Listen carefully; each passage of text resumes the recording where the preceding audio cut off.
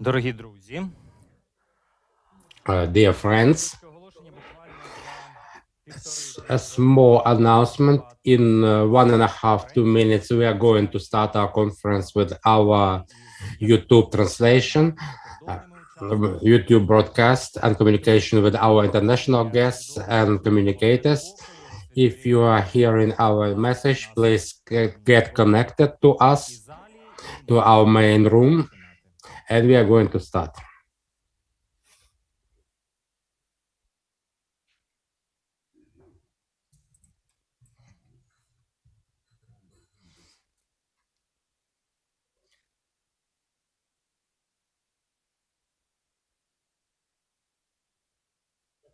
Катя, вітаю, вітаю.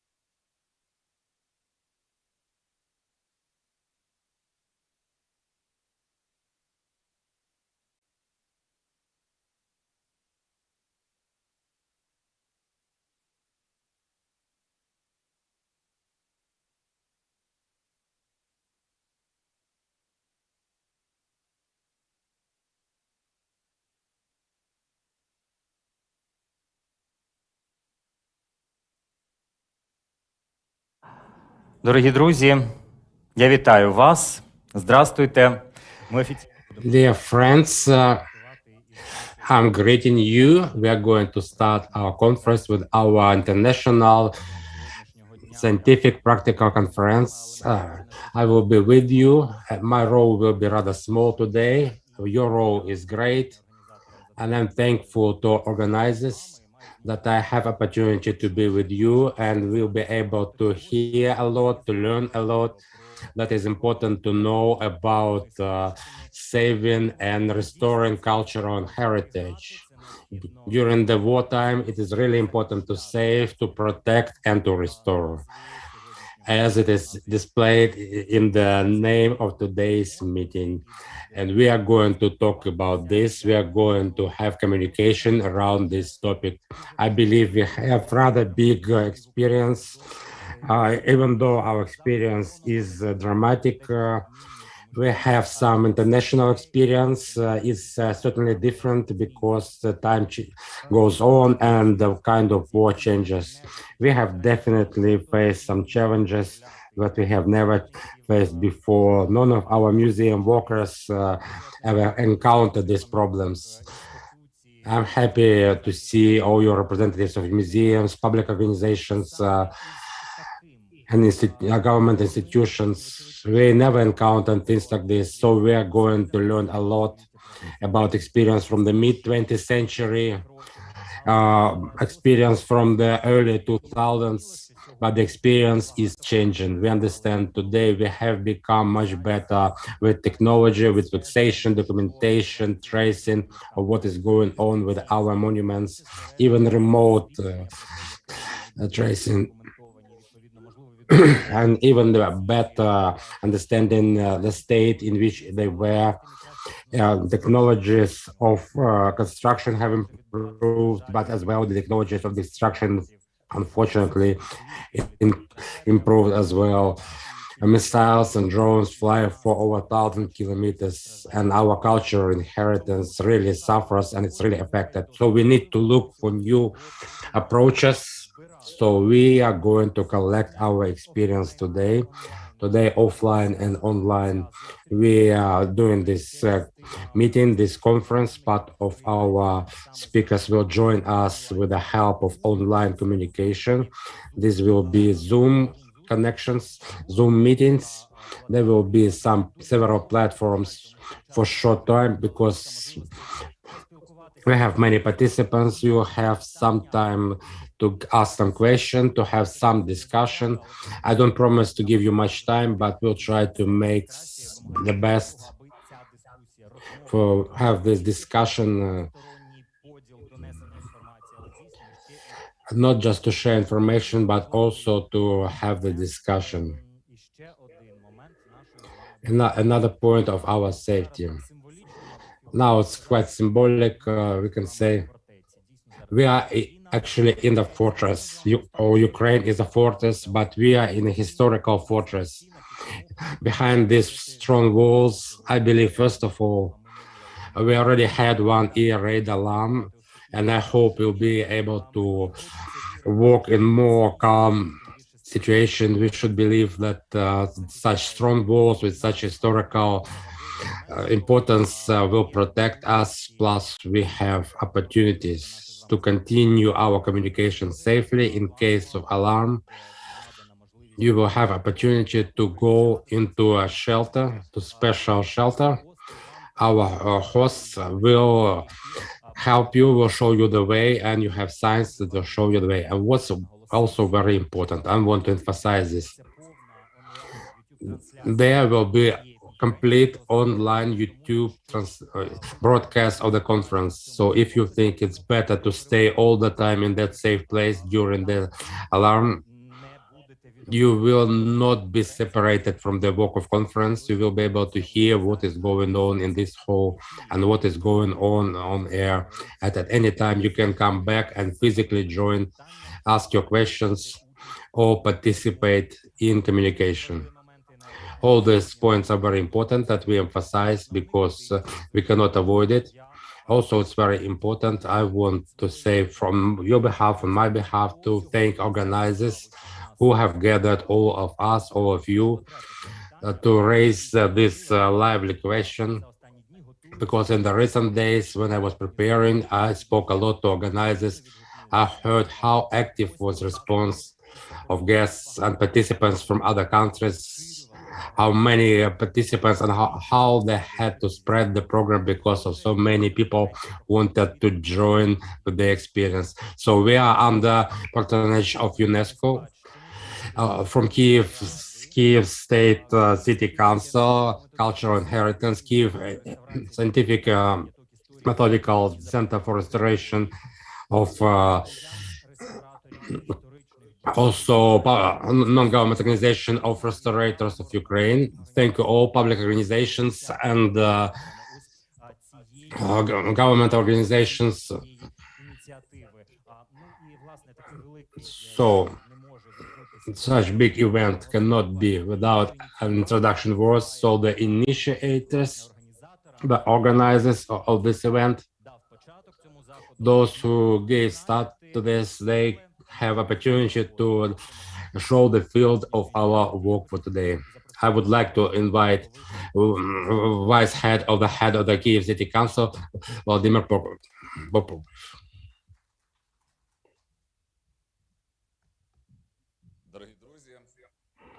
Dear friends, I'm happy to see everybody who has joined us online, who has joined us physically. Traditionally, like last year, so this year, we are gathering in this location. And we emphasized last time, and this time it's a good example of adaptation of architectural monument to modern conditions of life. This building is part of the Kiev Fortress architectural complex, one of the few in Europe that was saved almost completely. But unfortunately, today we have a different agenda. Country aggressor, terrorist country, Russia, every day is trying to erase our cities, villages from the face of the earth. They are putting rain of missiles and drones on us, trying to destroy not only architectural monuments, not only cultural inheritance, trying to destroy our right to self-identification, our right for our own past. But we are not going to give up. We will not give up. From the day one of the war, I'm very thankful to activists, to the donors who have done everything to protect our monuments of architecture. Many things were done, everything possible was done. It gave us some result. Last mass attack on Kiev allowed us to save some of the monuments. We said that we have Volodymyr's monument was saved, Shevchenko monument was saved, Khrushchevsky monument was saved. I'm also sure, just as all those monuments were able to stand, so Kiev will be able to stand and Ukraine will be able to stand. I wish all of you friends have fruitful, productive day. Thank you all for the opportunity to communicate and to share experience. Thank you, Volodymyr. Special thanks for being brief because it's very important because our program very tight. We will try to fit in and it will be easy. I will ask director of the Department of Protection of Kiev Culture, the Kiev City Council, Alexander Nikoryak.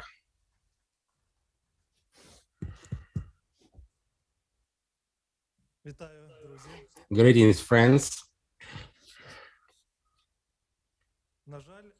Unfortunately, the reality of today includes active battles around Ukraine and in our capital.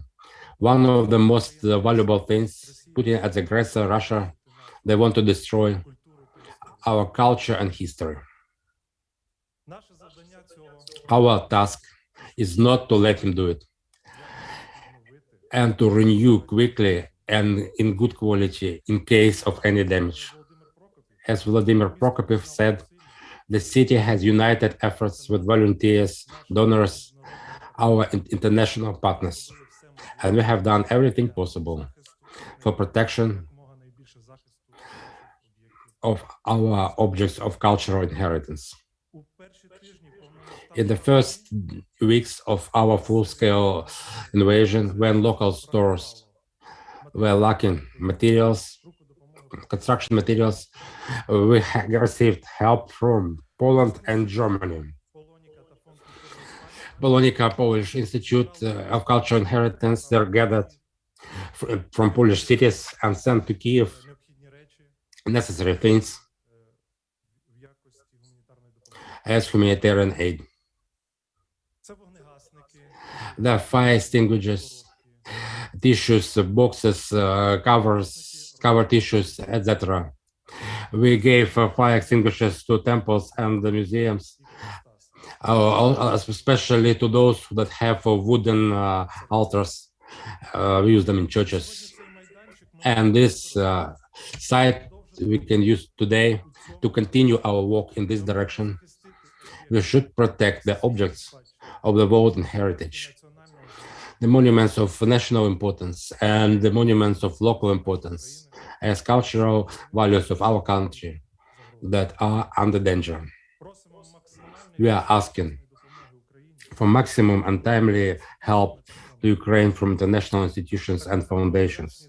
We are also thankful for sharing experience of protecting cultural inheritance on legal and diplomatic fields. Yeah, thank everybody who found time. I thank you. Have fruitful and interesting work. Thank you. Thank you, Alexander. Now I will ask to speak Deputy Minister of Information Policy of Ukraine, Chuyeva. While she coming to the microphone, I want to add the word of thanks. For the last couple of weeks, I was able to speak to heads of several institutions that had damages of bombardments and shellings, and I want to thank for the Ministry for quick response. Thank you. Good day, dear friends, dear organizers. I thank for this initiative because it's not after COVID times we have lack of communication, but we also very busy recently responding to the challenges that the time has gave us to reflect. We have no time to reflect, to build up the strategy. As the consequence of us not giving enough time previously, to say openly, unfortunately, these problems came back to us today. I believe this war, these decisions that we have to make in response to this war, these decisions that we have to build up for the future,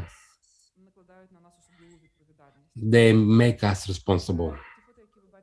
The pictures that you see on the screen, they are from the open sources from our database of the damaged objects of cultural inheritance. I just give you some of the few figures. Our statistics moves very slow because every object, every information needs verification. We get information from regions, we get the data to us and to unified register of damage. Now, in general, we have statistics from regions, around 2,000 damaged objects of cultural inheritance. Also, part of them are located in normal buildings like art schools and cultural facilities. But also we have damaged, for the last 8 months, we have quite a few monuments damaged. I will say just last figures that were verified by us by now. That's in general over 500 episodes of damage, 171 objects of historical monuments, 146 of historical construction, 58 monuments and pieces of art, that's like monuments to heroes of anti-terrorist operation, mosaics. This way they are not on the register, but this or other way, and also for museums were damaged by today. The level of damage of cultural inheritance is a special subject. Everything that connects to movable objects, it requires studying. We cannot always do it in time because of occupation of some territories. It's not always safe to contact people who stayed there, but later we'll be talking with them, with the Ministry of Culture. We also work with international organizations to get this information. Also, as to the objects of cultural inheritance, they require this result only because of intensive communications on the level of high level as well as on the level of executors of specific documents. I would like to thank all our international partners, all our Ukrainian partners, who from the day one, from the 24th of February, began to come to us with the offer to help, asking how we can help, how can we support. Many countries gave us a lot of help, unprecedented amount of help, especially Poland, Germany, and other countries that have always been in touch with us, and Office of UNESCO has been in touch with us all the time.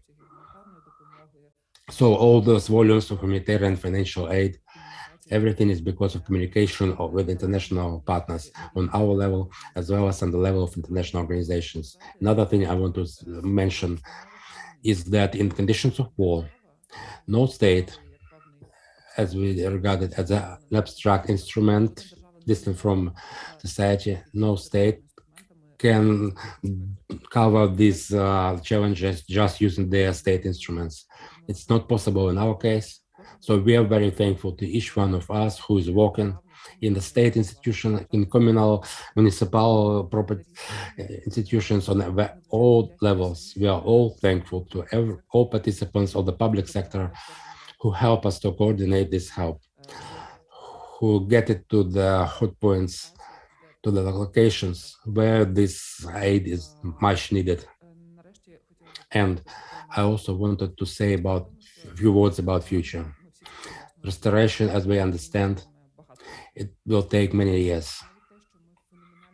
Even though we are very quick in creating certain, even though we are very quick to restore signs of some shellings, we are trying to restore the cities after what is happening during the aggression of Russia.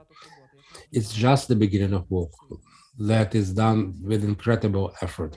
So we have two main tracks. First is to work with international aid, because without it, it will be hard for Ukraine to overcome these challenges. And then we need to concentrate on creating responsible society. This is the society that feel its connection to the cultural inheritance, building partnership relationships that has different players. It has private sector, state sector, and this interest should be balanced. When we talk about investments, when we talk about aid to the state sector in saving cultural inheritance, I believe today, as never before, the scientific institutions and public sector work together. It does not free us from criticizing each other, but today is the opportunity that we do appreciate. We should use this opportunity for the future. When we talk about restoration of cities, we're talking about the most modern technologies, the human-centric approaches, the tendencies that would help us with investments, not just building living apartment blocks, but make them comfortable, and those that facilitate development. It logically responds to the historical environment. We understand that during 20 years, the historical environment of many cities was practically damaged, as we say. Today, we have a chance to save those sites that are still remaining after decades of chaotic construction, after the conditions that were made in the interest of developers. So my personal requests to all the specialists to be responsible in protecting environment, historical monuments, whether those objects have status of the historical monument or they're not. Sometimes it happens with archaeological subjects. And we also plan to point it out in our strategic documents. We'll be talking a lot. And it should be that should be done on the level of state. The state organizations that work in the protection of cultural inheritance. We are thinking about an investment climate, about many things that were outside of the sphere of some state ministries and departments, but today we are working on ecosystem in general, in our common interest, in the interest of Ukrainian society is to build this ecosystem as the ecosystem, not just as an opportunity to stand for your interests, but as ecosystem that would allow the society to develop and flourish. And that's the main thing I wanted to say today, because those ruinations that you can see on the screen, that's also the price Ukraine is paying today for the chance of getting better future. And that's our generation that takes this challenge. It's for us to make this decision. In public policy, in business, we have special responsibility. So I ask all of us to remember it. From my side, the Ministry of Culture and Informational Policy is working on certain reloading on our policy and our approaches of providing administrational services on transparency, understandability, clear support, and accepting the terms and so on.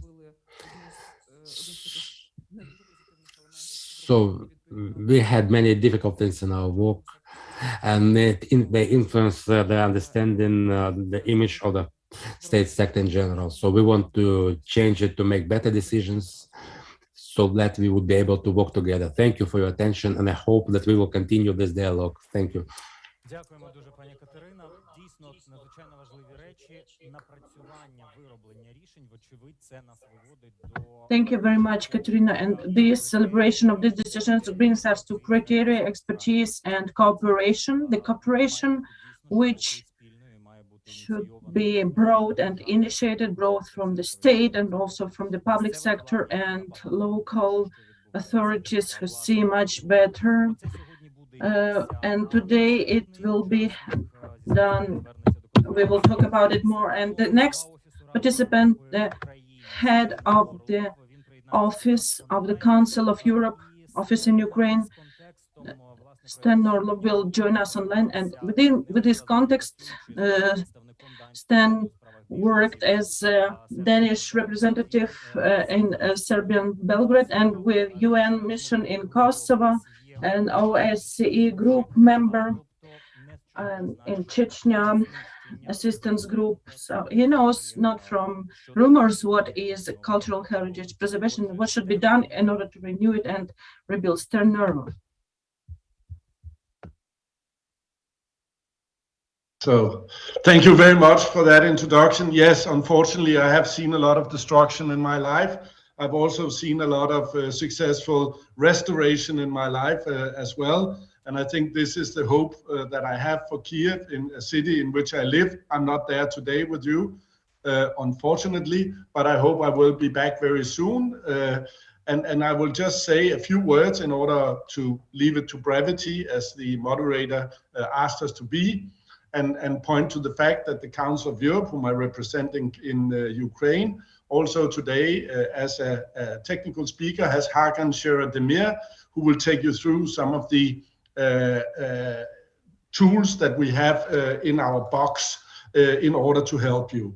I would just like to start by saying that that the Council, that the Committee of Ministers, the political body of the Council of Europe, on the 1st of April, decided, among other things, to assist Ukraine as necessary in dealing with the threats to its cultural heritage and its urgent preservation by using all possibilities offered by the Council of Europe's conventions, we'll come back to them, and legal and technical framework in the area of culture and cultural heritage, as well as in future action plans for Ukraine, one of which is being negotiated with the Ministry of Foreign Affairs as we speak today. As a, how should I say, an adopted denizen of Kiev, I see the preservation work going on every day in the city. When I walk across a pedestrian bridge, which was not damaged too much by the rocket fired by Russia against a civilian object, when I walk past Volodymyr the Great and see how he has been protected against war, when I walk across the Sofia Square and look at Princess Olga, or Olga, as my predecessors, the Vikings, would have said, when I look at Hetman Khmelnytsky and see how he is protected, when I walk through the Shevchenko Park and on the east side see how quickly the damage done by the rocket launched there has been restored by the city, and luckily how little damage has been done to the museums, I think we all understand the clear and present relevance of today's gathering.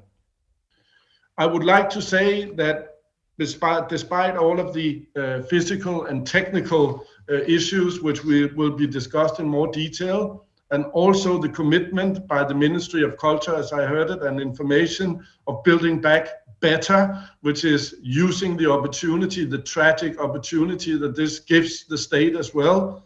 I would also simply point to the fact that there is a lot of Kievites and Ukrainians as such engaged in this work.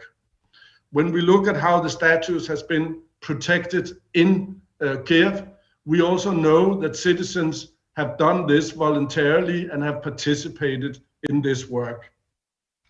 This gives great courage.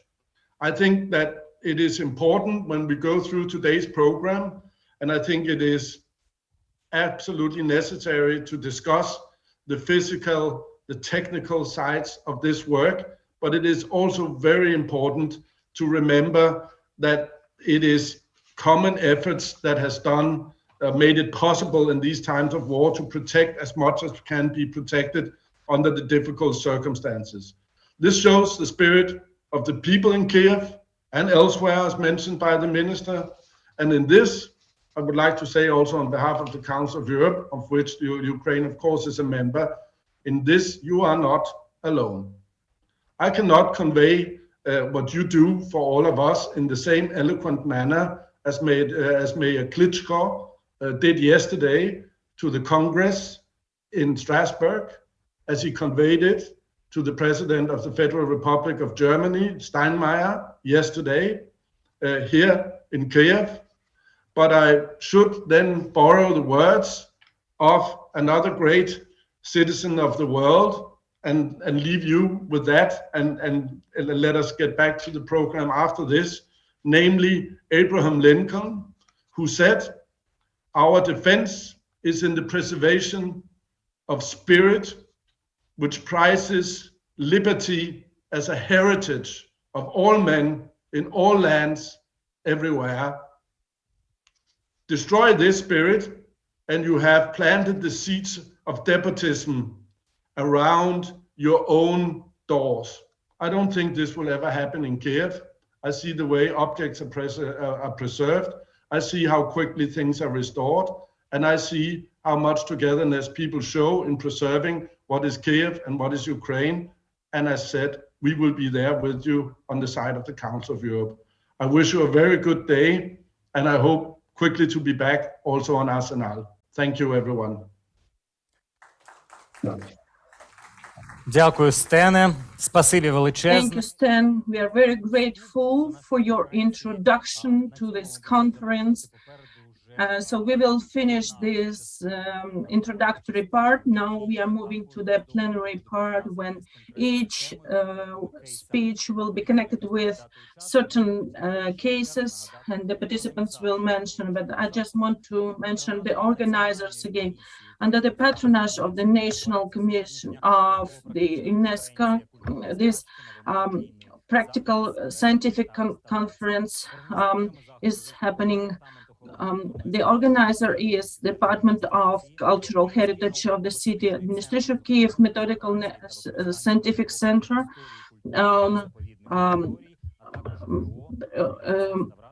cultural heritage places, and also the cultural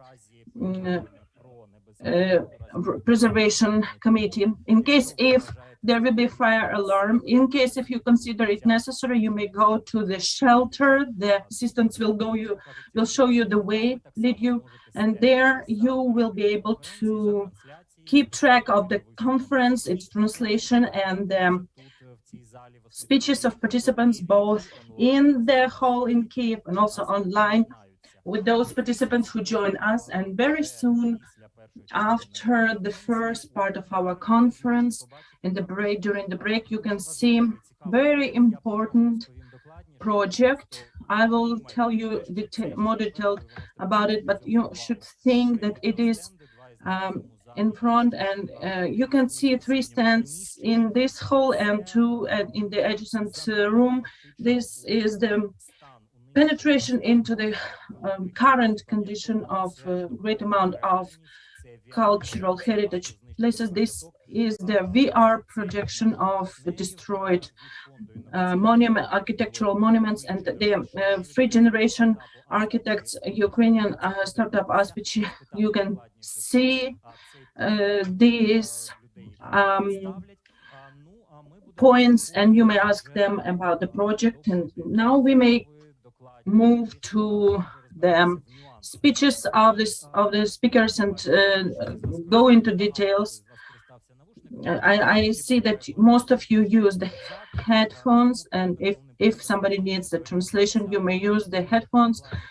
There will be a lot of online participants who will be from abroad, and the first of them is the Berlin representative, York Riffel, senior officer at the Berlin Heritage Authority and Department of Art Building Preservation.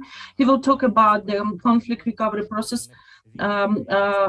for post-conflict recovery. As a consultant, he was elaborating the plan of documentation of conflict recovery of Aleppo in Syria.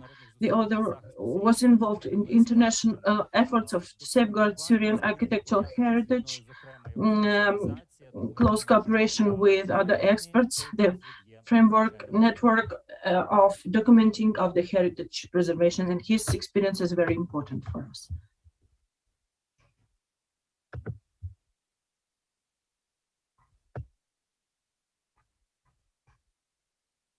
Yeah, good morning from Berlin, dear deputies, organizers, and participants. It's a pleasure for me being the first speaker, but I would like to show you my presentation, and it's not working. I cannot participate. I cannot share my presentation.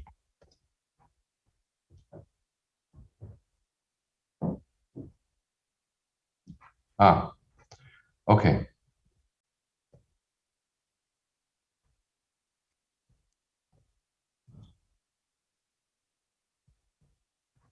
Can you see now? Does it work? Not really. Okay. Yeah. Now it works. It works, yeah? Yes. Okay.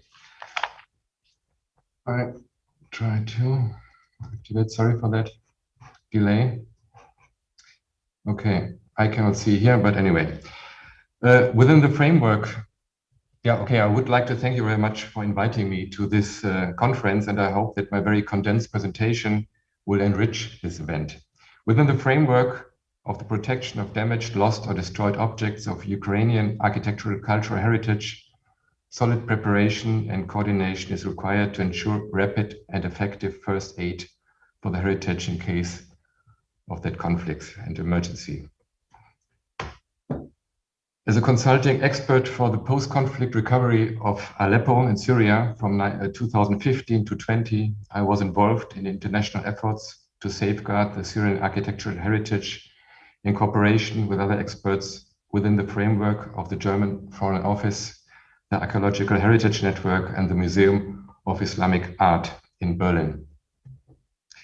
The Syrian Heritage Archive project includes the systematic archiving of photos, plans, and reports. It is of fundamental importance for the documentation of the Syrian cultural and natural treasures. This digital archive offers a base of written and visual information that enables the reconstruction of destroyed monuments and thus the preservation of Syrian cultural heritage. Approximately 80 buildings were documented until 2019 by Syrian Heritage in Aleppo. It has made its database structure available for this purpose. One objective was the development of practical guidelines for the rapid recording and documentation of war-related damages on buildings.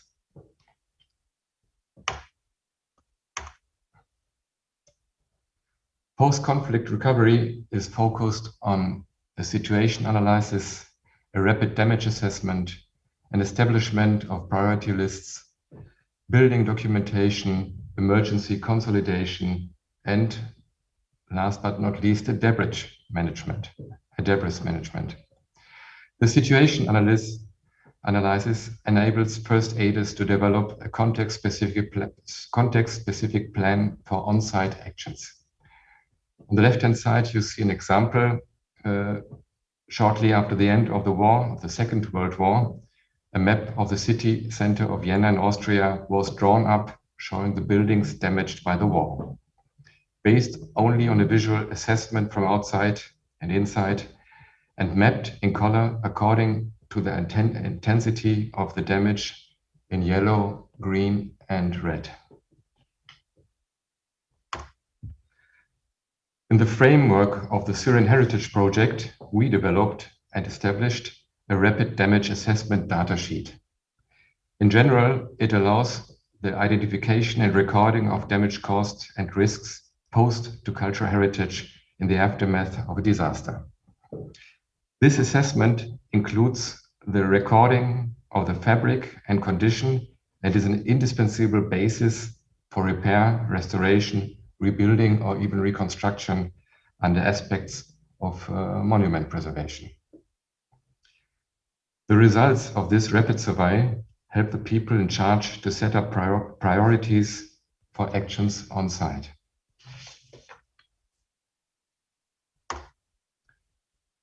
The rapid damage assessment is focused on the main damaged areas of a single building. It includes a brief summary of the building history, its use and meaning. A building survey, including type of construction, material, surface design, and a condition assessment, including the main damaged sections of the building, cause, kind, and scope of damage, and a risk assessment. And of course, further recommendations regarding urgent interventions and need for experts. Here I show you an example of a detailed assessment data sheet of this mosque. It's bilingual, of course, English and Arabic, regarding Area 1 with the damaged minaret of the mosque, including risk assessment in case of collapse.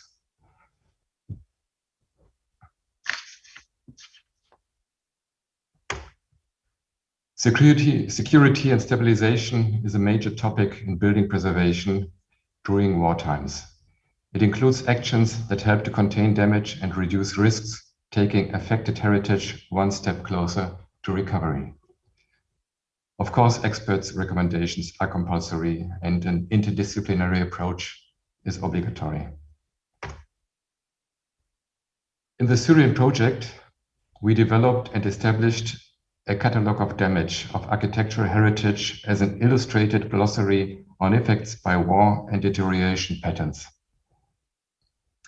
based on a selected word list of the most important technical terms in the field of monument conservation. This includes, beside listing the usual forms of weathering, also the attempt to deal with the description of war-related damage, and includes specific forms of material damage and destruction of building structures. This glossary should be a valuable means of reference, a means of communication among those working in the field, a help in professional education and work. In this context, it is of primary importance to set up a common language.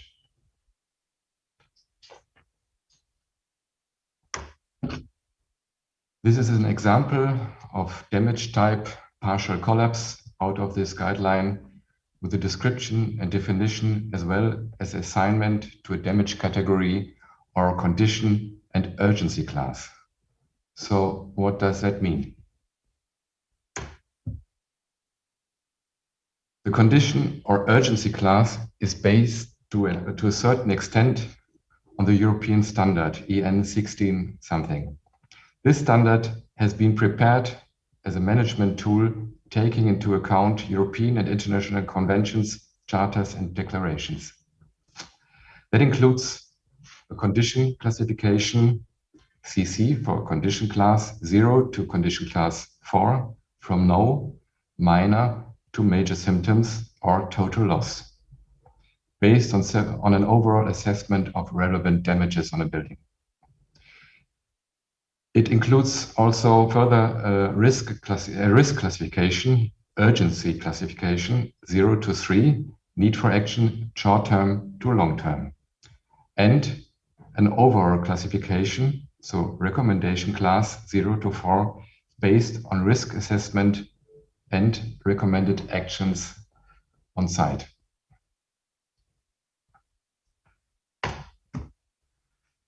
In the project, we further developed and established as well a general guideline for debris management.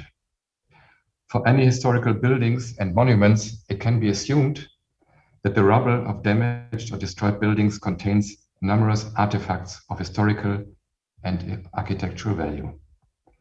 That's why any foreign building element should be collected, identified, classified, numbered, and if displaced, securely stored for later reinstallment. Therefore, building rubble or debris should not be removed from the site until a qualified salvage and storage concept has been established.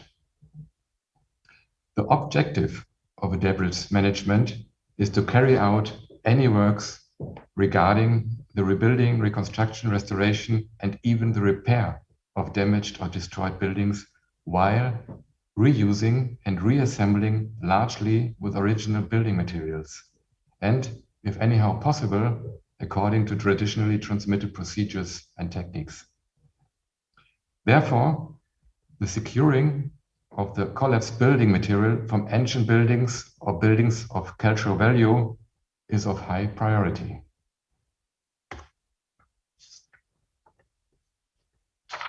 The debris management is focused on a site, of course, on a site documentation at first, including a systematic photographic documentation of the building remains, the damaged sections, and the entirety of the debris. Here you can see an example from San Salvatore in Campi in Italy, Umbria, after the earthquake in 2016. Based on a detailed assessment of design and materiality, we have decided to divide the rubble into 3 categories. All types of building decoration of artistic, historical, architectural significance, as well as the remains of particular importance or value, belong to category 1. Remains fragments of further cultural, historical, and architectural significance belong to the second category.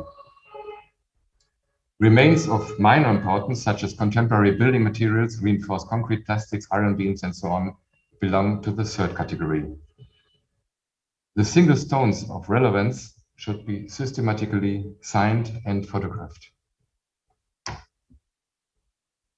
Storing. At least any remains of high cultural value, that means categories 1 or 2, should be secured and stored, and if not possible, on-site, brought to a safe and protected place due to risk of robbery and decay. All stored objects and artifacts should be identified, classified, and finally allocated to areas of the building where they belong to. This is an example from Dresden in Germany, the rebuilding of the Frauenkirche in the 1990s.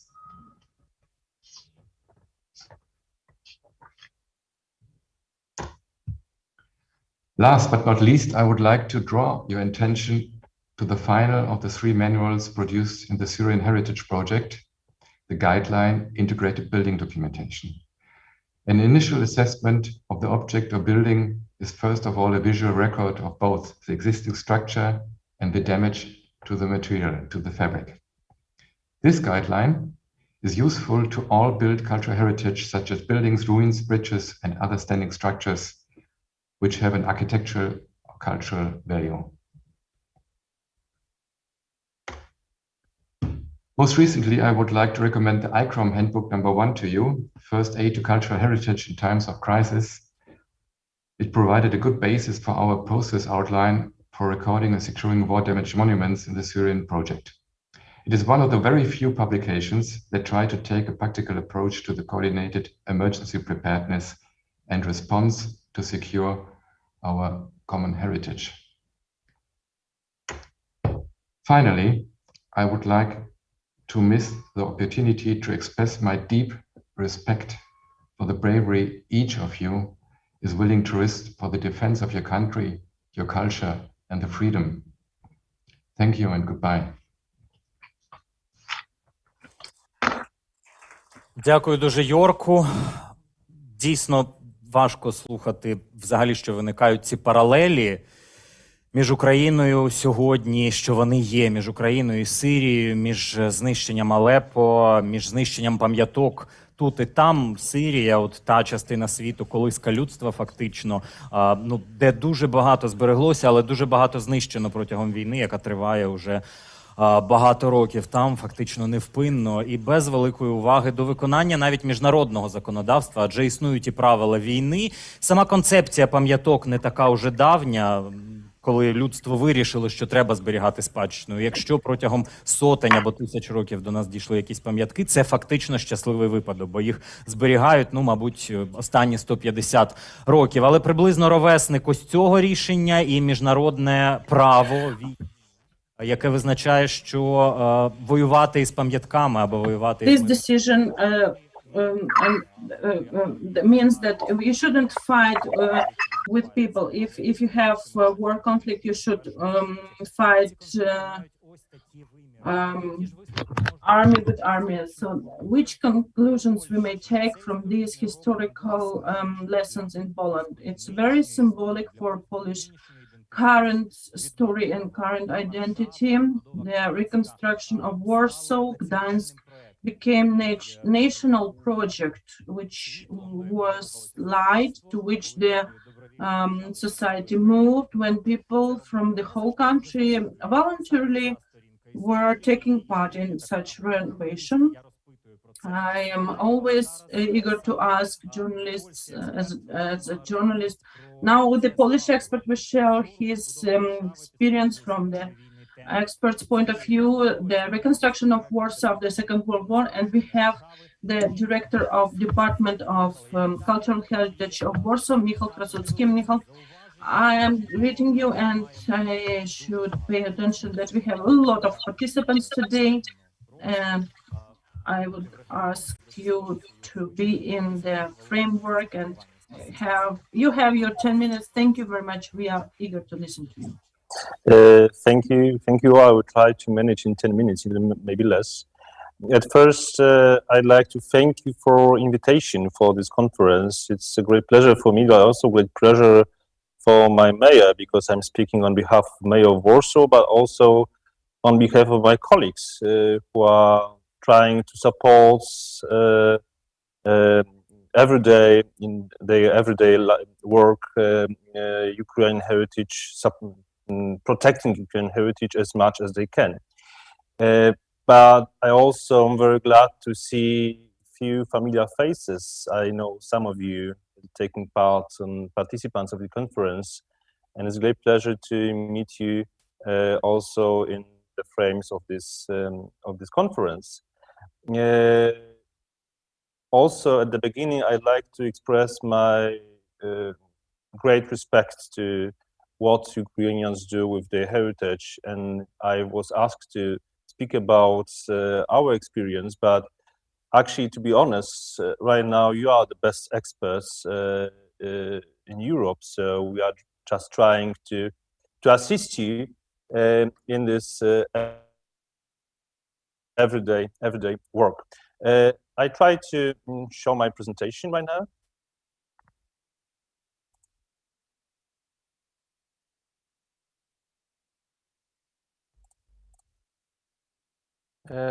I hope it's seen. If yes, I will just follow the presentation. As all of you know, Warsaw was absolutely destroyed, totally damaged during the Second World War. In few steps, the first, the beginning of war in September 1939, it was there were several bombing and missiles in few days during this 1 month.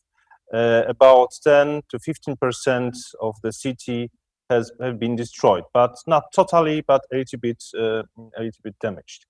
Then in 1943, had the ghetto uprising, so the whole district of the central center of the city was absolutely destroyed.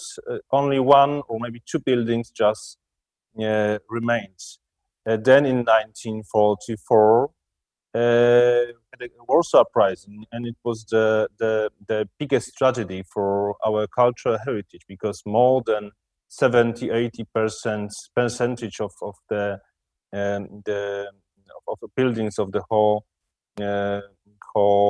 city landscape has also been destroyed, and some destructions came to us during the huge escape of Germans in 1945, because they just demolished all the buildings that remained to that time. When we speak about entire destruction, we speak about 80%, but when we focus on historic districts, also including the old town, so the heart of the city, it was destroyed in more, or 90 or even more than 90%. So in 1945, we had a huge task to start of the huge process of recovery. Just few photos to prove my words. These are districts of Warsaw that remained after ghetto uprising. So it was the part of the historical actually city, but the city that was closed during the war, and Jews were gathered there by Germans. So only few buildings just remained. The historical old town with the main square was also demolished in more than 90%. Only walls, some walls just remained. But also the center of the city, the modern center of the city, with some very modern buildings, was also critically destroyed. So the task of this recovery process was a huge task, and we're trying to just from the very beginning, from the February 1945, to start this process. But actually, when we talk about reconstruction, we should be honest that reconstruction began in 1939. So just in first months of the war, our historians, architects, heritage officer, but also mayor of the city, they started to protect all these elements that could be saved, could be secured, but also the entire buildings. As I said, the first demolition came in September 1939, including also the old town, including Royal Castle. What you see on the picture on the right side is the huge fire that came to the Royal Castle after bombing in September 1939. One of our great historians, Stanisław Lawrence, the director of National Museum, noticed in his diary after the war that in autumn 1939, when Germans began to demolish the castle interiors, when sappers were plowing holes for dynamite charges, when it became clear that the castle would be blown up. So it was the first moment when they decided to secure, to protect the heritage and starting to discuss and planning the post-war recovery. And this process took us more than 4 or 5 years, also during, in the meantime, during the war, including many specialists, architects, conservators, but of course, of all this process has taken part as a hidden work. I mean, it wasn't official. In 1945, we've organized and also we follow the very interesting remarks of Jörg. I'm absolutely agree with your remarks that classification and securing details of collapsed buildings is crucial, also in the periods of the war, not only after the war. In February 1945, we've opened the Bureau of Capital Reconstruction, and it was a unique organization gathering specialists from different specializations, architects, conservators, but also construction workers, artists, so many of them. At the very beginning, there were about 500 people, but at the end, more than 1,000. Reconstruction was planned in 2 departments, urban planning and historic preservation department. Sometimes they didn't agree each other, actually, but it was also the part of huge discussion. Just during the 1 year, during 1945, Bureau of Capital Reconstruction made a huge inventory of 1,500 sites. So actually what they done, they prepared such a data sheet, such a map with classification of demolished building. This classification also expressed the condition of these buildings, and this map was also crucial to next steps. Then they made a selection of what needs to be rebuilt and what does not. Actually, at the very beginning, they decided that the whole historical center, but also the surrounding of this historical center, must be rebuilt. There were huge discussion how should it be done, in which way, following the original shape, or maybe with some different interventions. But actually, the most important historical buildings have been decided to be rebuilt. But also, and it was during their work, they also secured several hundred buildings, not only the entire building, but also some elements, details, materials, which was very important to the further recovery. Of course, they also demolished the most threatening objects, which were actually dangerous for pedestrians, for inhabitants of the city. So if we just move to 1945, we see that, of course, there were different tools, but the idea of the whole recovery process was the same, as we've seen during the presentation of Jörg. What helped this rapid reconstruction? Because we have to remember that the whole historical center was rebuilt just during a few years after the war. The final date is about 1955, so just 10 years after the end of the war. So there were few important tools that, few important things that helped us to finish this reconstruction so fast, so quick. So at the beginning, good inventory and classification, also including this urgency classification. So what should be done at the beginning, what could be done later. Then collection and securing original details and materials. And this is what they started doing during the war. When the building has been demolished, they were just securing some details, historical details, architectural details that may be important for the further reconstruction, and hiding it to the public store, to the city store.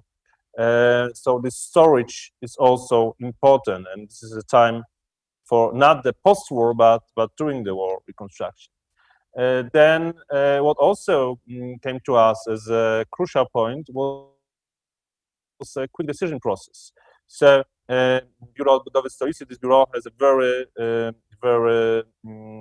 played a very important role also in our administration, and they were just making some tours through the city in small groups, including sappers, soldiers, but also conservator, builder, construction worker, and they were just making a decision at the place, the first oral decision, what should be protected, what should be done at the very beginning, what should be also secured in the storage in the store. So this quick decision process also helped us to protect as much as we could. Then, of course, at the very beginning, we were just focusing on preservation and some discussion about reconstruction and conservation. We just moved to the next step, and this quick decision process was focusing on this first step. So the first step was preservation. So it was crucial for this step. Also, what helped disrupting construction is priority of reconstruction over property rights. So sometimes it forced to exploration of private owners, and sometimes it was the only way for some buildings or some streets or squares to be rebuilt. We also were trying to, now I moved to the recent time, we're trying to apply this historical experience of Warsaw and also historical experience of other Polish cities in our discussion in some initiative that we've organized by the by the mayor of the city, called Dom Odbudowy Ukrainy, House of Reconstruction of Ukraine, in which in the frames of Zoom meetings, we're just discussing what should be done at the very beginning, what process should be made, what tools must be improved or implemented, also including policy, including some projects, and the whole discussion on heritage. In this group, including also and mainly Ukrainian conservators, Ukrainian architects, and activists, we discussed about how to protect older but also new heritage. This heritage which is not so obvious, like modern heritage, like post-war heritage, like mosaics, which are also important. We also discussed how to protect entire buildings using these materials and stuffs to protection, but also how to protect details from demolished buildings, some original elements. So this is also important that right now we're trying to define in which cities and how we can manage a store just to organize this securing. And also, which is important, we're trying to find a proper way how to implement our experience, Warsaw experience, to simplify some procedures right now in Ukraine. And one of the things that is also crucial is this quick decision process, but also including heritage officers. And what we, until now, what we've got in Polish policy is that city conservator, city heritage officer has got such a, and also the state one, has also such an opportunity to give a permit verbally, not only on the paper. Of course, it's reserved for some urgent time, urgent decision, but this is such a tool which might be very, very helpful. And this is crucial to invite such officers to see demolished buildings as soon as possible and take this decision at the place. So this is what we're trying to bring to this initiative from our experience. And just to finish my presentation, because my time is expiring, I just want to underline that everything what is precious can be rebuilt, because identity and heritage have no price. We rebuilt the old town, but we also rebuilt many modern buildings that, from the beginning, that it wasn't obvious that we want to secure them. But then, in spite of the condition of the building, we've decided to protect them because of their role to Warsaw and Polish history. Thank you for invitation one more time. I waiting for the discussion, because I hope that there will be very many important lectures following. And Sława Ukrainie. I really appreciate what you do, and I hope that we will just be very close to this post-war reconstruction, post-war recovery. Дякую дуже, Міхале. Thank you very much, Michael. Thanks a lot. This experience of Poland is very important, and it's really good for this moment. It was resolved when Dresden was rebuilt, that we have seen, when Warsaw was rebuilt, what should be considered as historical monument. But today, for us, we have different questions. What should we consider symbolic monuments for us? Are they only the monuments that are in the list of monuments that is legally protected? What are the criteria that we can approach to damaged accommodation block on Zhilyansky Street, Kiev? Should we renew it? To what degree these monuments were renewed, and how can they be renewed? Can the city neglect something after years of chaotic construction? We have many questions like that, and I think today we'll have more answers to that, but the following questions. And as we talk about experience of Poland, what we'll get Gdańsk or Kaliningrad, a city not so remote that experienced similar period, but very different policy of further life and reconstruction, the policy of work with the lost heritage.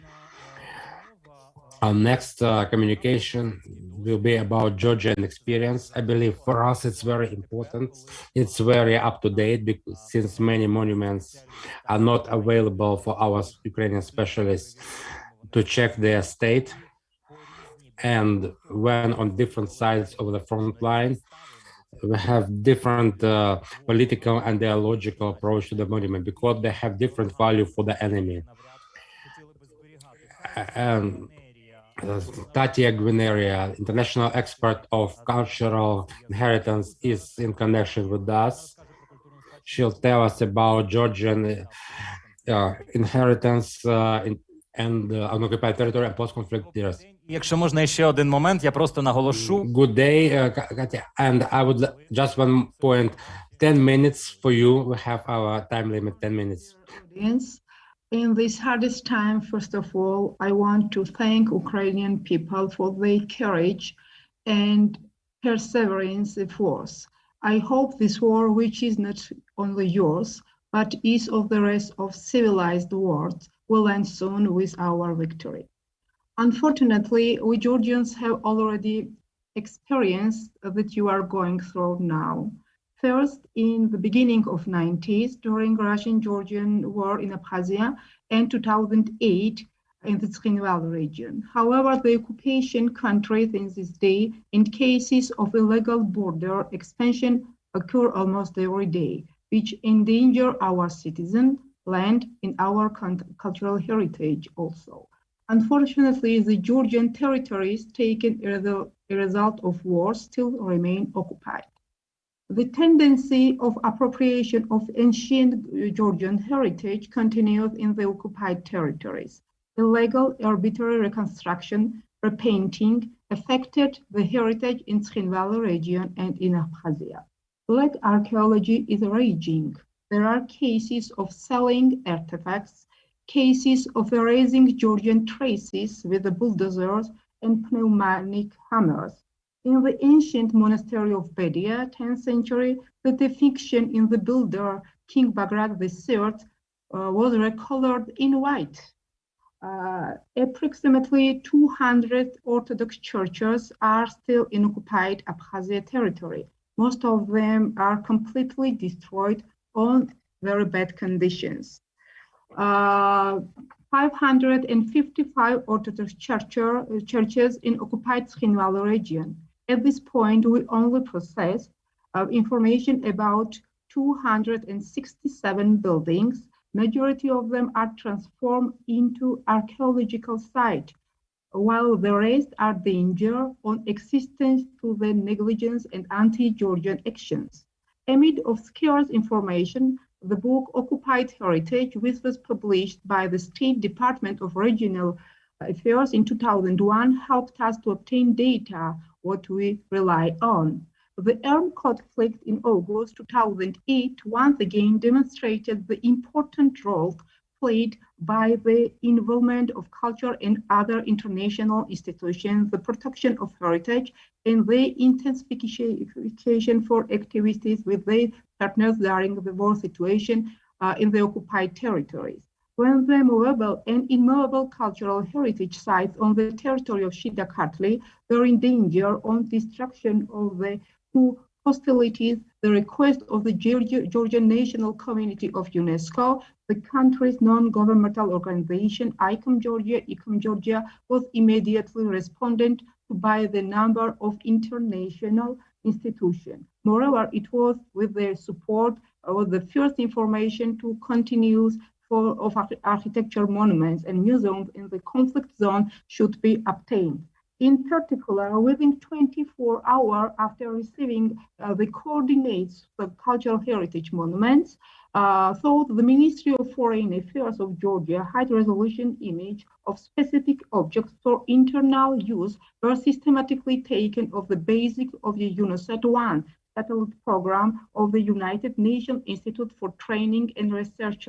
In August 19, a map of the primary assessment of cultural heritage site was published. The data shows the large part of the monuments were damaged in Gori, Tkhinvali, and the surrounding area. 3 museums destroyed by bombing on infantry attacks and fire.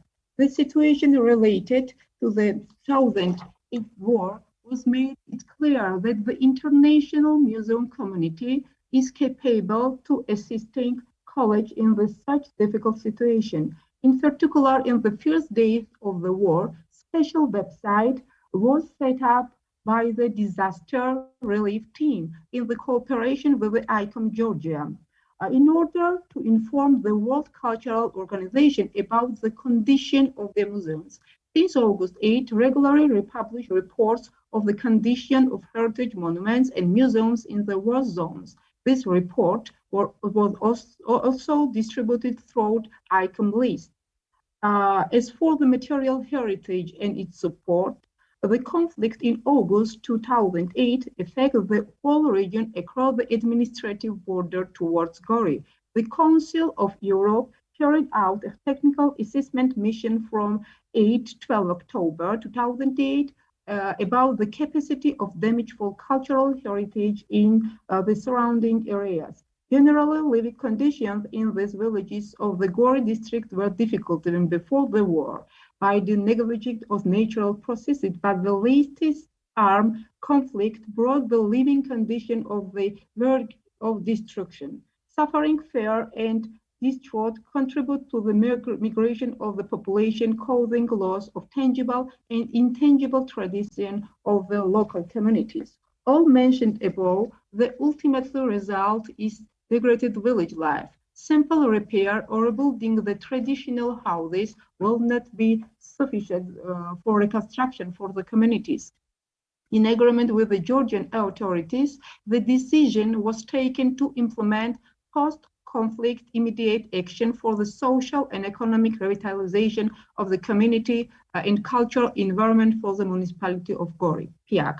The proposal immediate action integrates the value and principles promoted by the Council of Europe, giving priority inter alia to human rights, defining the protection of goods, respect of private property, security of persons, right of housing, and right to education and employment. The specific approach fostered in the report concerns the rehabilitation process aimed to recuperating and preserving the culture and built environment of the population in order to recreate suitable conditions for the economic development of the communities, which could contribute to the preservation of the certain lifestyle and should convey the inhabitants to remain in their villages or to return, ensuring that the region will not face a post-conflict trauma with progressive impoverishment or even abandonment of this particularly rich land. The report provides elements and particular information in order to help international, regional, national, and local authorities to in change or the repair and reconstruction, as well as inhabitants themselves to carry out mindful to the need to maintain and respect the rural identity and character of the village. The guidelines include specific recommendations based on historical village, their restoration possibilities. 2 historical villages were selected as a target. The tangible and intangible heritage was studied as a simple guidance document was prepared with specific and general recommendation. Document is quite attractive due to its long and short-term actions and is subject to the state and privacy organization. The method of the mentioned project was also used in number of subsequent international projects also. I don't know, fortunately or unfortunately, we have not experienced in rebuilt damaged cities after the war. The only thing we have in the cataclysm of the collapse of the Soviet period regime, during which the center of Tbilisi was damaged, the process of restoration of the building were complex, which respect on the hand poor restoration, and other hand it was trend of incorrect replacement, which hurt the city a lot. It was the dark 90s, difficult economic and social situation in Georgia, and I think that you will show the right methodology in your case, and you will be able to restore damaged building or cities in a completely authentic way. And finally, personally, I, with my college, are ready to help and share our practical and theoretical experience. I hope the war will end soon with victory of Ukraine and your extraordinarily beautiful country with the rich historical heritage will soon able to renew itself and continue to develop. Slava Ukraini. Thank you. Slava. Спасибі велике. Glory to hear. Thank you very much. Thank you, Tatya,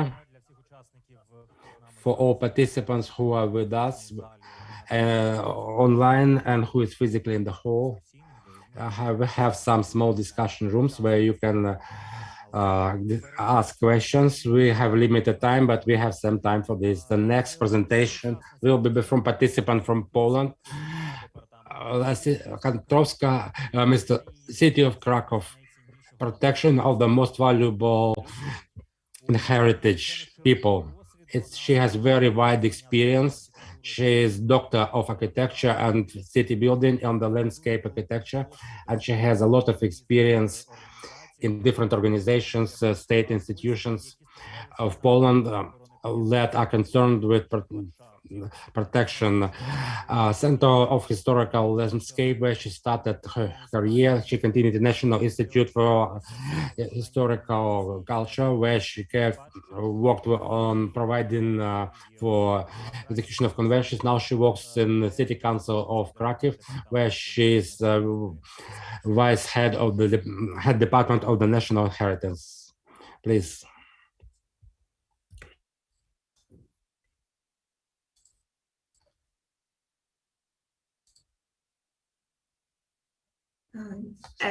Good morning, everyone. I'm trying to show the presentation, but maybe that's, I don't know whether you see it or not.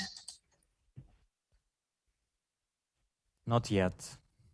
Okay, so maybe that's a... Yeah. Oh, Cool. now it's visible, yes. Yes. Thank you. Let me start with greetings. Firstly, I would like to thank you for inviting Kraków to take part in this important conference. Secondly, but not least importantly, I want to express our empathy to and support to all Ukrainians. Since the first moments of the Russian invasion of Ukraine, the city of Kraków, including the Department of Culture and National Heritage, has done its best to provide support for Ukrainian refugees. Several NGOs and municipal institutions have engaged not only in providing supplies and shelter, but also including the Ukrainian refugees in their activities, trying to, at our best, create a sense of home. The city also engaged in providing support for Ukrainian colleagues in securing historic monuments from potential danger. These actions were both, of course, spontaneous and organized. You may wonder what kind of experience Kraków have and can share with you when we speak about reconstruction of monuments. Kraków is a lucky city that survived the Second World War without almost any damages to its tangible heritage. It is a very rich city and very proud of its history and heritage. There are a lot of individual monuments and areas listed in the Register of Historic Monuments. There are a lot of monuments as such, a lot of museums, churches, cloisters, and so on, public and private properties which are filled with collections and items of heritage value. The fact that Kraków was not damaged by the war severely, in a way was approved, and the significance of Kraków was also approved by its inscription on the World Heritage List in 1978. The core of the city, composed of Wawel Hill, medieval town, and Kazimierz district, or previously town, were put on the World Heritage List because they illustrate the process of continuous urban growth from the Middle Ages to the present day. So heritage is very much in the center of Kraków, or we even say that Kraków is heritage. And that's the most common answer which is given when people are asked, what is Kraków? And in this particular case, heritage means international prestige and promotion of the city, but also of the country. It's the basis for development of tourism and the development of the city itself. It's very much embedded in all the policies undertaken by the city as such. City, but also state government invested very much into the built heritage. In Kraków, there is a special fund established in 1978, at the same time when Kraków was inscribed on the World Heritage List. It's a fund for the restoration of Kraków monuments. Just recent history, if we look at the picture of this beautiful Krakow, which is on the picture a little bit closer, that's the experience of recent lockdown. There are no people in the public space. And then another disaster came, that's the war in Ukraine. And when the invitation to this conference came, our thoughts went very much to people and what heritage means to people and what people means to heritage. Because as we know, there is no nation without culture, there is no culture without people, and there is no cultural heritage without people. Krakow before and after the Second World War was almost the same, almost. And let me use the case of Kazimierz. I know that it's an extreme case, but through it, maybe the message will be clear. Krakow was and is a Jewish city within the city. And that's the experience not only of Krakow, but also of other cities in Poland and other cities around Europe. In Krakow, about 25% of the population were Jews. After the Second World War, there were only 500 Jews. Now there are, according to the statistics, 200 people. Together with the loss of inhabitants, Krakow lost those who cared about built heritage, those who understood built heritage, those who had knowledge about, those who cultivated different customs, and those who were carriers of a lot of intangible values. The life comes back. Jewish Kazimierz is Jewish, and that's how it's perceived. But it takes time. It really takes time, and it really takes a lot of effort. So the message, the kind of reflection we want to share with you, that cultural heritage of the city is built heritage. And because of the war hostilities and a lot of damages which it brings, we may have to reconstruct, we may have to reconstruct buildings, we may have to reconstruct entire district of cities, but we also should think about customs, traditions, and knowledge, because they are very much embedded in people, and there are people who put values into heritage, and there are people who can continue urban growth of any city. And just to conclude, cultural heritage in all its dimensions is important, and its importance is evidenced by actions taken at the international level. In the preamble of the World Heritage Convention adopted by the United Nations Educational, Scientific and Cultural Organization in 1972, we read that disappearance of any item of the cultural or natural heritage constitutes a harmful impoverishment of the heritage of all the nations of the world. Referring to the common responsibility inherent in the philosophy of this convention, but also other acts of international law, I would like to conclude by assuring the support of the city of Krakow for the safeguarding of heritage of Ukraine. So once again, thank you for the opportunity to be with you today, and thank you for your attention. Дякую, пані Катажино. І ось зараз той момент, коли... Thank you, Ms. Katarzyna. And now...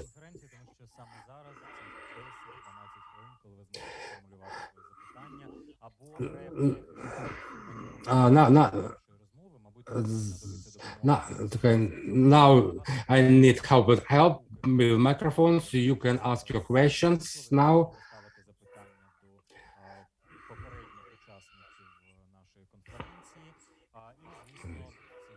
And of course, the simultaneous translators will help you to understand the question and receive the answer.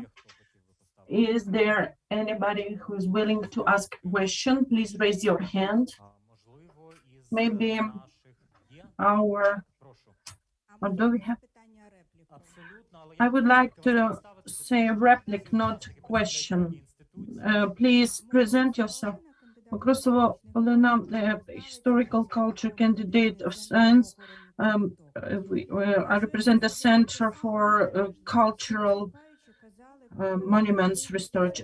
Everybody was saying about the importance of protection of the original fragments of cultural historic sites. As far as I understand, in Ukraine, it's not proceed, and we don't have such practice. I know in Kharkiv, there were problems when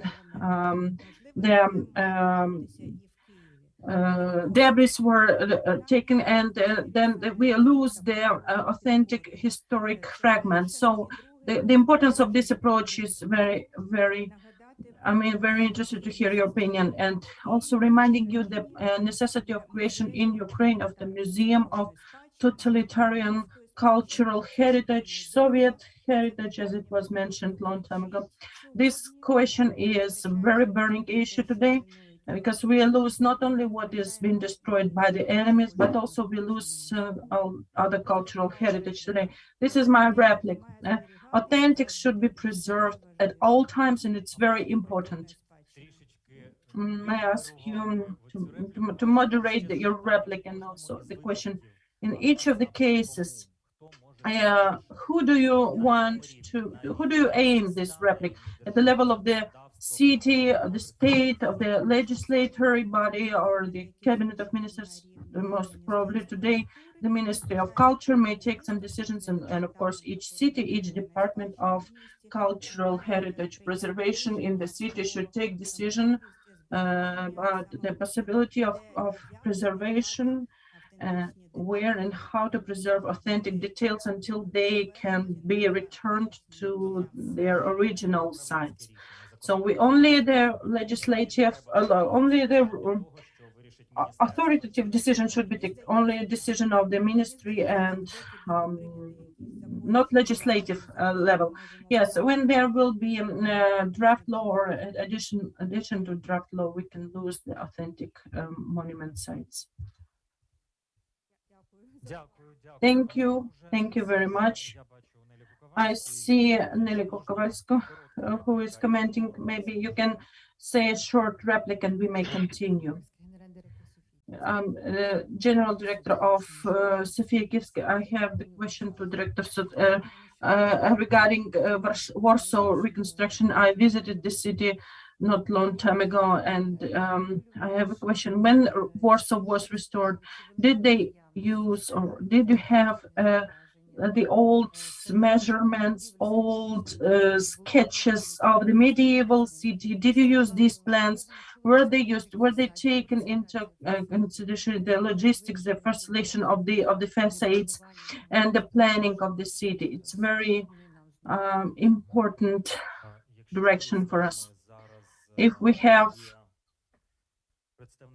the representatives who may respond to this question. This is the question to Michal Krasutsky. Then I would like our editors, if Pan Michal can respond to this question now or later. Okay, we have Pan Michal with us. Can I ask you to provide response to this question? Were there documented parts of the city which were restored with the colors and porcelain and details? But please be brief. Okay, very briefly. It wasn't so obvious. I mean, after the war, during also our discussion, we decided to a little bit to make a kind of creation. I mean, they were following the original shape, but not at all. And what we received at the end of this reconstruction were original facades, sometimes mostly with original color, but what's inside between these buildings is a new settlement. But answering to your question, yes, we had a documentation, but mostly made before the war. Just before the war, until 1939, our Technical Academy and Professor Oskar Sosnowski made a huge work of documentation, and we had sketches of all buildings. Of course, we've made some research studies, and in some percent they followed this original sketches, original documentation. But sometimes our conservator decided to make a kind of creation, but not on facades mostly, but inside the whole settlement. But we had some documentation. Дякую дуже. Спасибі. З цією частиною нашого спільного такого спілкування і Thank you дискусії very much. From this part of discussion, we will finish it. You will have more opportunity to ask your questions. And now I will give floor to our following speaker, expert in human rights protection, humanitarian aid and development specialist of the Council of Europe, Hakan Sherer Demir. And his speech is dedicated to human rights approach in pre-conflict and post-conflict situations. Dr. Hakan Sherer Demir, we give the floor to you. Good morning, and thank you for your invitation to this very crucial event at a very crucial time for Kyiv, for Ukraine, and for the rest of the region. I've been working in the field of human rights and democracy in relation to cultural heritage, displacement, and sustainable development almost 30 years now. And most of my work has been around also the cultural heritage, and I've seen the power of cultural heritage during periods of conflict, and also in my work in other conflict zones, including Afghanistan, Pakistan, Syria, Lebanon, Cyprus, and I also spent a significant time in the Balkans. During my work in the Balkans and Kosovo, during and after the war, I led a mission as I coordinated the efforts of reconstruction of the sites were damaged by war. So through my work, with Council of Europe, I focused on the implementation of the FARA Convention on the value of cultural heritage for society, and the role of heritage in addressing societal challenges, including the conflict and post-conflict situations. So I'm also pleased to have had the opportunity to work closely with Ukraine and Kyiv and Pirluki, colleagues from Lutsk and Zhovka, and also I had the opportunity to visit Ostra with the Council of Europe, and we looked into Jewish heritage and cemetery. So my presentation today is going to be more about the human rights approach to protection and cultural heritage in conflict and post-conflict zones.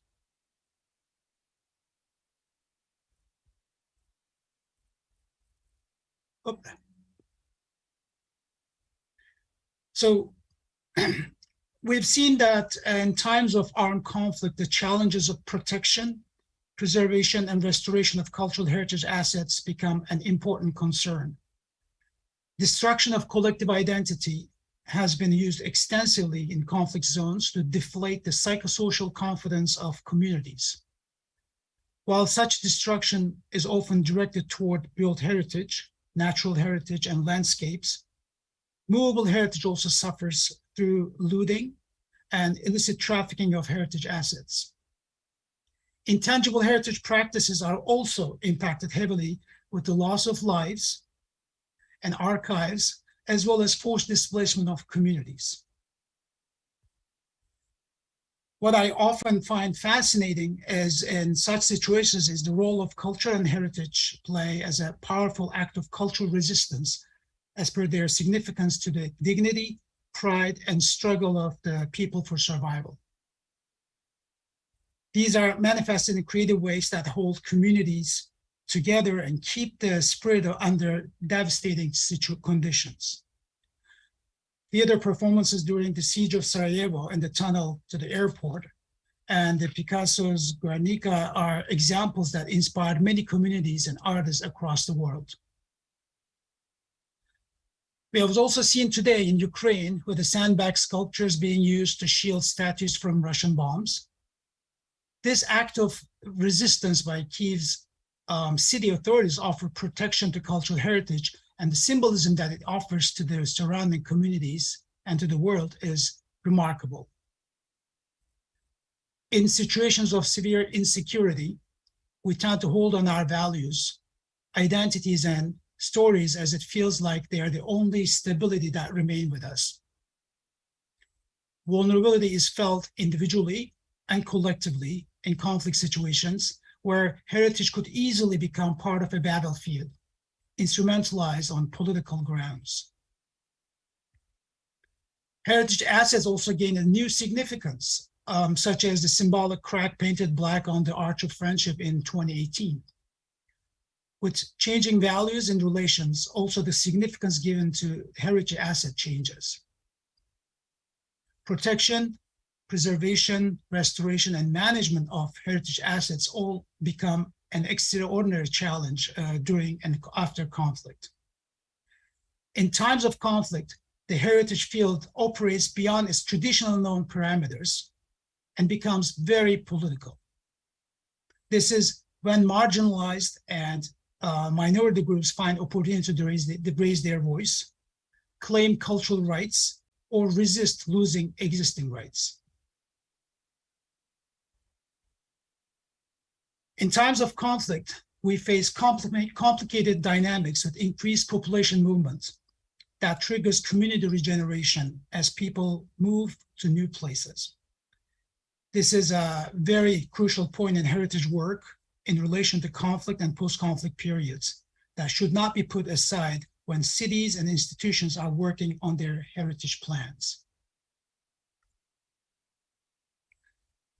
As community regeneration becomes more constant, such as the assessment of heritage assets that Koleś very eloquently talked about, that's very important. But the acknowledgement of who is around today also calls for continued reassessment of our understanding of inclusiveness and diversity, what we really do about it, and what we tend to ignore and sideline, knowing that at times, despite our efforts, this takes place in the form of self-exclusion of marginalized groups.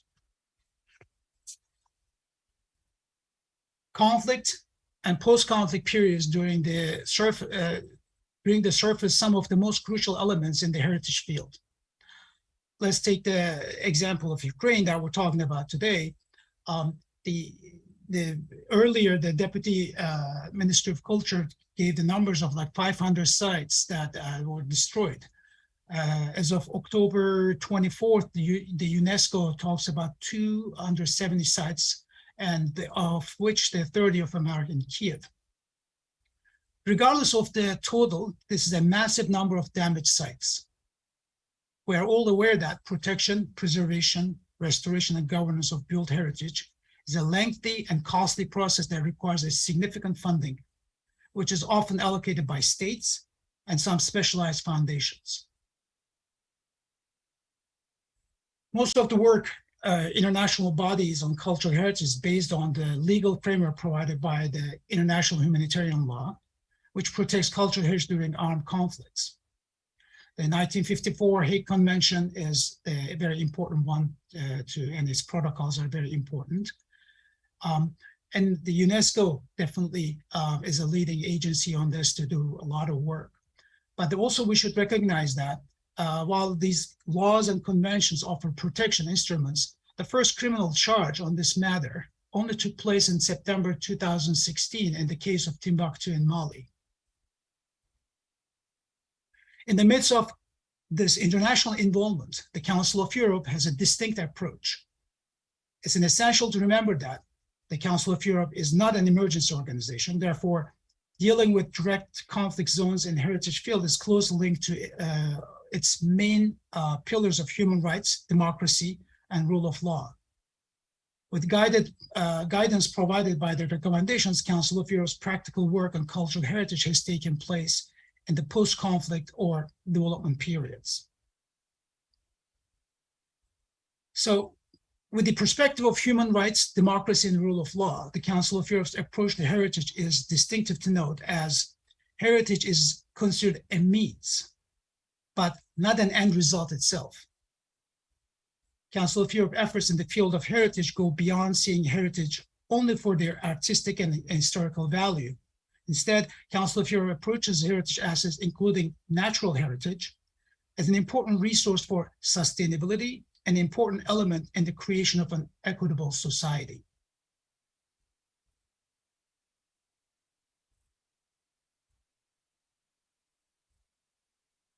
Political objectives and assistance to countries by the Council of Europe have been implemented through community-led and place-based approaches in reference to fundamental European conventions. Indeed, Ukraine is one of the few countries that's signatory to all these conventions.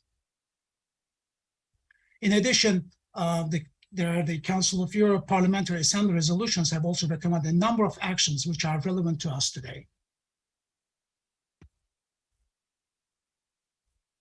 Over the recent years, the principles of guiding and accompanying member states to protect cultural heritage has been embodied in many Council of Europe cooperation programs that also included Ukraine.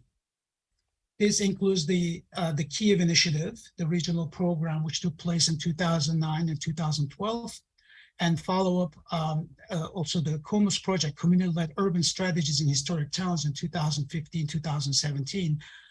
Also colleagues from Georgia and Moldova, Armenia, they were part of it, they might recall this.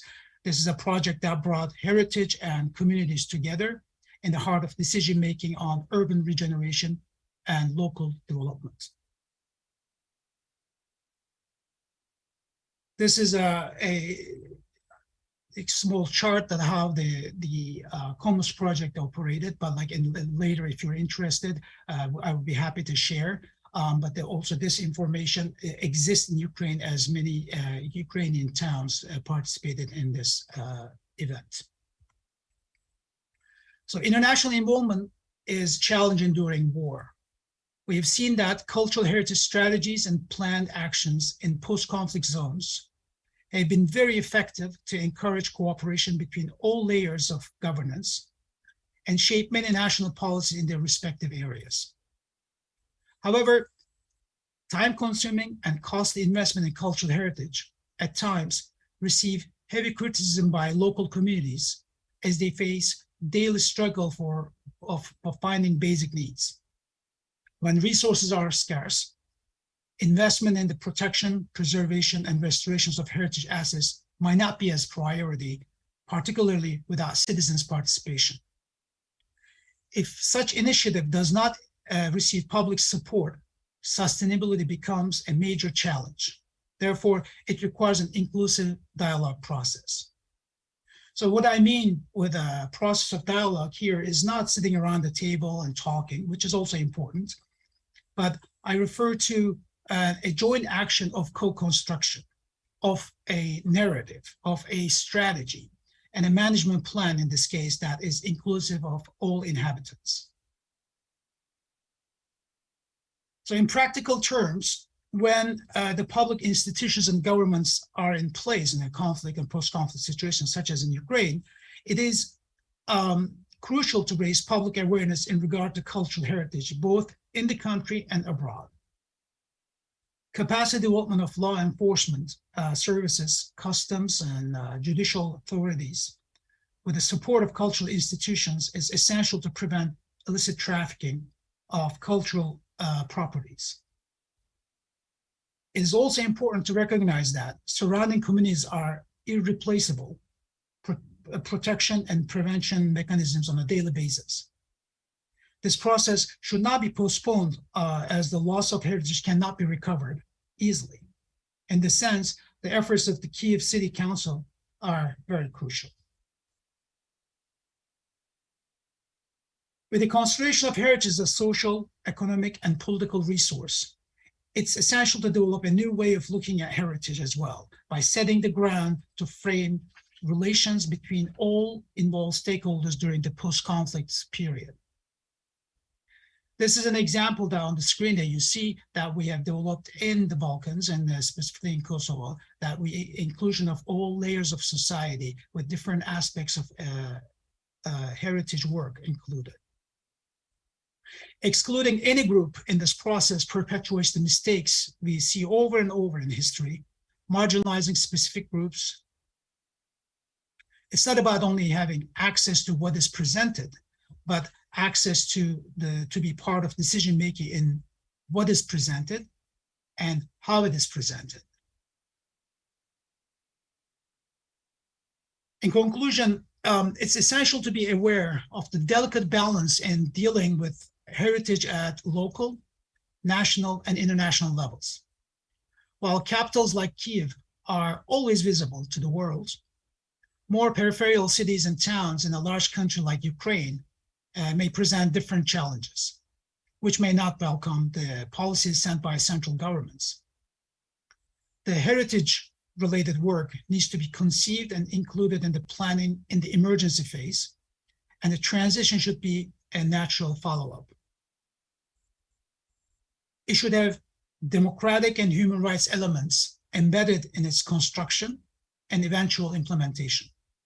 Therefore, action taken during conflict periods constitute the basis for post-conflict period, with the understanding that changing dynamics will have an impact on the significance and management of heritage assets. In this regard, cultural survival at times is not about sustaining existing structures for a long period, regardless of their implications, but having the ability to adapt to changes and rebalance following disorientation caused by each major change. Heritage is a fluid notion and embodies conflictual situations by its nature. Consequently, the institutions and communities will need to redefine and redesign their relations and reconsider the significance of the heritage assets during and post-conflict. It's a unique process for the people of Ukraine, but this needs to be done not in isolation, as there are so many supports that we see today and across the world, but through a larger strategic plan working with all layers of society simultaneously, encouraging a new constructive dialogue among all involved.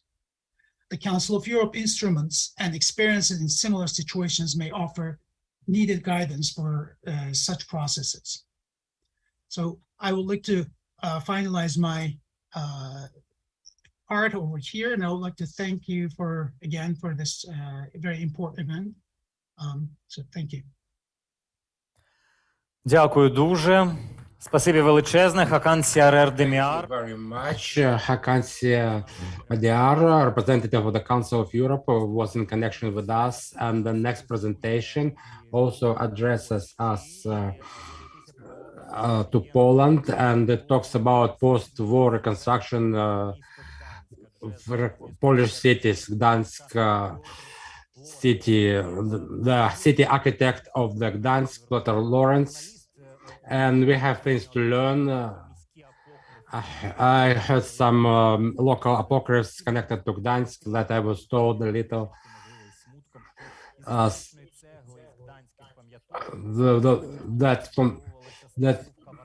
that they have used some of the materials from Gdansk to restore the center of force. So Gdansk has lost something but added something.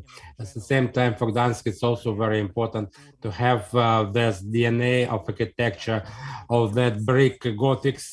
And the main monuments come from this material and come from this style. And within some of the new objects, like in Shakespeare theater, architects seem to be looking to rebuild this historical code and to save it and show it in some new form, in new instance. So how Polish cities were renewed, Gdansk and...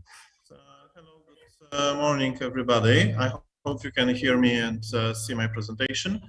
I have a pleasure to present today a little bit about redevelopment and transformation of the historic city centers in Poland. We will focus a little bit on Gdansk, but I will also build a little bit on that what was presented by Mr. Michał Krasucki from Warsaw and Dr. Katarzyna Piotrowska from Krakow. So first of all, we have to understand that the process of building, rebuilding, and transformation is a constant change, and we are at least in Gdansk. Here is a picture of the skyline of the historic part of the city. It's a mixture of the old and new, and it's not only about rebuilding monuments, but it's also about creating some kind of the new urban layout and the new urban arrangements for the city, like in this bridge, which you can see on the first part of the picture, which actually helped in redeveloping the entire urban structure of the city. But I'd like to say that the rebuilding of the city of Gdansk has not been a phenomenon in itself. It is a part of the long story of rebuilding cities in Poland after different wartime disasters, which actually started during World War I. And here is the example of Kalisz from 1914. So it's more than 100 years ago. At the beginning of World War I, during the German invasion on the Russian area at that time, actually the city of Kalisz was heavily destroyed. And after that, it was rebuilt in the interwar time, in 1920s and 30s. And here is the example of that. So the heritage regarding that is quite, I would say, rich.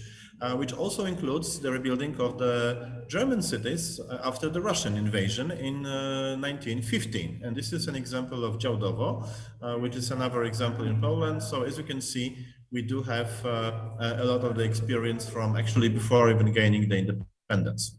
Actually, the history of rebuilding the cities in Poland is also very much, I mean, we do have a lot of experiences with rebuilding cities in Poland after World War II, and it took different phases.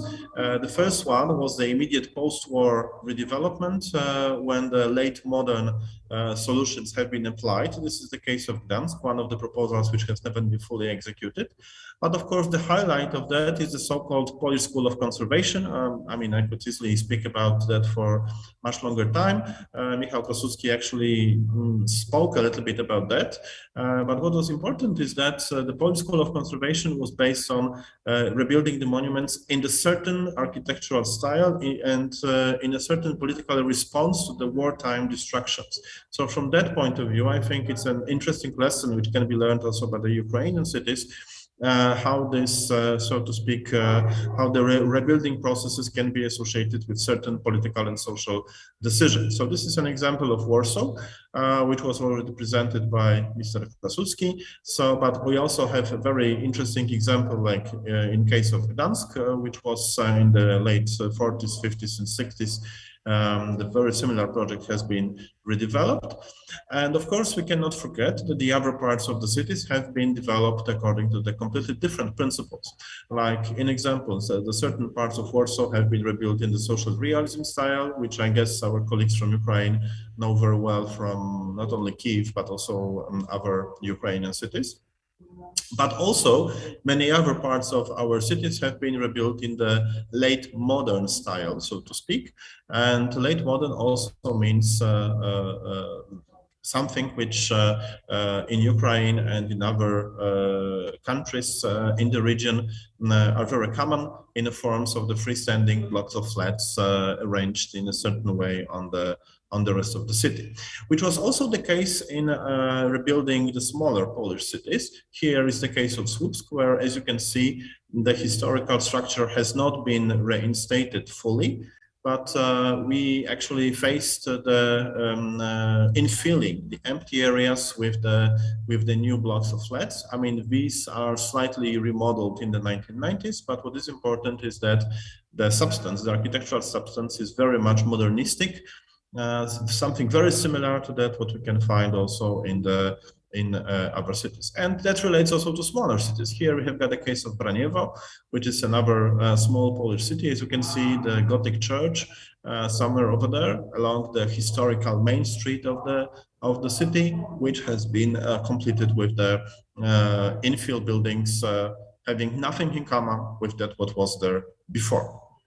And of course, a lot of the areas have been redeveloped in the entirely modern way. Here we have got another example from Warsaw.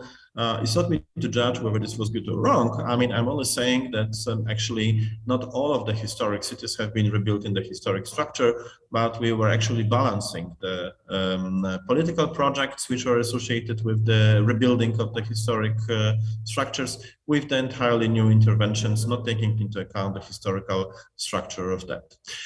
What is interesting is that the history of rebuilding the Polish cities actually continues until today. And in the 1980s, a new phase of that was actually took place. And this new phase is associated with so-called retroversion. This concept was invented by Professor Maria Lubocka-Hoffmann from Elbląg, and this basically was associated with the next phase of rebuilding the cities in the historical shape. So this is an example from Elbląg, but we can also find the very similar things in other parts of the country. So again, here Elbląg, the retroversion of the old town Elbląg, 1980s, 1990s. But also the case of Głogów in the south of Poland, also in Braniewo, as you can see, these are the other things.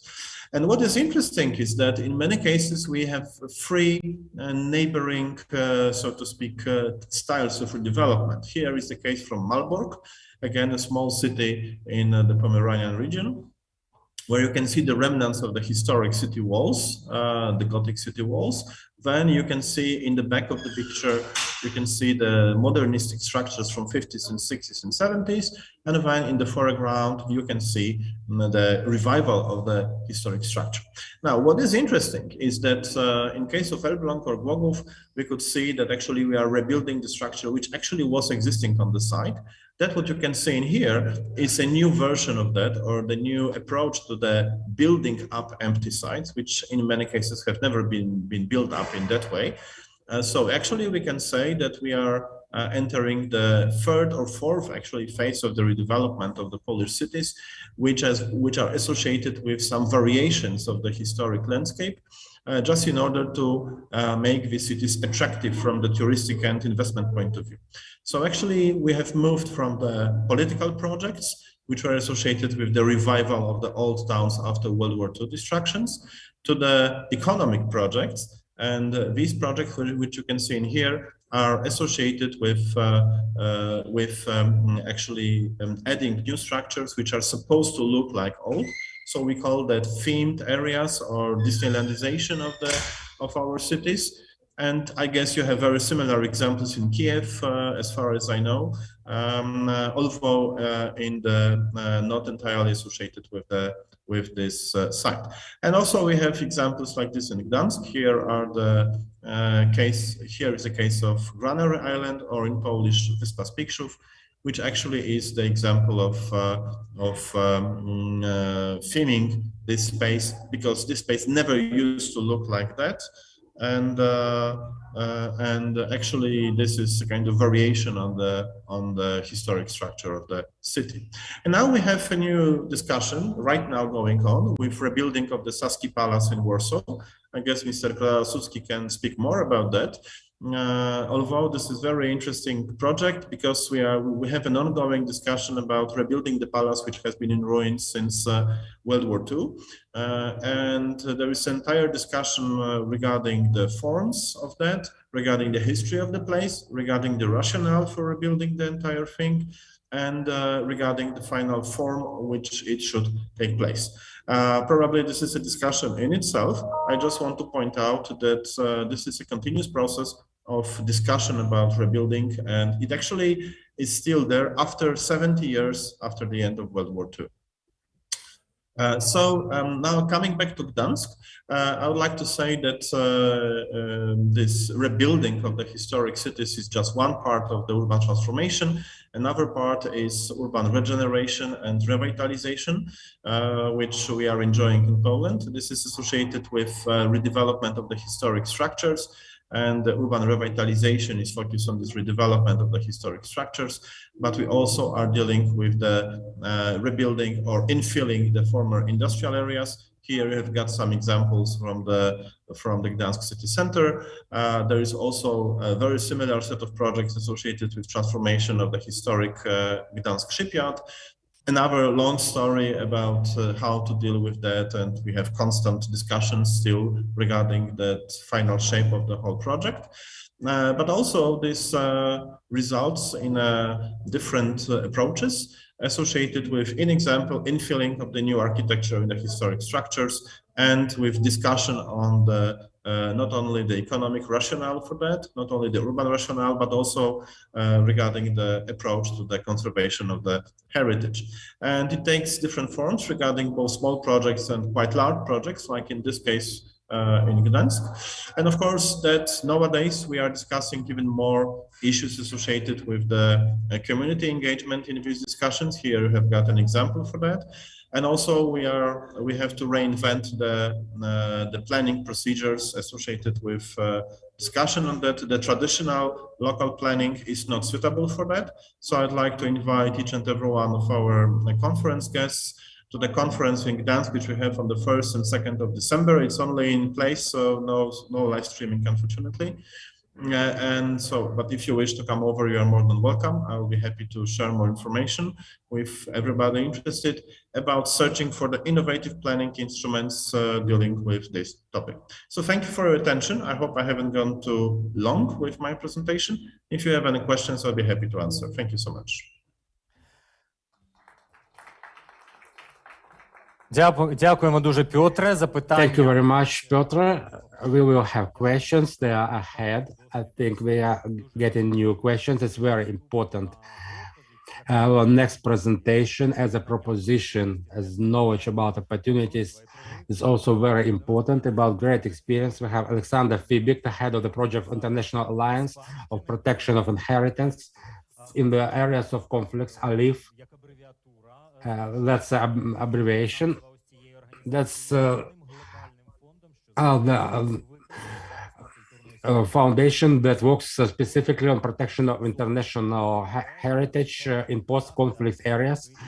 Will open their competition of projects that's provided through international or local organizations.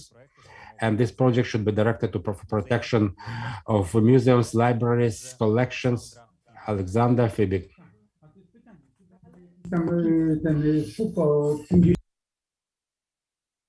Вітаю усіх організаторів та учасників конференції. Greetings to all organizers and participants of the conference. Now I will switch into English. We are very grateful for the invitation of the International Alliance for the Protection of Cultural Heritage, also known as ALIF, to be invited to this conference. Thank you to the organizers, the Cultural Department of the Kyiv City Council, as well as the NGO Alliance of Restorers of the Historical Buildings of Ukraine, under the patronage of the UNESCO Kyiv office. ALIF has been mobilized since day one of the conflict for the protection of heritage in Ukraine. We've been straight away in touch with professionals in Ukraine as well as in Poland who've done, as we have seen, who have already done a lot of work and who are very committed to help Ukraine. We've been in touch with the national authorities as well as our network of international organizations such as UNESCO, ICROM, ICOM, ICOMOS, Blue Shield, as well as Europa Nostra.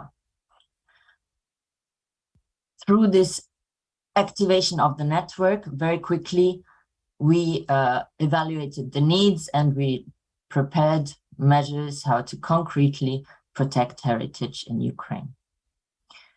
Our board approved a first envelope for an action plan for Ukraine in the beginning of March of $2 million. And as the needs continued to grow, our envelope has grown. To date, we have an envelope of $5 million that we put at the disposals of organizations in Ukraine to protect their heritage. In June, we were very happy that the European Union, through their instrument of foreign policy, decided to also financially support the ALIPH action plan. And recently, the Getty Foundation also joined, supported our efforts in Ukraine. Very briefly, the ALIPH action plan supports museums, libraries, and archives, as well as sites and monuments. And the third big priority for us is the support to heritage professionals. So what have we been able to do over the past few months? In direct contact with over 160 museums, libraries, and archives, ALIPH was able to support the purchase of storage equipment, shelves, cabinets, and cases, metal boxes and packing material, fire safety equipment, as well as generators and dehumidifiers to secure collections and to also secure doors and windows for increased safety. We support projects throughout Ukraine, in the south, in the north, in the east, especially in the east, as well as in the west of the country. We have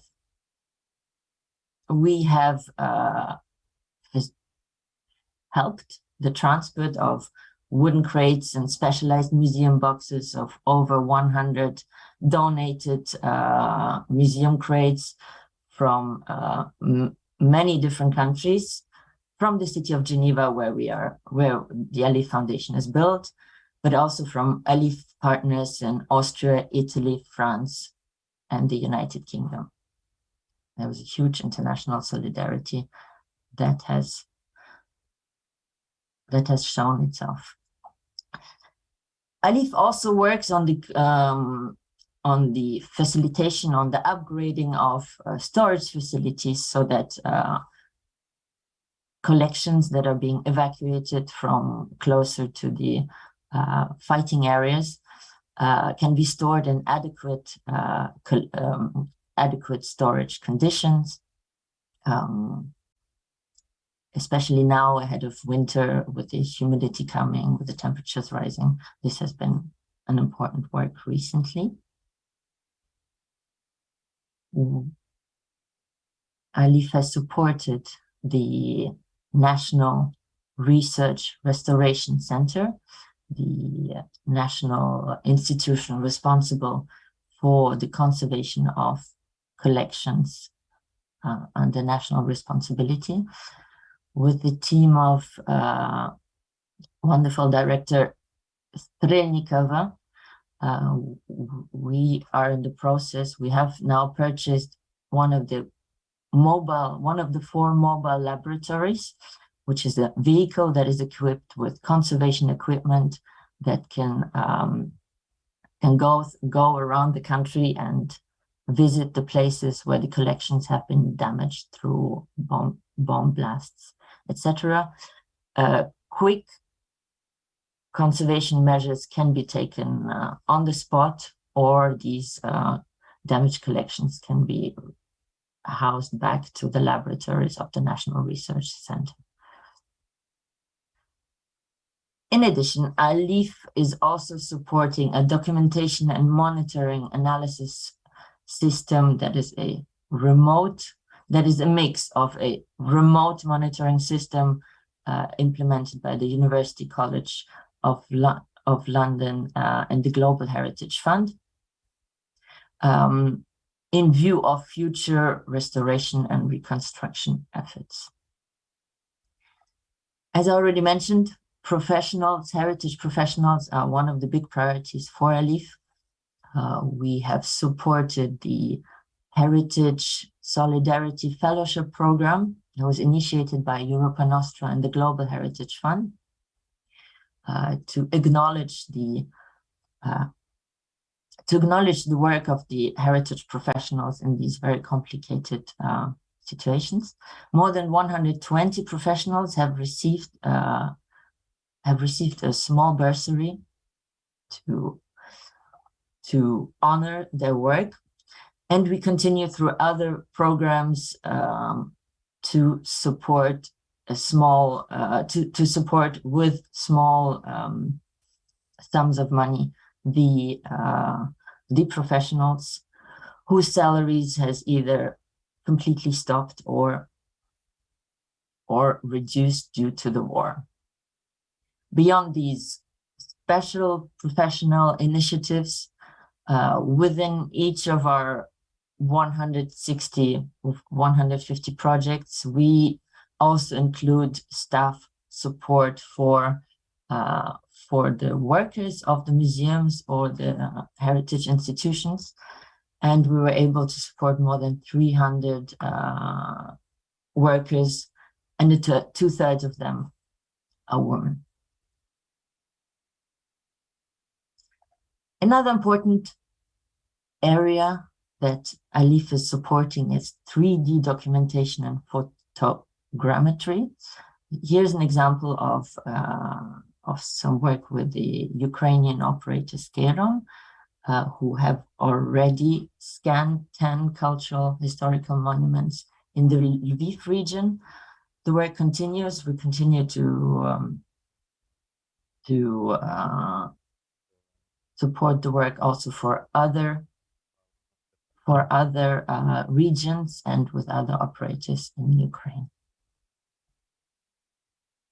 We have been in direct contact with more than 100 institutions.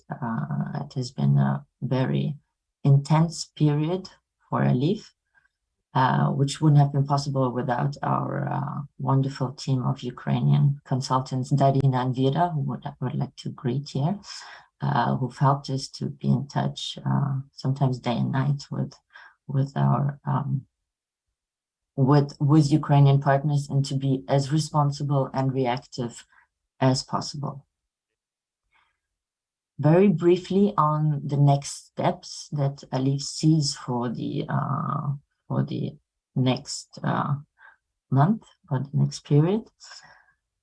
We will continue to respond as concretely and as agile and as effectively as possible to protect cultural institutions and collections throughout the country. We would like to continue to contribute to the fight against illicit trafficking of cultural goods at the European and international level. If requested by the Ukrainian authorities, we stand ready to support processes of evacuations of artworks and collections from Ukraine to safe havens if needed. Secondly, the next step is to prepare the conservation and rehabilitation phase of monument sites and cultural institutions. And our Polish colleagues have given already many interesting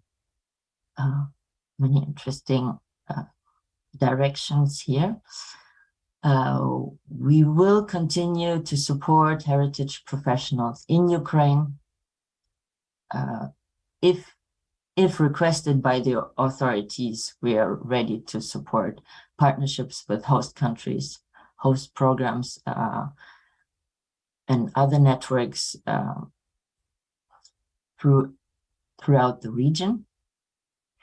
And finally, we also stand ready to support programs of preventive protection of museums, libraries, archives, and monuments in other countries in the region.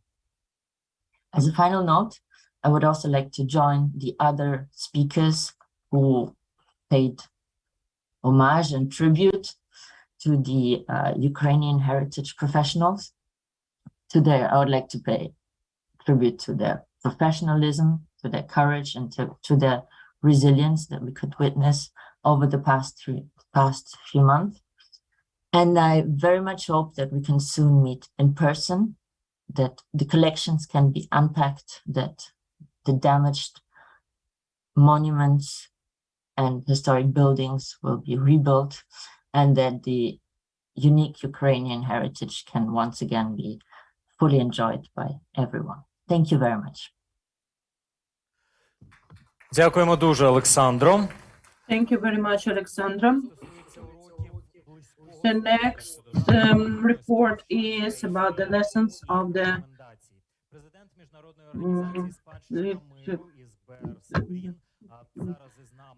President of the World Heritage from Berg will represent two parts of the world. Asber is the archaeologist of Syria who is certified as national guide in Syria, and he's the member of Spanish team National Research Council.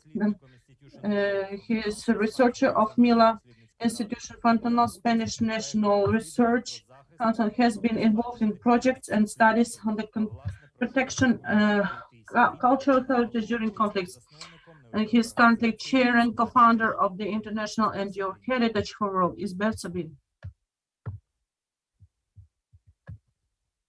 Good morning, everyone, and thank you very much for this invitation to this important conference on the protection of Ukrainian cultural heritage. It's my pleasure to be here with you and to learn from you and to share as well experience and rethink and about the possibilities of supporting our Ukrainian colleagues during the protection of cultural heritage in Ukraine. My presentation, it will be some kind of sharing experience and also what we have learned from this experience and some reflections and recommendation for our Ukrainian colleagues. We are Heritage for Peace, international organization, NGO, small NGO based in Barcelona, Spain, created since 2013, and we work as an international group who believes that cultural heritage is a common ground for dialogue and a tool for peace. Since our creation, our mission was very clear to support heritage workers in conflict area and their work towards the protection of cultural heritage for future generations. We started our work in Syria, but with that time we extend our work to more region like Iraq, Yemen, Libya. So from our experience, we always try to work as well to link, especially local heritage workers and local NGOs to the international heritage community, and also worked to empower civil society organization. So our work and in Syria and in other countries was focused on the empower of civil society organization. Later, I will talk about this experience and how we can use this experience as well to empower our Ukrainian colleagues, especially civil society organization. From the first week of the war in Ukraine, we started our communication with our Ukrainian colleagues, and we are very grateful to Harry initiatives. And with Harry initiatives, we, from the beginning, we were able to organize two training sessions. One was in March, and the other one was in the late of April. So in our website, you can see Heritage for Peace Initiative for Ukraine. And more specific training was done to create a guide on historic buildings and fire in war affected countries. So because we were approached by our Ukrainian colleagues, especially about the production of the wooden churches. So with them, and we designed these guidelines, and these guidelines also now is in process to be translated to Ukrainian. So from our experience, we have learned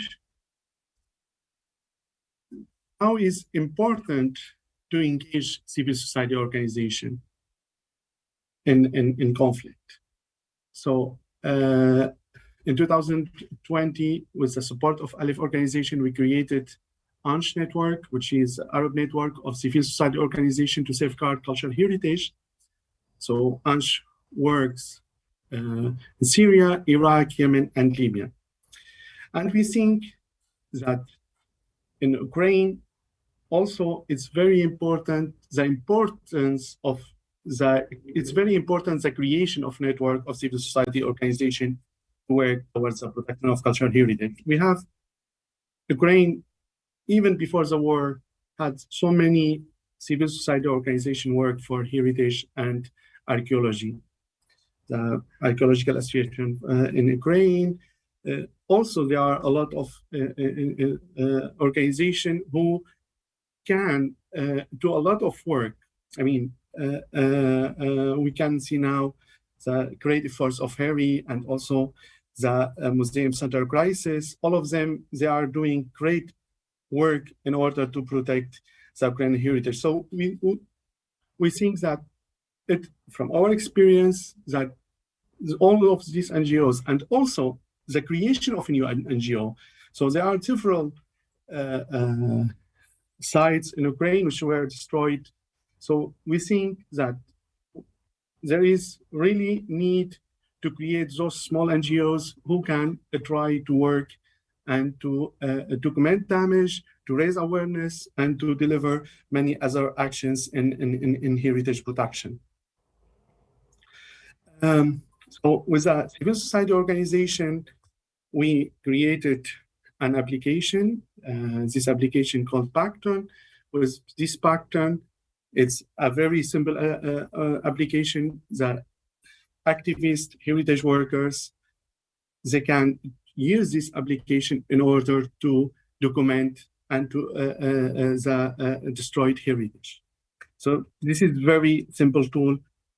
We will be very happy to deliver it as well to our Ukrainian colleagues.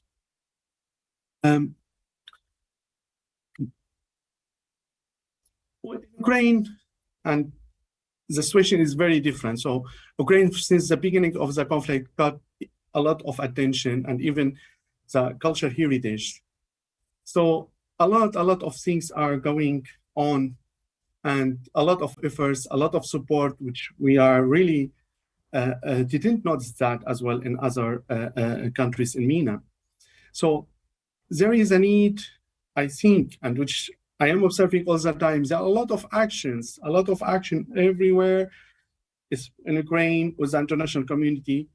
We will really need to creation our reports, who is doing what, because I mean, it's a very simple tool in which we can avoid duplication, we can make better coordination.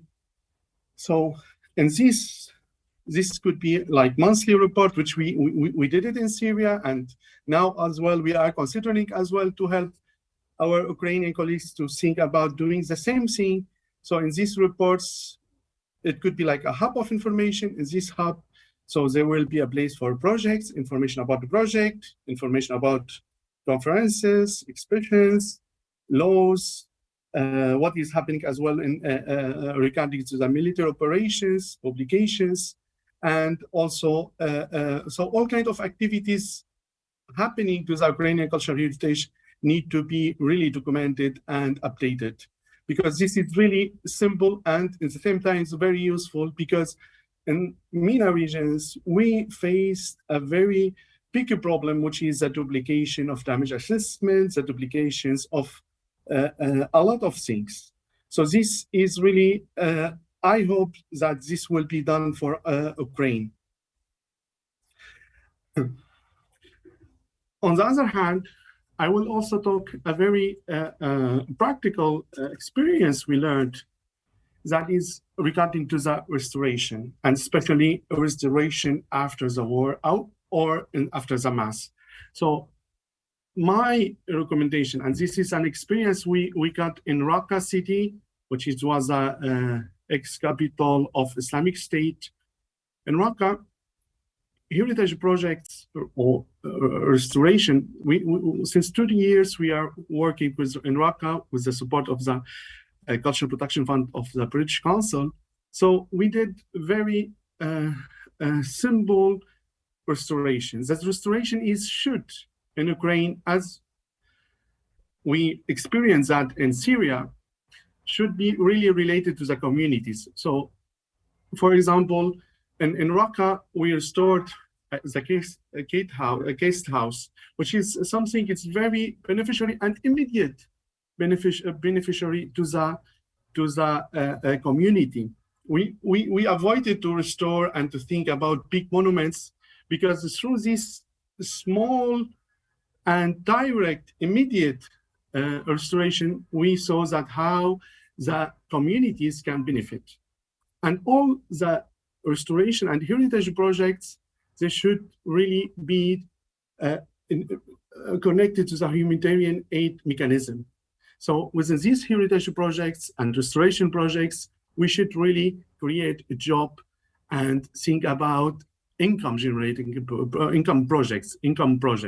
So, because this is something we also noticed, that sometimes restoration project could be huge projects, and big international organizations, they can take the budget, and these important small actions, they should benefit directly the communities.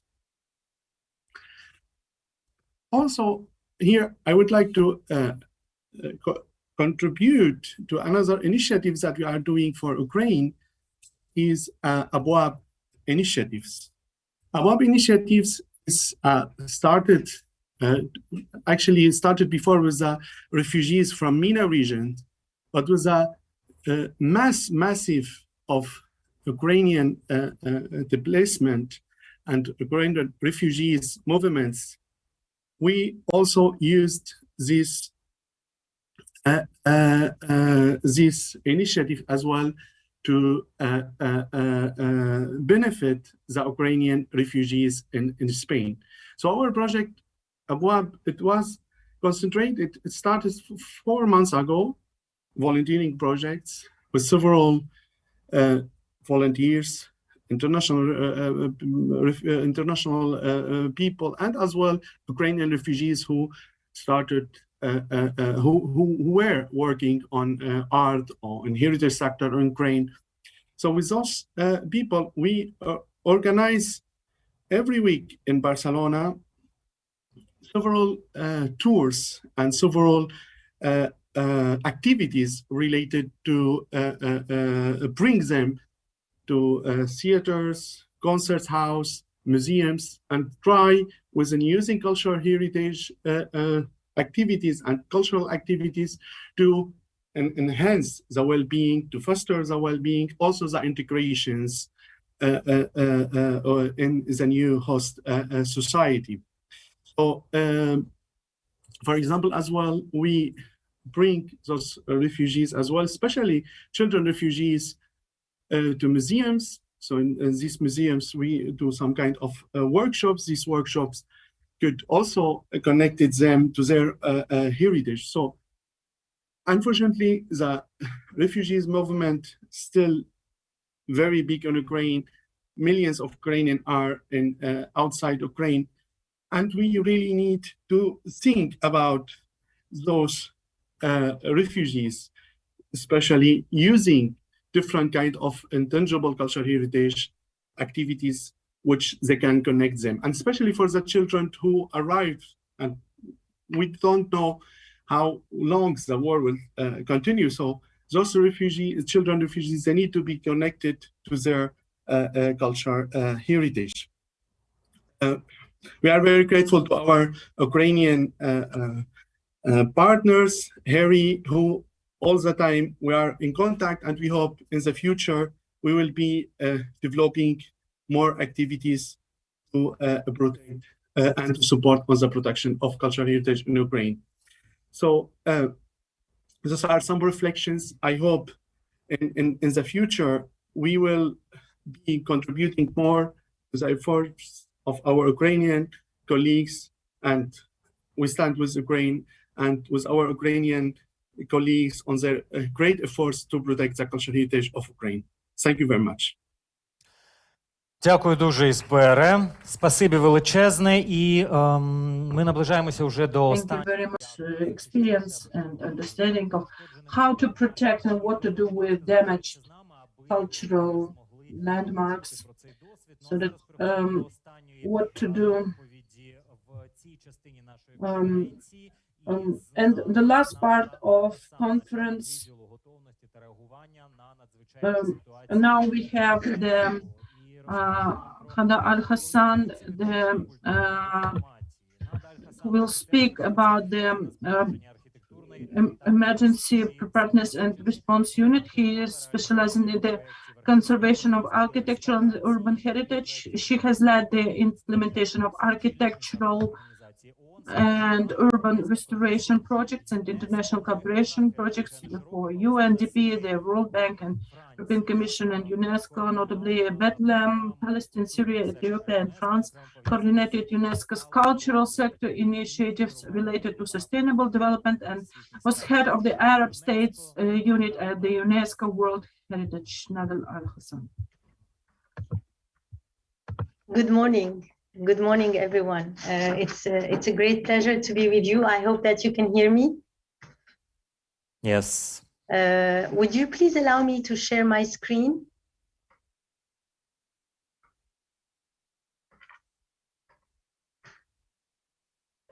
Can you see my screen? Yeah.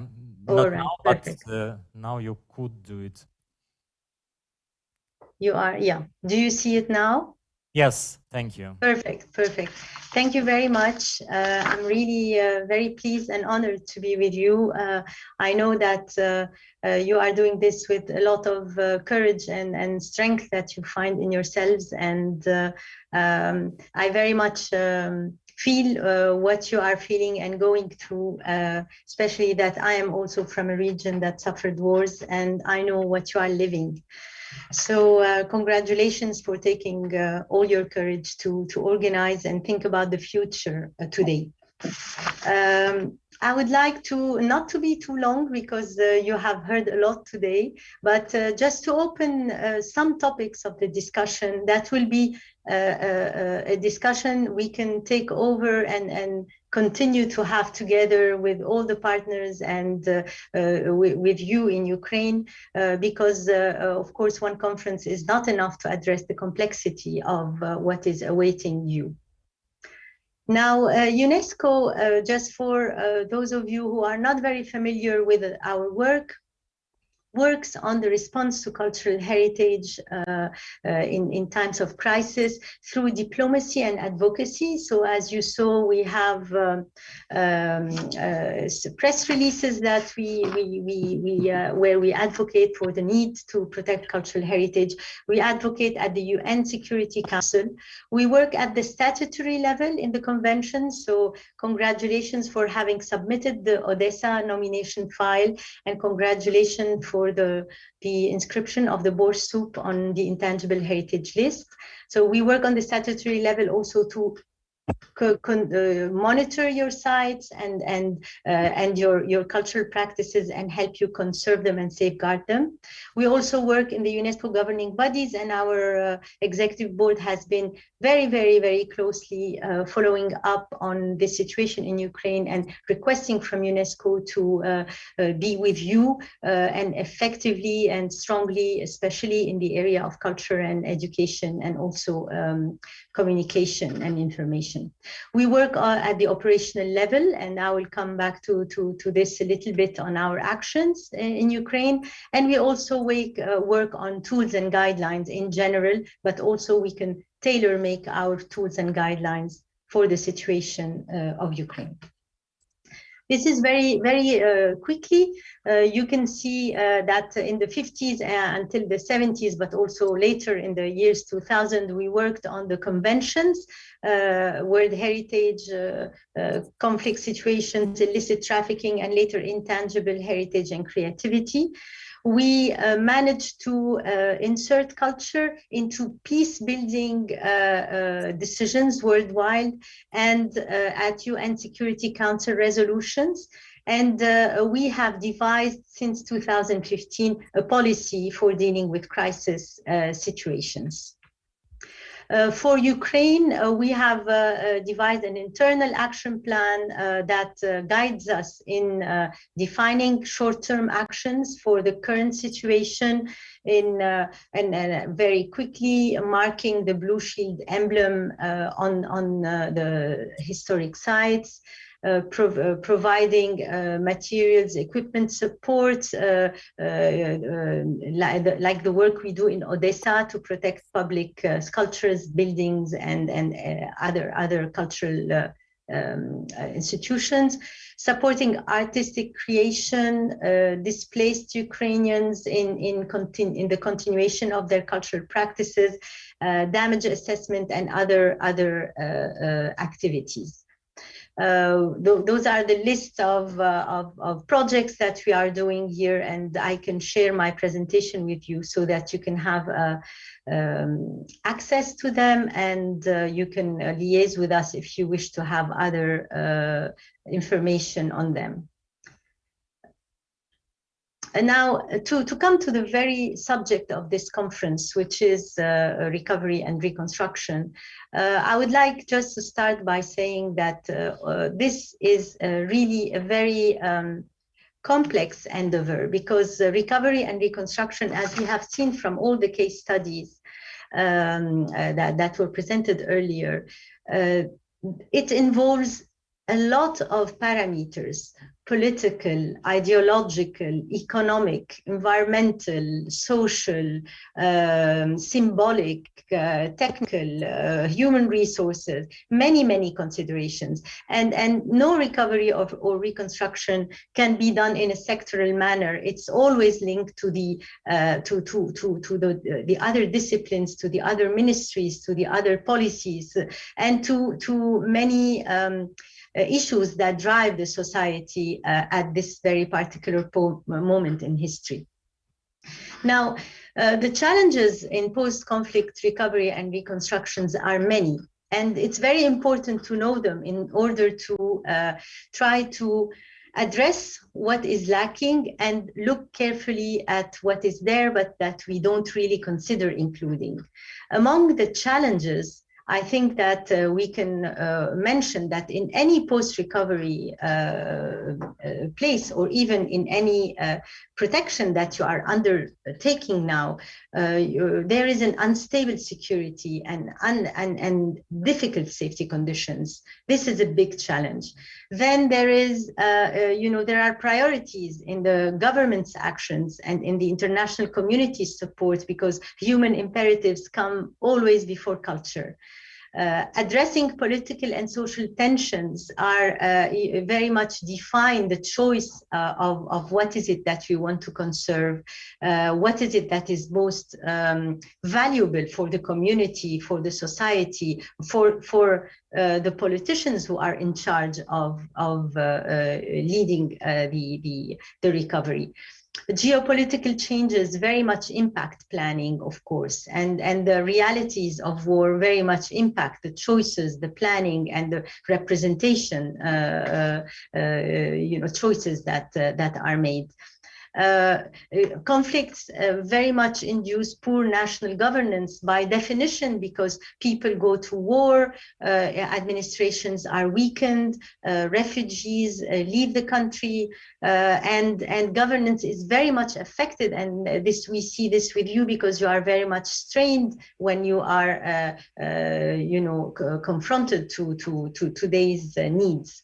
Then there is also always in the war, although despite all the efforts that you are making, there is always a challenge in structuring coordination mechanisms, and it's good to see how much attention is given to coordination mechanisms by Ukraine. Other topics that can become really important challenges are insufficient urban or even cultural heritage regulations, lack of master plans that can, weaken your cultural heritage response, the legal frameworks, the development pressures, because when you rebuild, you always have developers who, by wanting to build to build back better, they want to erase some features in order to take advantage of the new reality and propose new development projects. Lack of documentation to guide restoration and reconstruction choices was mentioned earlier when our colleague asked the question of authenticity. And this also is very, very important, an important challenge. When this is lacking, authenticity is very difficult to achieve. Short time frames for decision-making during and after the conflicts are always a big challenge. And sometimes discoveries of archaeological remains shuffle the approach and might change the features of some cities or historic areas. Now, today we are guided by the Ukraine Recovery Plan, that is a very precious document and where there is a lot of information on, how you intend to address your recovery in the area of culture and information policy. We have at UNESCO pinpointed some areas that we think should be strengthened in addressing recovery of culture in Ukraine. In particular, the issue of inventories and archives is very, very important to ensure fighting against illicit trafficking and rebuilding, reconstructing, restoring with the right scientific approaches. And we also noted that the link between cultural heritage recovery and economic and social progress are not really made clear in the recovery plan. So I think that those things are, will be crafted with time, with your experts and your discussions, but it was important for me to point them out. Also, this is visible in the Ukraine rapid damage assessments and done by the World Bank in cooperation with the Ukrainian authorities, where we also think that there are areas and gaps that we would need to address together in order to perfect them and make them more impactful for Ukraine. Now, I wanted just to show you how UNESCO shifted its work from cultural heritage restoration as a physical work to cultural recovery as an integrated approach to rising up from the ashes and addressing, social and economic issues. Here is our initiative in Mosul, where culture and education and the revival of cultural life are part and parcel of cultural heritage conservation. And all of this is linked, of course. So we have restored the houses, and we are restoring, the landmark monuments in Mosul. But we are also working on the people. And as Her Excellency Ms. Chuyeva mentioned, any recovery plan is human-centered before anything. And the revival of cultural life and the role of culture in strengthening this human aspect of recovery is indeed very important. And this is where, in this initiative, we have very much worked in Iraq, in Mosul, on reviving cultural life. Now, we have a very good resource for you on the World Heritage website. We have a webpage dedicated to reconstruction and recovery. As you see on the left-hand side, the webpage is called Post-Conflict and Post-Disaster Reconstruction and Recovery. There we have gathered all the key initiatives that concern culture and recovery by UNESCO and by international partners such as ICROM, ICOMOS, Poland, when the Warsaw recommendation was done, if you remember this conference that was really key, and other initiatives. And what's good on this website is that you have case studies. Some of them were presented earlier, but the case studies are done with scientific papers that go into the details and try to understand the mechanisms, what was behind the scenes when decisions were made for recovery and reconstruction. So the case studies were post-World War II in Europe, Berlin, Beirut, where archaeological finds were really key in reshaping the center of the city, and where the private sector was dominating the recovery. And all of this is analyzed with all the backdrops of what the private sector can do in changing the spirit of a city. Mostar, of course, as a project that you know, exemplifies reconciliation. And Sarajevo as a project, as an endeavor that talks about healing together with recovery of cultural heritage. And we also have on this website all the resources and the theoretical framework that you might need, the international charters, the recommendations, all the texts that guide cultural heritage conservation from a theoretical point of view, and all the documents such as the ICROM first aid you know, manual that was mentioned by our colleague earlier, and other links to ongoing initiatives. So this is a very precious website that I invite you to go and see. The address is down there, but if you put UNESCO post-conflict recovery, you can find it easily on Google. Now, another tool that we worked on with the World Bank is the culture in city reconstruction and recovery.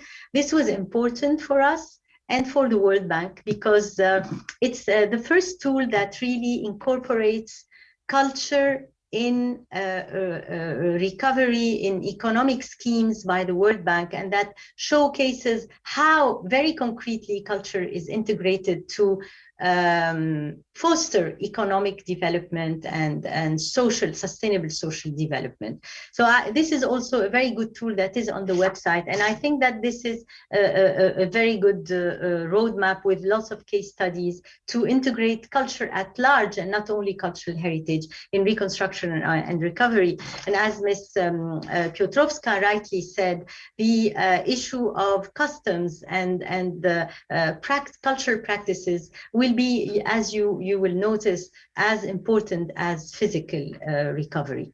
Voila, those are the things that I wanted to share with you, and I look forward to more exchanges with you on this very, very complex and important topic. I hope that we will be in touch in the future, and as we say in France, bon courage to all of you. Wish you a lot of courage. Thank you very much. Дуже дякую. І зараз той момент іще раз, коли до спілкування приєднуєтеся ви. Thank you very much, dear colleagues. Now it's the moment when our international participants are here, and soon there will be the second block when we will share experience in certain places, certain cases, certain places gained in the recent months, so that you will can listen to them. And now is the time when you may ask questions or comments to the participants of the first block of our conference. Is there anybody willing? Please raise your hand. You may use the microphone.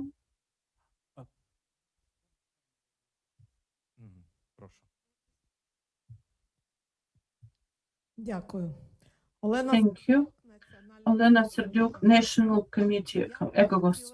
I would like to highlight the last report of UNESCO representative and highlight that the question of our strategy, what we are going to do tomorrow, is the key point for Ukraine. The challenges which arose, first of all, before the cities of UNESCO, like Kharkiv and Chernihiv, are priority for National Committee. Today in Kharkiv, we have the platform which comprises 206 experts, the strategy of development of Kharkiv, transport infrastructure, creation of social networking area, restoration of project. But we have the problem of which will arise anyways, what and how we are going to do with the Stalin architecture. We do know about the destruction of objects of Stalin, objects which were in Chernihiv and Kharkiv, and today in the network we see the projects of Drozdov architecture at one of the well-known places in Kharkiv city, the House of Culture. It's absolutely alternative project, the project of new architecture. So we as a community, KAMOS, and namely, will have the question, what and how we are going to preserve, restore, renew, and replicate. And this is the question of further conference, and the central organ of our state should, as the moderator of this process and organizer, put in front of the community, create related group of specialists and unite the Institute of National Memory. And these are the questions of our internal discussion for elaboration of state documents for the strategy which we have heard about today, the strategy of renovation of Ukraine. I have a question. To which depth do you think there's social should be involved in order to make such decisions? Not long time ago, with the initiative of Ministry of Culture via DIA, everybody in the phone could vote in regards. We see this Ukrainian motherland statue on the video. What was about the Soviet Soviet emblem at the statue? Who should take decision? And on one hand, we have democratic procedure or desire to be involved into the society, and at the other part there is position of professionals who, as I think, will not always be in the same vector as people vote. I don't think we will be able to respond to this question, because the same as restoration of Warsaw, which discussions were held regarding restoration of Warsaw, there is genuine book of architect Lasmo Zakhvatovich, the doctor of architecture, where there are answers to a lot of questions. What, how we restore, based on what, and how was restored this object of worldwide heritage, which was taken as one object of restoration, as an example of restoration. This is a separate topic. In regards with our objects, we should not put aside the opinion of the society, because the question of attitude to our heritage and our post-Soviet narrations is a key factor, and the society has more actual and more sharp opinion regarding motherland statue, the Stalin's architecture, whether should we repeat these objects of Stalin architecture in the city of Kharkiv. And also one more question at the end of the whole. What I was going to ask, now I heard in some extent. I wanted to ask Mr. Lawrence, Peter Lawrence and Michal Krasutsky, whether there existed in that time in Polish cities after war mechanisms of considering public decision, social decision, and taking them into consideration, how democratic they were when the decisions were made at the governmental level. Thank you. And Piotr, when he was speaking, he was differentiating political and economic basis for making decisions if we have him connection. No, we will not be able to hear it now, but we may hear it later. And for continuation, we'll be able to address this question to our partners from Poland. Any other questions or replies? If not right now, then we can answer now. for lunch break. We need to do a break, and the massive of information is huge. I understand that lots of theoretical materials, lots of people, lots of ideas. The work with foreign language exhausts us, and we need to rest and start working at the second part of our conference. Our foreign partners, I would like to remind that second part will be dedicated to Ukrainian experience. So please don't leave the conference and join to continue in order not to avoid anything important. So,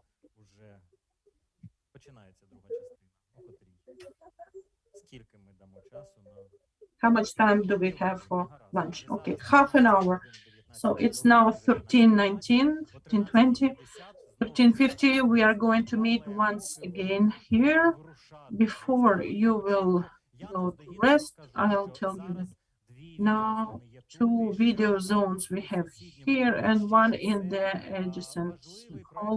It's a very important project which we suggest you not to. The Innovative Defense Fund presents, presents knowledge of the world with the disasters in Ukraine, with new technologies. Not everybody can come to the cities which are destroyed in Ukraine, but you may see them with electronic technologies. They were filmed in VR helmet. You will be able to go inside this place, and you will be able to familiarize yourself with the hostages, with the destroyed cities, and one of the important ways to counteract the enemy and preserving of the heritage, the usage of virtual tours, 360 tours, museum of weapon and virtual excursions to be touched, free generation fund and startup speech. Ukrainian startup, and these are our partners who present these tents. You may see them, you may come and ask the representatives, the guides.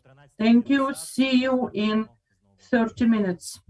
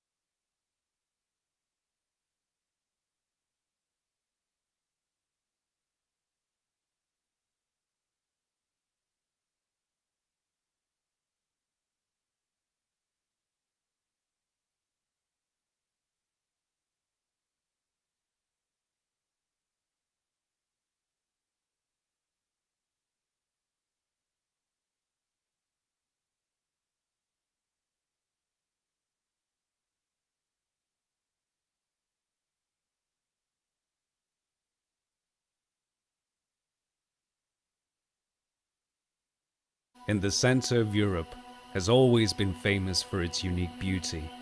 Its fields, mountains, oak woods and lakes, its cozy villages and towns.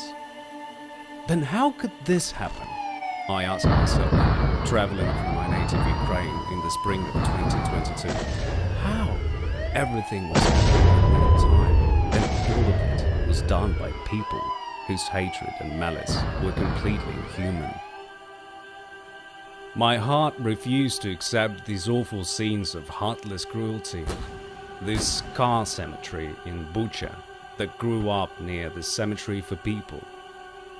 Subconsciously, my mind was searching for a point of view, a perspective where everything would not look so terrifying and hopeless. But there was no such perspective to be found. I watched my beloved Ukraine as it was perishing right before my eyes, and I could not and will not be able to close them or look away, watching my home lose its beauty. I moved like a sleepwalker through the distorted scrap metal-filled ruins of what used to be the streets of Bucha, Irpin, and Borodyanka. Hundreds of thousands of destroyed houses to which millions of people will not be able to return for a long time. Schools where the traditional first bell will not ring in September, and theaters where music will no longer be played. In March, 4 air raids were launched on a village of Borodyanka, which was continuously shelled by Grad missiles for 4 days in a row. In the already occupied city, the invaders intentionally destroyed a monument to a national poet, Taras Shevchenko.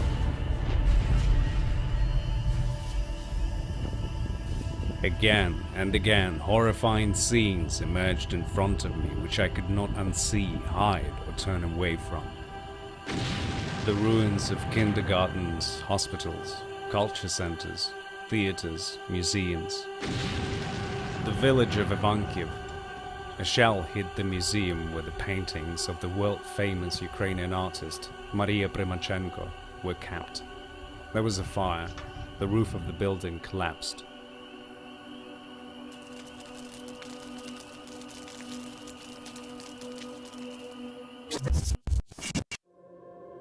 The ancient city of Chernihiv, the city that kept centuries in its peaceful streets, where ages of history could be seen without intermediaries and guides. The wrecks of educational institutions were the first to catch your eye in almost every destroyed city. Kindergartens, schools. It was these ruins that resonated in my heart with the sharpest pain. It was here that it became clear to me. The enemy did this on purpose. They wanted to deprive us of our future. In the first days of war, the building of the Chernihiv cinema, named after Shors, was destroyed. It was opened in 1939, survived the Second World War. It was renovated last year to house a new social partnership hub. And this building from the 19th century, a monument of local importance, served the people as an educational institution and the museum. For the last half of a century, there has been a regional library for youth. Children read books inside its walls, preparing to make the world a better place. I was traveling across Ukraine, and all the time I had to remind myself that what I see is real.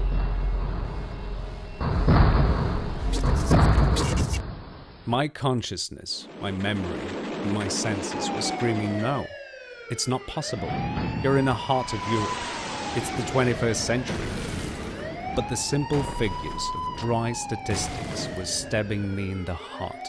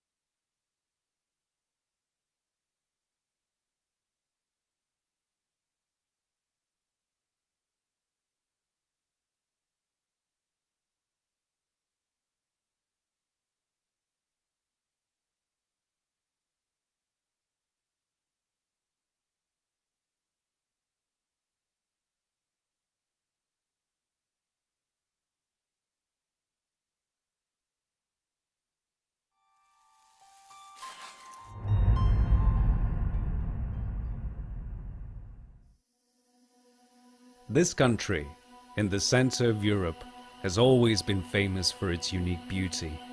Its fields, mountains, oak woods and lakes, its cozy villages and towns. Then how could this happen? I asked myself, traveling through my native Ukraine in the spring of 2022. How? Everything was happening at one time, and all of it was done by people whose hatred and malice were completely inhuman. My heart refused to accept these awful scenes of heartless cruelty. This car cemetery in Bucha that grew up near the cemetery for people. Subconsciously, my mind was searching for a point of view, a perspective where everything would not look so terrifying and hopeless. But there was no such perspective to be found. I watched my beloved Ukraine as it was perishing right before my eyes, and I could not and will not be able to close them or look away, watching my home lose its beauty.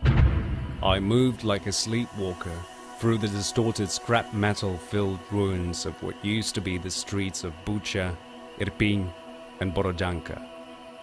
Hundreds of thousands of destroyed houses to which millions of people will not be able to return for a long time. Schools where the traditional first bell will not ring in September, and theaters where music will no longer be played. In March, 4 air raids were launched on a village of Borodyanka, which was continuously shelled by Grad missiles for 4 days in a row. In the already occupied city, the invaders intentionally destroyed a monument to a national poet, Taras Shevchenko.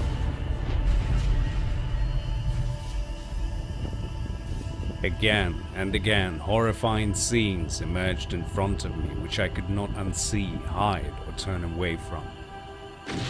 The ruins of kindergartens, hospitals, culture centers, theaters, museums.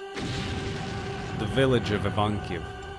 A shell hit the museum where the paintings of the world-famous Ukrainian artist Maria Primachenko were kept. There was a fire. The roof of the building collapsed.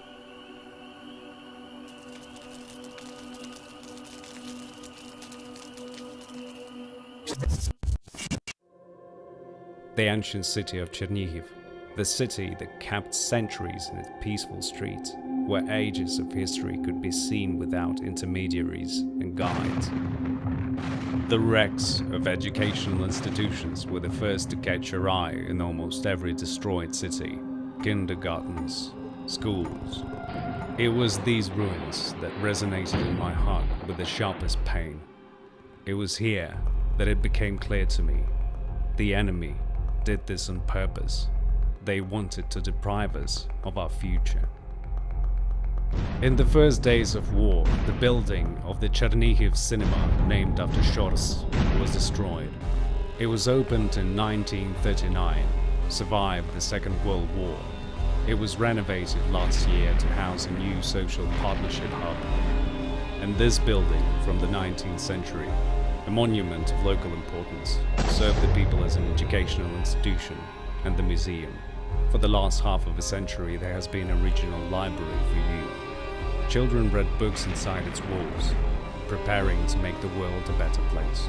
I was traveling across Ukraine, and all the time I had to remind myself that what I see is real.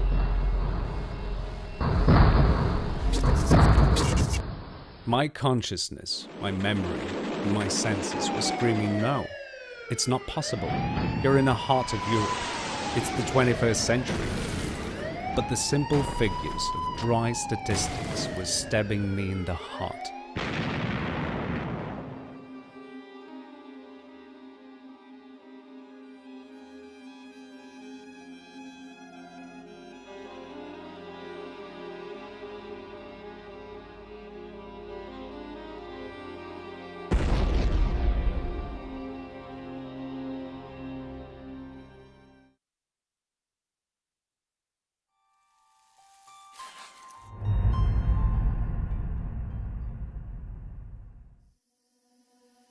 This country, in the center of Europe, has always been famous for its unique beauty. its fields, mountains, oak woods and lakes, its cozy villages and towns. Then how could this happen? I asked myself, traveling through my native Ukraine in the spring of 2022. How?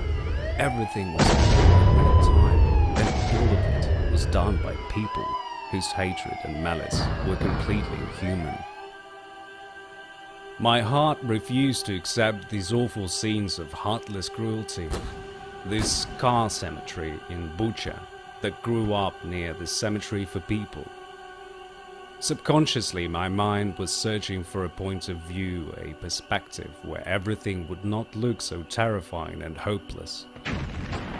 But there was no such perspective to be found.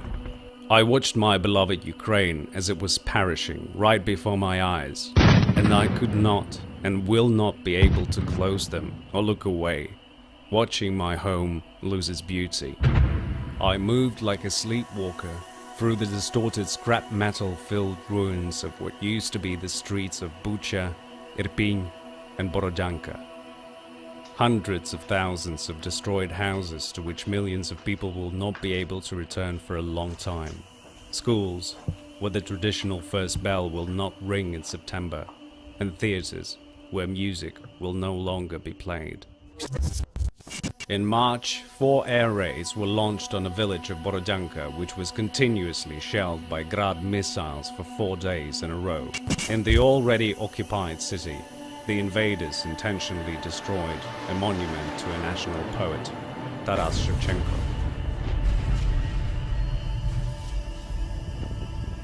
Again and again, horrifying scenes emerged in front of me, which I could not unsee, hide, or turn away from. The ruins of kindergartens, hospitals, culture centers, theaters, museums. The village of Ivankiv. A shell hit the museum where the paintings of the world-famous Ukrainian artist Maria Primachenko were kept. There was a fire. The roof of the building collapsed.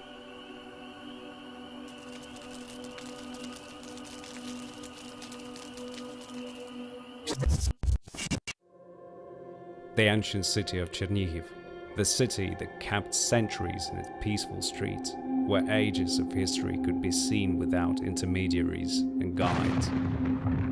The wrecks of educational institutions were the first to catch your eye in almost every destroyed city. Kindergartens, schools. It was these ruins that resonated in my heart with the sharpest pain. It was here that it became clear to me. The enemy did this on purpose. They wanted to deprive us of our future. In the first days of war, the building of the Chernihiv cinema, named after Shors, was destroyed. It was opened in 1939, survived the Second World War. It was renovated last year to house a new social partnership hub. And this building from the 19th century, a monument of local importance, served the people as an educational institution and the museum. For the last half of a century, there has been a regional library for youth. Children read books inside its walls, preparing to make the world a better place. I was traveling across Ukraine, and all the time I had to remind myself that what I see is real.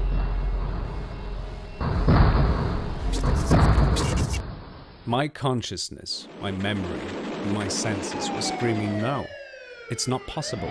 You're in the heart of Europe. It's the 21st century. But the simple figures of dry statistics were stabbing me in the heart.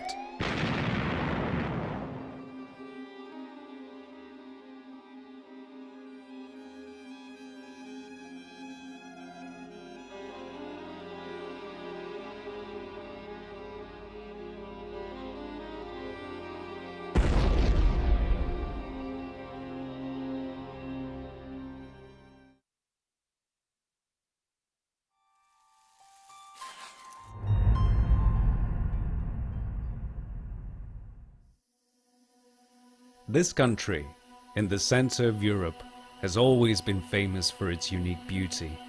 Its fields, mountains, oak woods and lakes, its cozy villages and towns.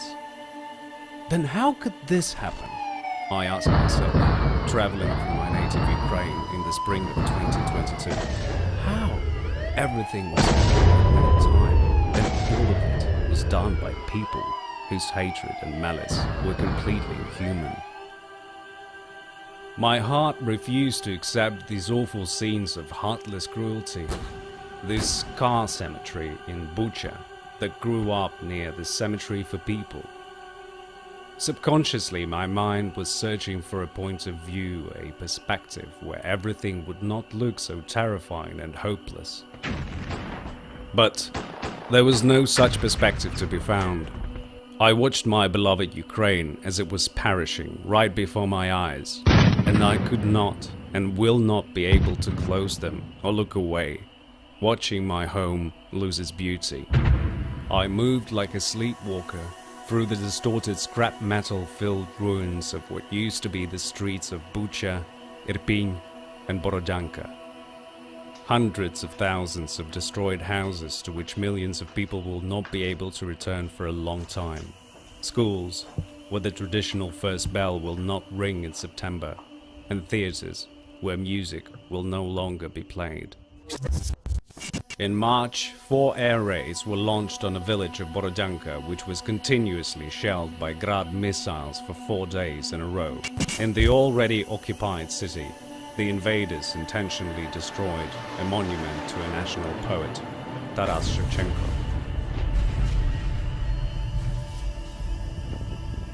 Again and again, horrifying scenes emerged in front of me which I could not unsee, hide, or turn away from. The ruins of kindergartens, hospitals, culture centers, theaters, museums. The village of Ivankiv. A shell hit the museum where the paintings of the world-famous Ukrainian artist Maria Primachenko were kept. There was a fire. The roof of the building collapsed.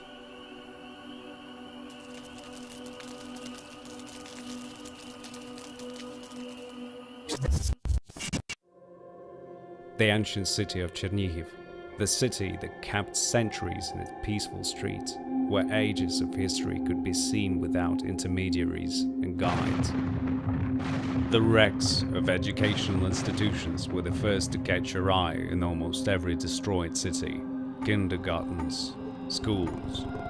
It was these ruins that resonated in my heart with the sharpest pain. It was here that it became clear to me. The enemy did this on purpose. They wanted to deprive us of our future. In the first days of war, the building of the Chernihiv cinema, named after Shors, was destroyed. It was opened in 1939, survived the Second World War. It was renovated last year to house a new social partnership hub. And this building from the 19th century, a monument of local importance, served the people as an educational institution and the museum. For the last half of a century, there has been a regional library for youth. Children read books inside its walls, preparing to make the world a better place. I was traveling across Ukraine, and all the time I had to remind myself that what I see is real.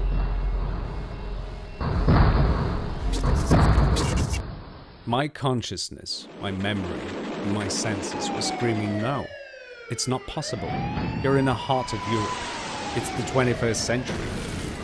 But the simple figures of dry statistics were stabbing me in the heart.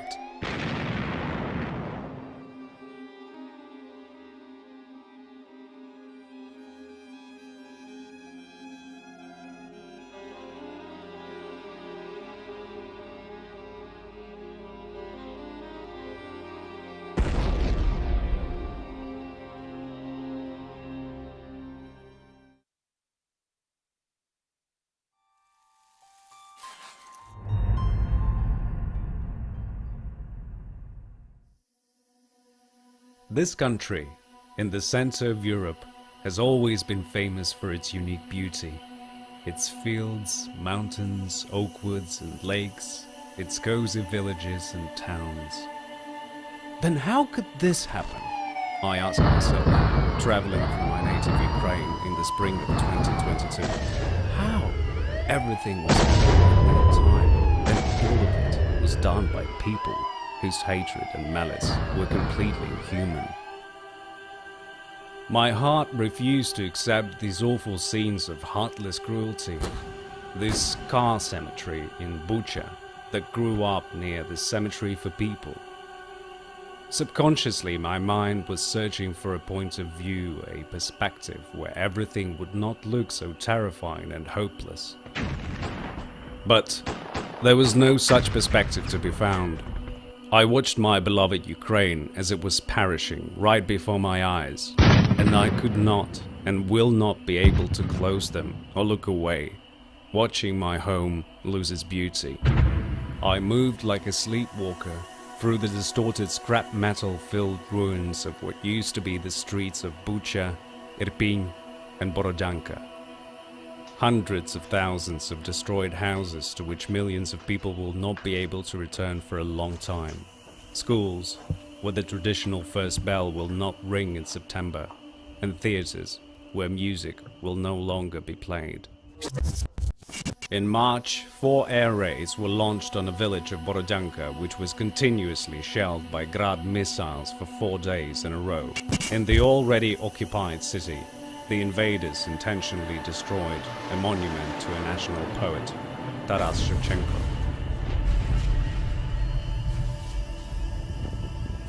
Again and again, horrifying scenes emerged in front of me which I could not unsee, hide, or turn away from. The ruins of kindergartens, hospitals, culture centers, theaters, museums. The village of Ivankiv. A shell hit the museum where the paintings of the world-famous Ukrainian artist Maria Primachenko were kept. There was a fire. The roof of the building collapsed.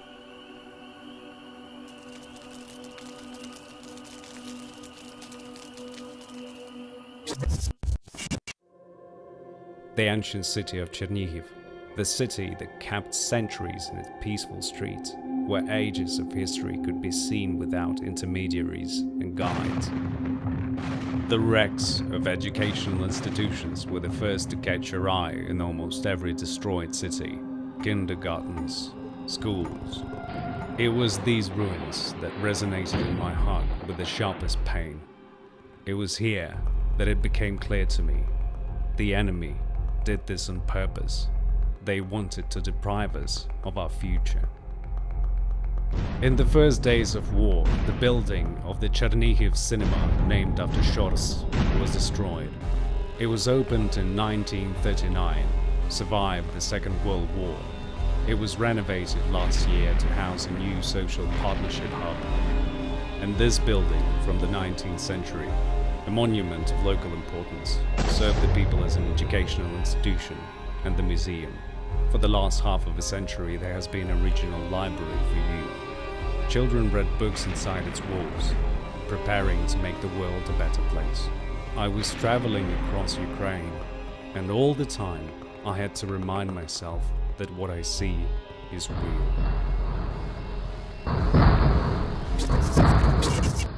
My consciousness, my memory, and my senses were screaming, no, it's not possible. You're in the heart of Europe. It's the 21st century. But the simple figures of dry statistics were stabbing me in the heart. Раз, так, тепер уже чути. Я попросив дати уже звуки, увімкнути мікрофон режисерів для того, щоб ті, хто іще зараз у передпокої, хто закінчує відпочинок, могли би почути, що ми готові розпочинати і приєднувалися.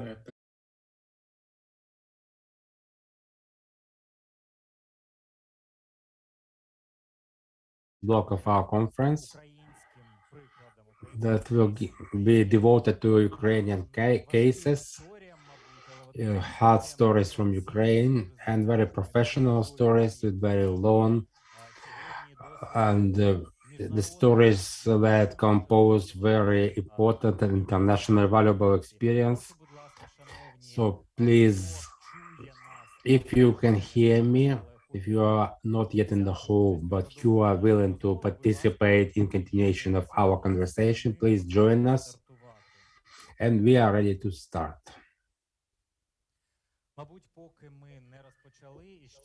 Before we start, to those who just joined us, I will speak about our safety rules. It's very important for every event, even though we are in a fortress. We are practically in a fortress that's in old armory, and we believe these walls are strong enough to hold on. It used to be a military object, but of very ancient time. That's okay. But to be practical, we can say that we have a shelter where you can also, in a safe situation, stay safe in case if we have air raid alarm. We have assistants who can help you to get there, or just watch the signs. That if you believe you should go to a shelter, you can follow those signs. But you can still be able to hear the conference through our video broadcast, and you won't lose anything from this event, even if you have to move from this room.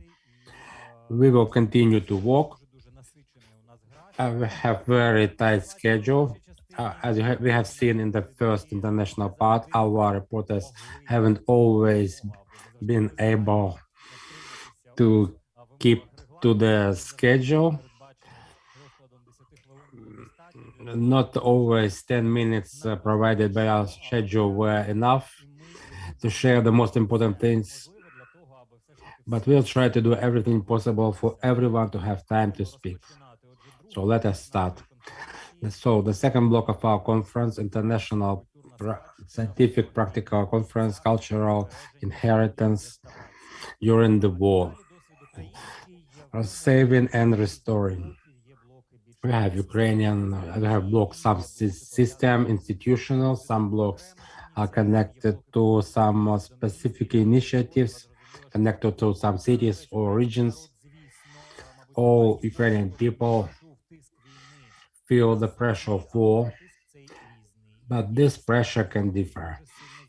So some cities are very damaged. Some people are mostly taken refugees. There are some museums who lost their buildings, other museums, they just have to rebuild their work, or they were busy of transporting to a safer place. But many of them had important tasks during the war. So that's what we are going to talk about in this part. Then about losses and mechanism of protection of cultural inheritance, I asked Ukrainian architect and political activist Hanna Onder.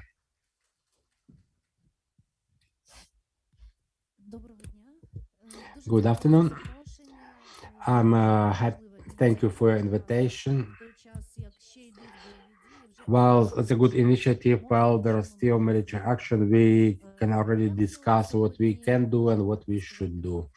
I would like to briefly say about losses of our inheritance. It's our ministry and our regional centers, they register things that happen. And we can also talk about our challenges in saving our cultural inheritance. And we will get better understanding where we're going and what we can do. This morning, I was thinking, how can I start? But what are we fighting for? For our own life, just to stay alive in this terrible war. Second, that's for safety for our children, for our close ones, for our democracy, for our society, and for our culture. That's what people write on Facebook. That's what we are talking about. By information of Ministry of Culture, by the end of October, damaged or destroyed 171 monuments, 146 old buildings, 58 monuments and pieces of art, and 44 museums. Some pictures, and then we'll go pictures are mostly for our international guests because you have seen, you know, what is happening in Ukraine, total ruination of Skovoroda Museum, 18th century, 7th of May, Russian missile, ruination of house of 19th century in Kharkiv, 6th July, by Russian missile, ruination of culture center, that's a house of officers in Vinnytsia, that was very well shown on the media. It was July 14th, destroyed by Russian missile. A cinema in Chernihiv, 20th century, 27th February. Meniga country house in Sumy region, 19th century, destroyed by artillery of Russia in March, and that's end of September. That's a living house. It's not an architectural monument, even though it's 19th century. It's historical construction. 24th of September, destroyed by Russian missile. Okay, I will not be showing more pictures. You can find all of them on the site of Ministry of Culture. That's a part of this site where you can see a registration of all the ruination of cultural inheritance, so our international partners can see and offer their help, that you may choose some specific object of cultural inheritance and help at least to conserve it for the winter time. I also want to say that for restoration of the country, the project that was introduced in Luhano in July 22, there was a part dedicated to preserving cultural inheritance. It's still being worked on, and I would ask you specialists to read it. You can find it in English and Ukrainian.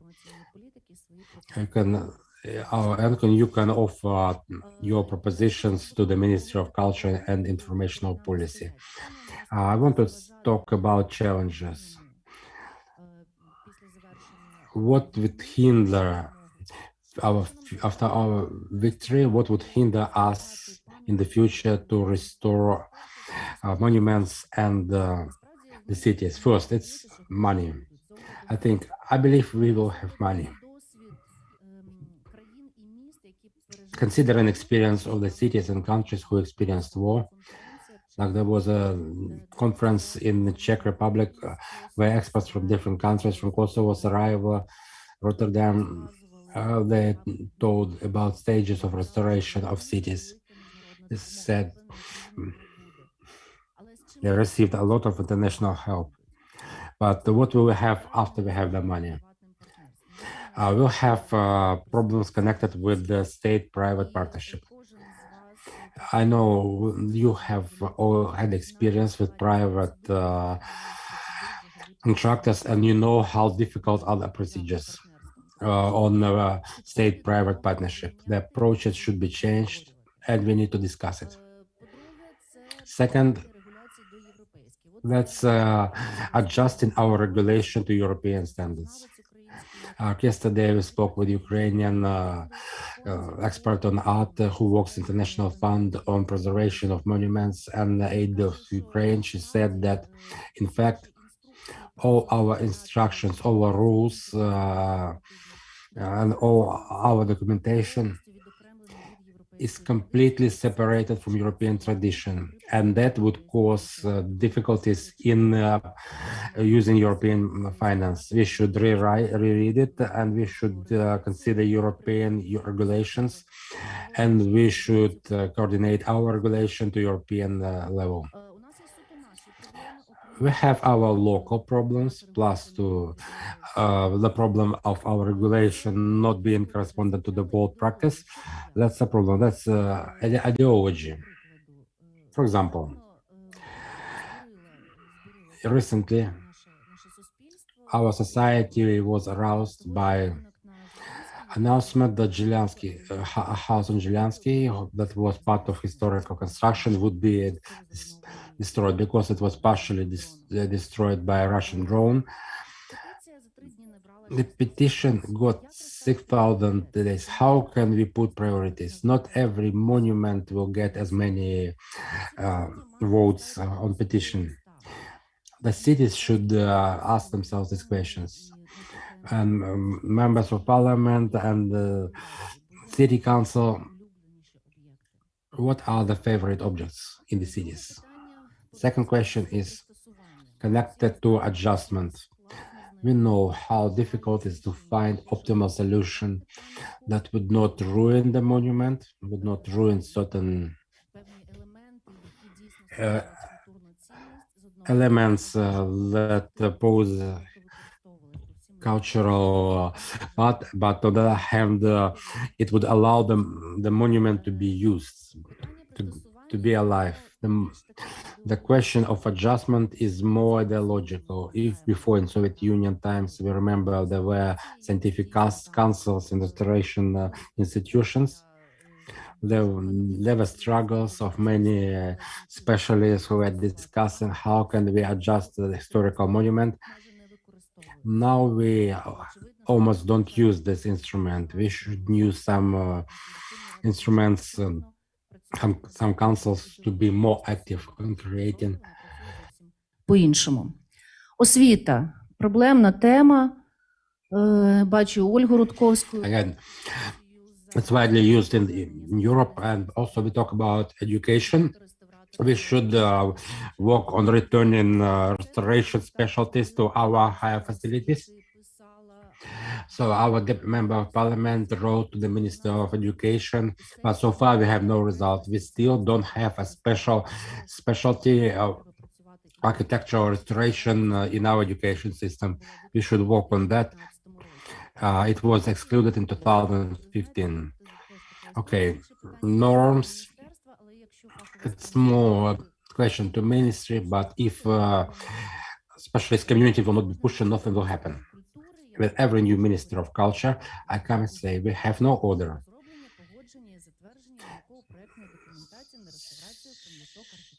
So we need to have some rules on how to create documentations. Like it's third minister, so far we have no order. But we understand if we have money, but if there is no, if there will be no specific order, it will be very hard to realize these projects. We have specialists, Wojciechowicz came in and they began to work on the documentation standards. They ask everybody if we have ideas. If you have ideas, you have projects for documents, apply and make sure they are accepted. Purchase, procurement. It's a hurting subject. Many times I raised problem as it's still not resolved. Still, the author is the lowest. We are still using the lowest price principle on purchase in the architecture. Does not correspond to European standards. Okay, and methodology. Before the war, they had a lot of discussions with the Soviet Union modernism architecture and other styles. We believe the approach to these monuments will be different than to those of 19th century because it would require different technologies. The problem that should be done here now is with population and with owners, property owners. The ministry should have proper agreements of protection with proper procedures on changing the function, the adjustment of the monument, so that it would not hurt the historical site, but to allow using it and normal procedure of the development. Today, most of the agreements are not concluded yet. Also, work with owners of buildings. What can be done in emergency situations? What can be done independently in case of ruination or explosion, and what they should apply for.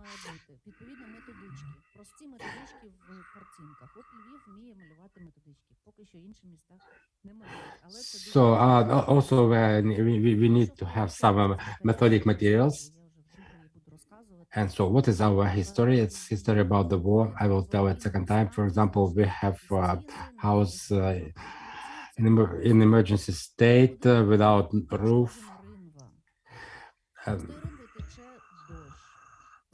Some other house that has sewage system destroyed. If we don't fix it, it will become ruined. But if we make timely adjustment, it will greatly reduce the cost. So the cities should little by little start to work on priorities. The first priority is to conserve for the winter. So the roof, windows, doors. Then if you have money, we see, okay, market and people. What shall we do with the special institutions? We have only one, that's UKR project restoration. Are we going to have support? Qualification and certifications, we all know that there is no specific certificate for architect restorator. Now, architect who received education as architect has a formal right to work with the monuments.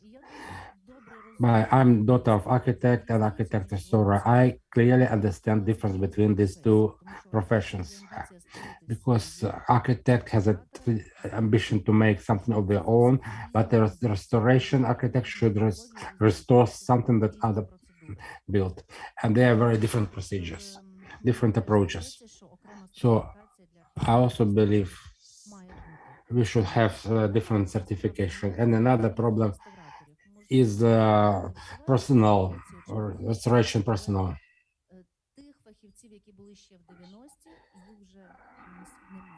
The specialists we had in 1990s, we don't have those specialists when they need to have technical education, and it should be restored. And another slide. We cannot do it alone. I think it's time for self-regulation.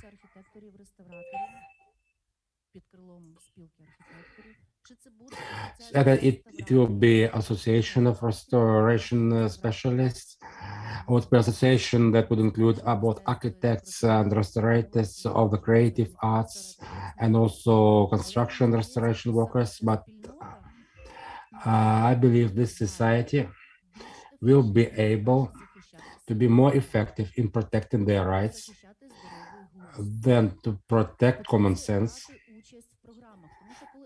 and also participate in programs. If it's one person who is writing letters, it's one thing, but if there is association or some professional society, it has very different results. It has very different impact. So today in Kiev, we have gradually started. We had first project seminar on developing protection of cultural inheritance. It's very important for specialists to be included in this process, not to have only lawyers writing it, but to have a professional strategy. Also, initiation of laws and legal acts. One person cannot do it. If society gets involved, if professional society is involved, it's a very different thing. Including increasing influence of the professionals means protection, and we will surely win. Thank you very much, Hanna. Thank you very much, Hanna. The following participants is the pair, the specialists who initiated an initiative who is not difficult to be noticed. The Ukrainian architect Vyacheslav Balbek, volunteers. I would like to invite you to the scene, architect Vikharev and Balbek. You may be at the stage, you will be in a better condition. Good afternoon, dear participants, dear guests. I'd like to share my experience and share with you three insights. At the beginning of war, when Kiev started feeling the shellings, warfare, after the first steps done by the territorial defense and military, it was clear that this is also the military war. And during the first days of the war, of the siege at the St. Sophia's, they were installing the Christ, and it was the cross, and it was under the shelling. So, if we will preserve our landmarks, it will be also a great fight with the enemy, and all this process for this is the work for further generations. A lot of military defenders express their support. I have three advices to you. First of all, you need to feel the initiative, the impetus, and this impetus may be shared with the others, and then later this wave returned to me several times. The volunteers who were feeding us, and the people who worked with us, the Solomonsky cats, the renovation map, all of them were giving its impetus and impulse.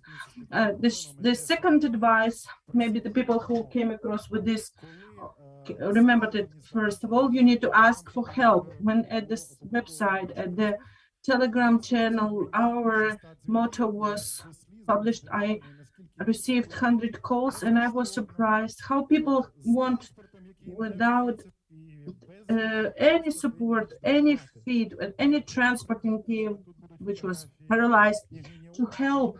So there were photos of night Olga when people were refusing to take lunch just in order to be on time to do the work, because they understood that each day could be the last for this monument.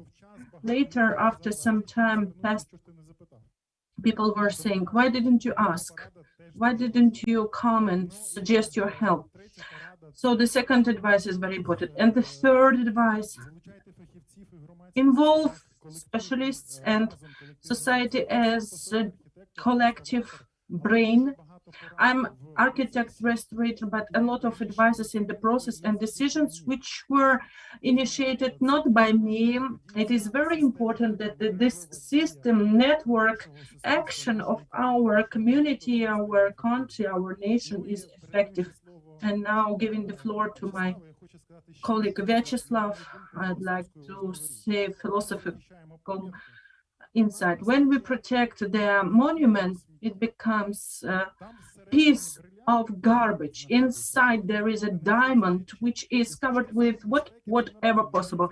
From security point of view, we camouflaged it, but the city loses, and people don't see this DNA every day. So it kills the determination, the fighting spirit. So Vyacheslav took steps which are very important for victory at the informational front. With these formulas which were elaborated, allow you to use the landmarks, the monuments which are hidden. You're welcome. Thank you. I would like to share the presentation with you.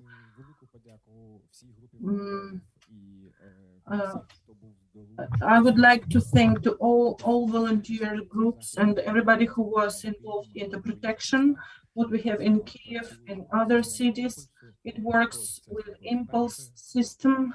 Somebody did it first, somebody wanted to improve it, and we see now the period that this self-governance and unity which ignites each of us.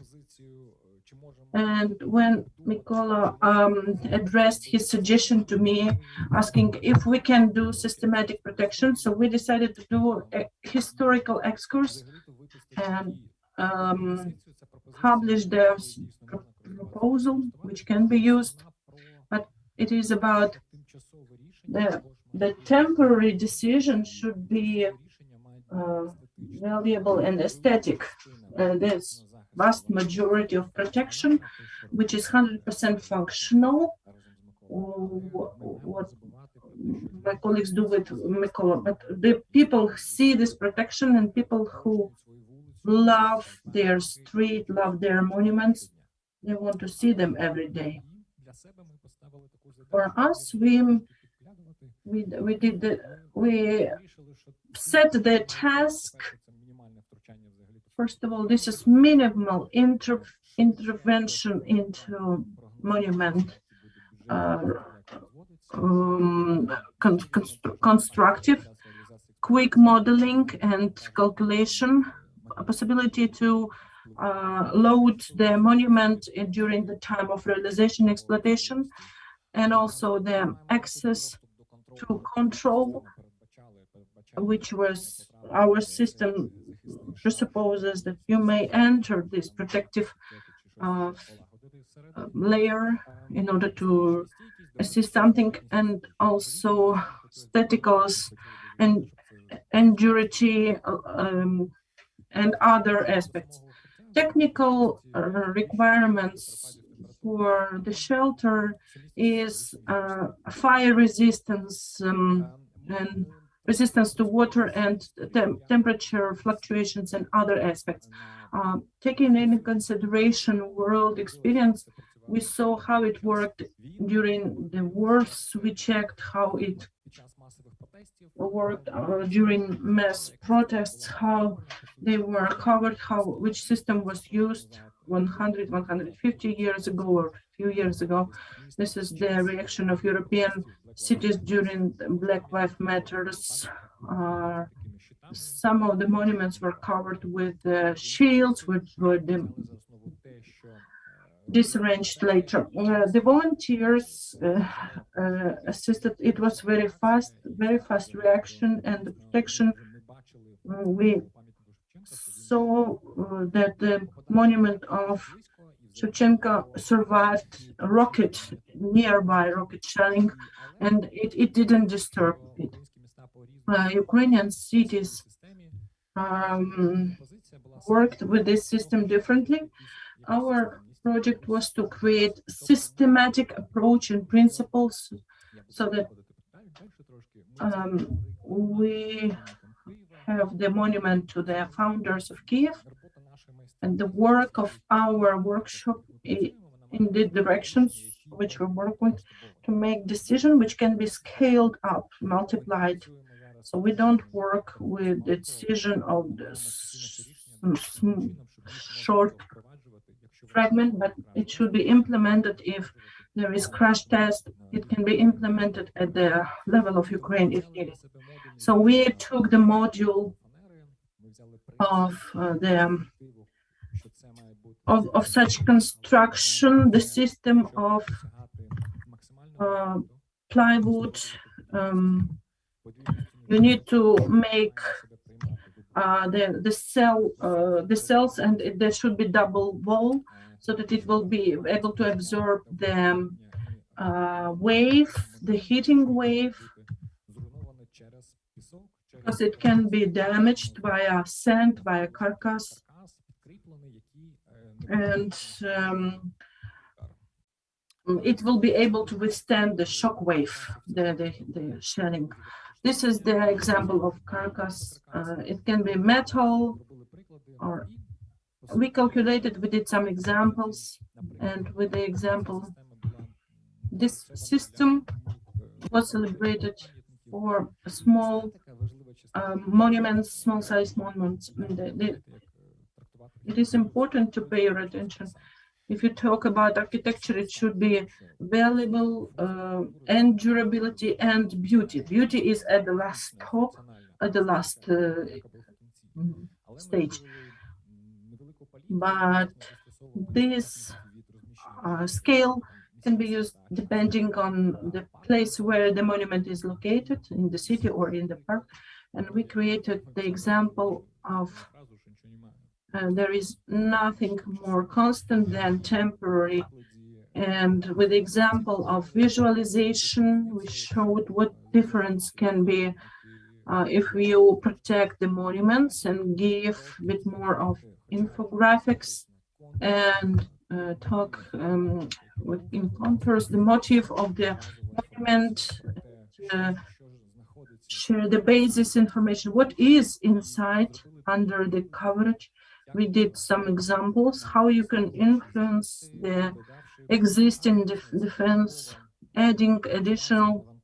Yes, it will be additional financial cost for aesthetics, but we all see the difference, how it looks like if we can protect besides physical protection. For us, we decided to launch pilot project based on Grushevsky. We found financial resources, created the carcass, which was as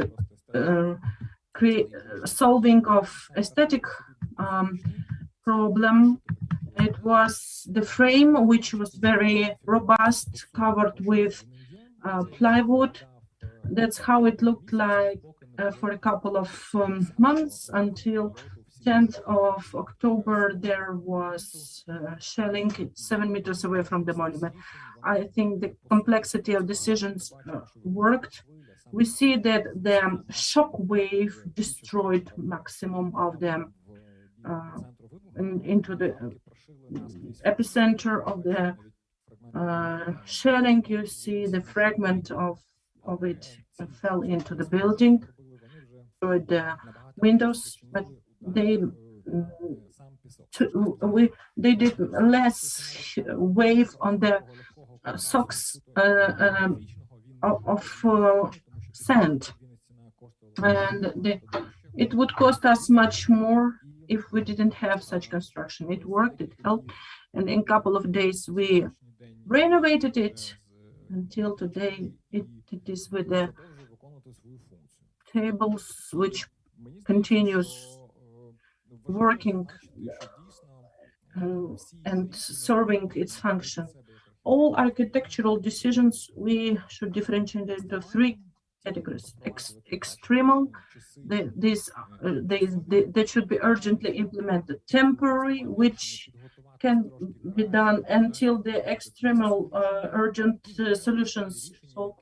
And then stable decisions, which are active, which we will have time until the temporary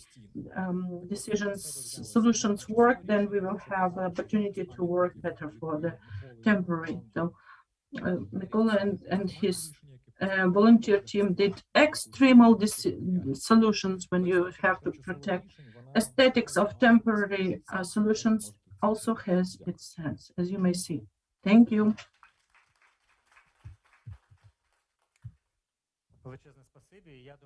Thank you very much. I think it's hard to overestimate this impulse, and it is a visible initiative. And in the first days of work, we can see that,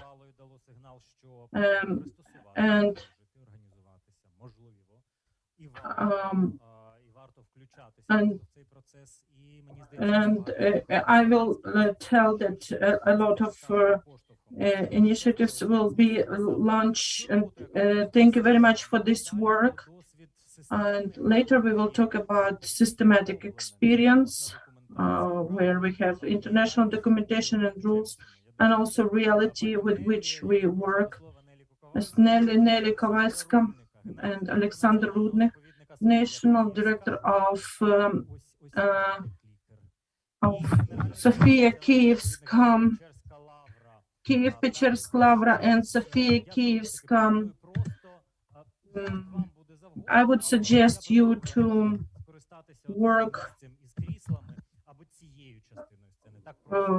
from this armchair or from here, this part, as operators can see it. The editor will give the signal. Thank you, and let's continue.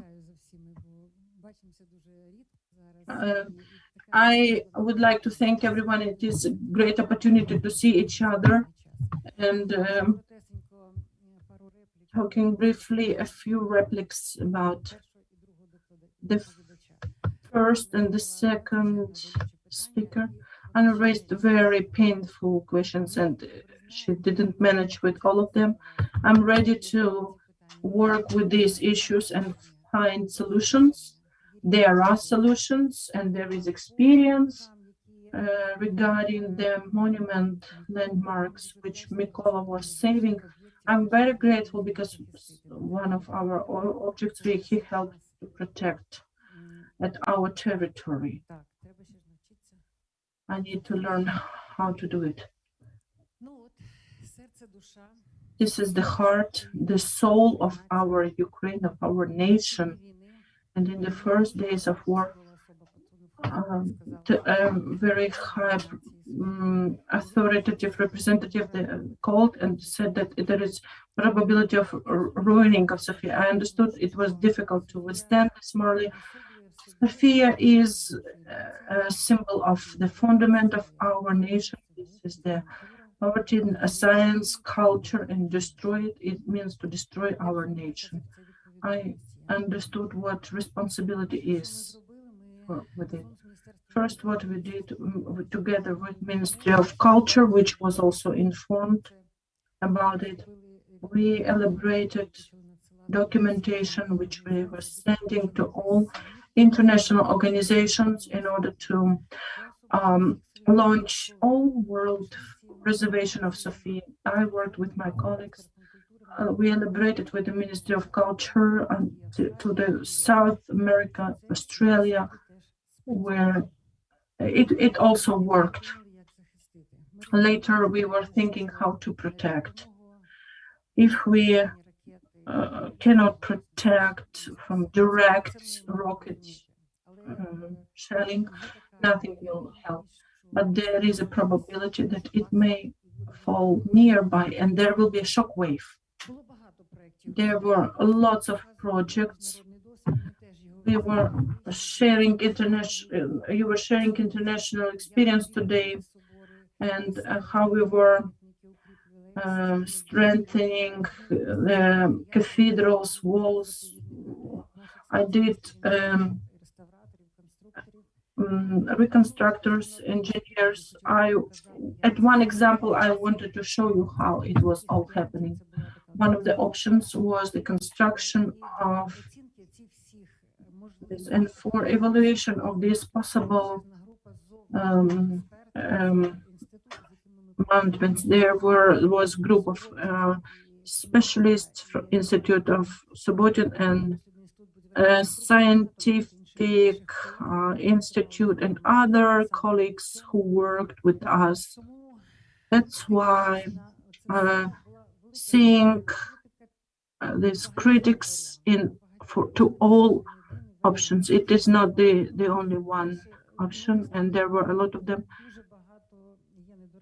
There were a lot of these misappropriate things. I don't want to put accent. Even the weight of this construction, even though there are counter forces, there were a lot of issues raised. And with all these groups, 2.5 weeks, we had lots of daily work, ton of work done. Maybe we can publish some methodical documentation. We decided to reinforce the most weak places in Sofia. We know them. These are the places where the constructive is not robust, where there are important architectural and art elements. So we covered them with socks, we strengthened them. And when the experts were coming from UNESCO, we were discussing these issues. I was showing them options how to reinforce, and they confirmed our option, which we decided, as they proved that it's the most rational, which should be implemented. Later, the museum values, I will not pay your attention. We don't have very much values, but there are values, and 90,000 units are preserved. We tagged them, we preserve them. People are the most important value. Sophia started its activity, and we see how to preserve it during the fire alarms. We see the notifications where you can see the shelter in the nearby perimeter. The employees have underground shelters. This is how we work there. And complex monitoring is my disease, which I work for 22 years of my work in Sofia. We were able to realize a lot from this complex monitoring climatology of the cathedral, and automatically we can see what is the humidity, what is the lightning, which air flows, what is the temperature, and with hydrogeologic, this is the part of what we realized with grant and amount or mecenate amount. Not everything is covered, and we understand this lack of information today. After you may see thermographical researchers, the United States partners sent us thermometers which are very professional. This opening of cracks, it is difficult to put their detectors, and it's difficult to monitor the cracks because there's shock waves when the bombs explode, or jackets, the drones which are flying. The seismic loads and vibrational, you should look into vertical microbiology. We are also monitoring. I want to show you quickly how we work. Important accent I want to do for humidity of it will be the problem of all museums. We don't have electricity, and when we have such situation, there is very fast capillary soaking of humidity into the walls and fundament. In some area, you may dry them and reduce the humidity, and where you don't have it, there is a problem. And our experience bio-dry system is unreplaceable. We also installed it with Mecenat's assistance, and we saw how effective it works. It doesn't use electric energy. It works with electric magnetical waves from the earth. It shares the information to new antennas, which the wave process of water, which raises. Water also has wave process, and it can change with the time because it involves different salts, and it returns them back. It's a brief overview that I can show you. And unfortunately, we couldn't reduce seismic, which were done not far from Sofia. Unfortunately, you may see what is happening. This is all nearby, and the lightning. Have a look how it was and how it looks like now. And about the cross, just a few words. I'm talking about high spiritual things. When people were buying cross, I had tons of calls that this is the sign. Nobody believed. But when the war started, we decided that we should change something. and with the help of specialists and from public aid, we had to find such elevator in Kiev but it's not Sophia Cross. It was Ready Cross for Warm Sophia. It was my decision. I decided to install architecturally. It's not like we put it, and now this process is so that we changed, we substituted the cross, and our godmother, we pray to her. It's another aspect of our life. This is the spirituality. It was standing more than 1,000 years, and we believe she will withstand protecting Kiev, us, and our city. Thank you very much for your attention. I would like to ask you, before Alexander Rudnik will come to the scene, Sophia Reserve and Kiev It's Club UNESCO is the Cultural UNESCO Heritage List objects object. for We us. do understand that it is their ground for us to understand the valuability of this It's object, more but in the important- context more of importance. protection during the war for US for institution, is it assistance that it is UNESCO? And For you as maybe there is a institution, does it help restrictive. I object understand how being in much you UNESCO list? cannot do Because as I because said, it is it poses UNESCO certain object. limitations. Saying To say the truth, what we have done, we have done. I was we have done, asking we have done. I asked UNESCO for assistance for and help not one many time. times. I didn't say 3D scanning when there were aspects. I asked to do 3D scanning Asked for of 3D Sophia scanning of Sophia Cathedral. Cathedral, Even though we have very good documentation, sketches and everything, but it should be digitalized today in order to preserve, but so that each mosaic will have its coordinate and it should be in the networks. And I called him. They did conference. So there was we had the feeling that they just don't want to cooperate with us. We found specialists who did it, and Cyrillic church is already done. The bell tower is being finished, and the main cathedral is being done. If UNESCO would help, I wouldn't say that it helped. I calculate from my specialists, and we solve the issues in Ukrainian network. This is unfortunately the situation.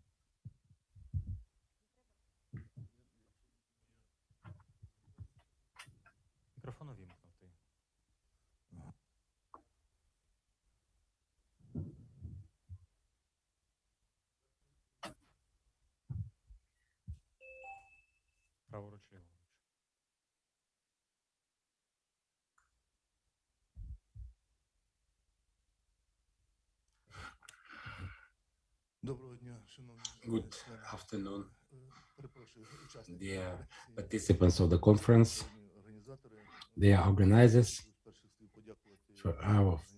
First, I want to thank organizers for this opportunity to share the experience that we have gained during this military aggression.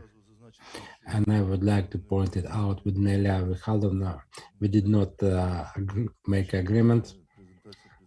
She has a presentation more on tangible monuments. Mine is on movable monuments. On the territory of Lavra Heritage Site, we have over 70,000 pieces of cultural monuments. They all had to be put in a safe place, because it was a moment when nobody was ready for that. Starting from the 24th of February, starting from the start of the aggression, we have made lots of efforts to move all the objects from the exposition halls to storage facilities. On the pictures you can see they have moved over 2,000 objects in the first 2 days. Then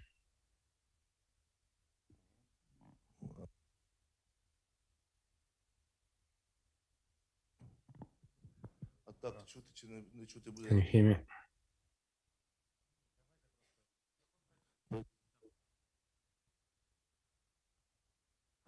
Раз. Давайте цей, можливо, він буде. Okay, let's use this microphone. It should be better. Okay, then during March, we were packing all the objects, almost all,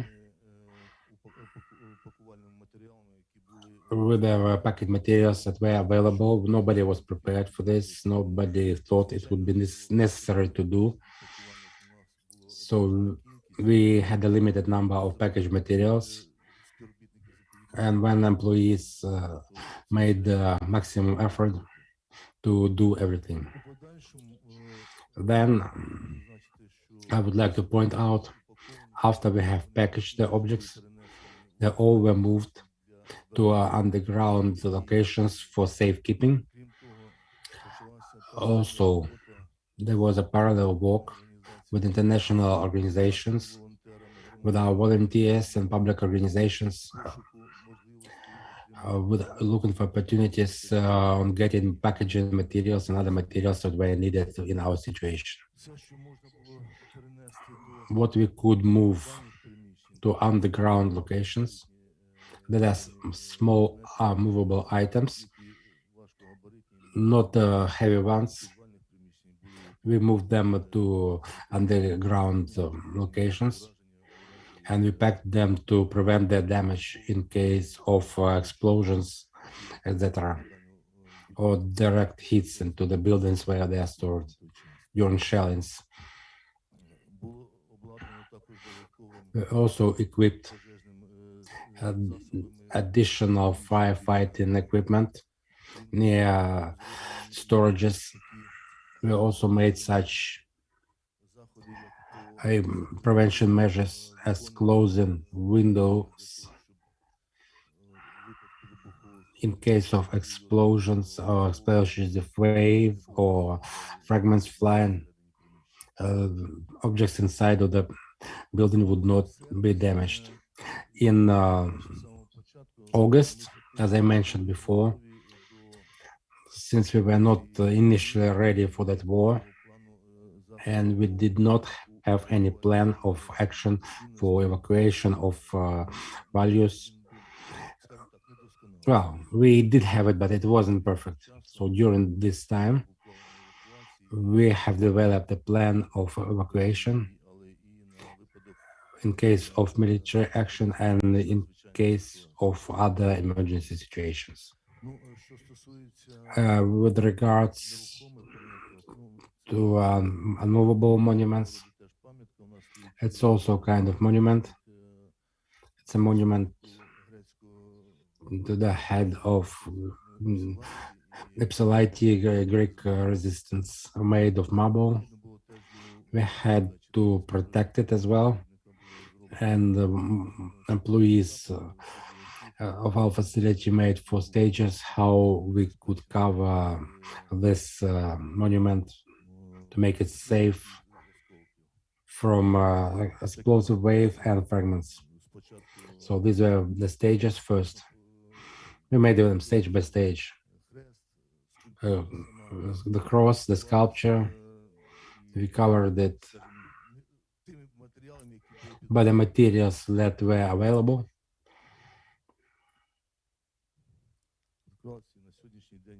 And today,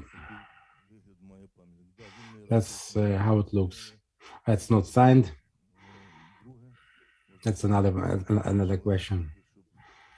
But I think we would prefer rather to take off all this protection and plus we were working with UNESCO. We received certain recommendations And in March, on key objects of our monument, we made blue shield emblems according to the conventions of 1954. All the objects in our historical sites were marked by this sign, blue shield. As I said, we have spoken to international organizations, non-government organizations, volunteer organizations in Ukraine, and we began to receive a huge help in packaging materials with equipment, fire extinguishers. We received a huge number of these materials. At first, we shared them with the museums that were located on the territory of our historical site. Then we gave some to other museums in Ukraine. Most of them received aid that came to our facility. We became some kind of hub for humanitarian aid.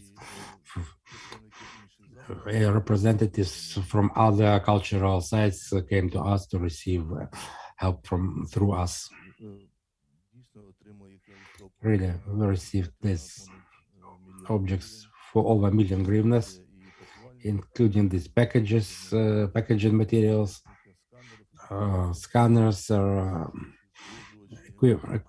drying equipment, humidity control, generators for providing power.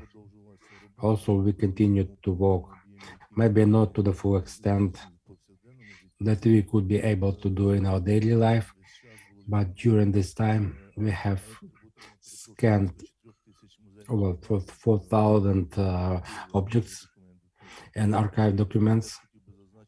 I also want to point out that even in case of damage of object of cultural inheritance, if we don't have proper documentations it will be very hard to restore the monument. So that's also part of our work.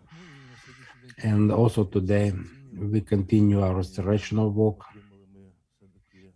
We received, I wanted to point out, in the beginning of the year,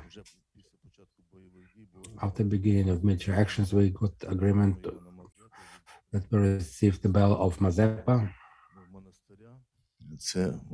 from the monastery, one of the oldest bells in Kiev, Mazepa bell, 500 kilograms. It's 1673. And today we are working on its restoration. And I hope once we finish restoring with the tower, we can put it there. Thank you for your attention. I would like to say a few more words, if I may. One of the key questions is saving.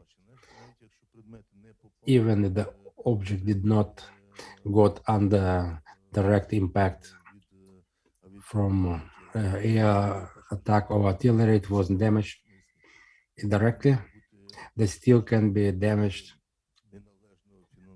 from improper financing,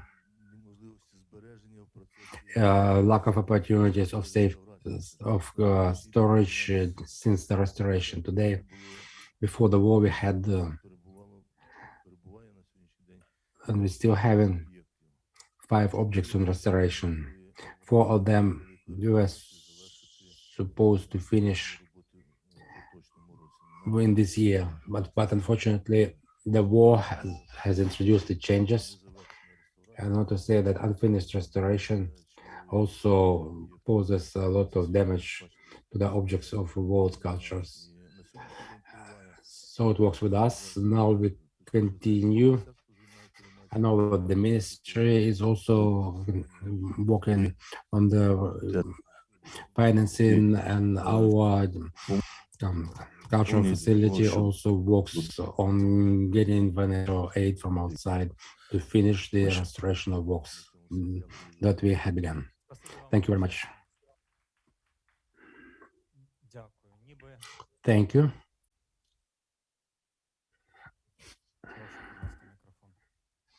This microphone.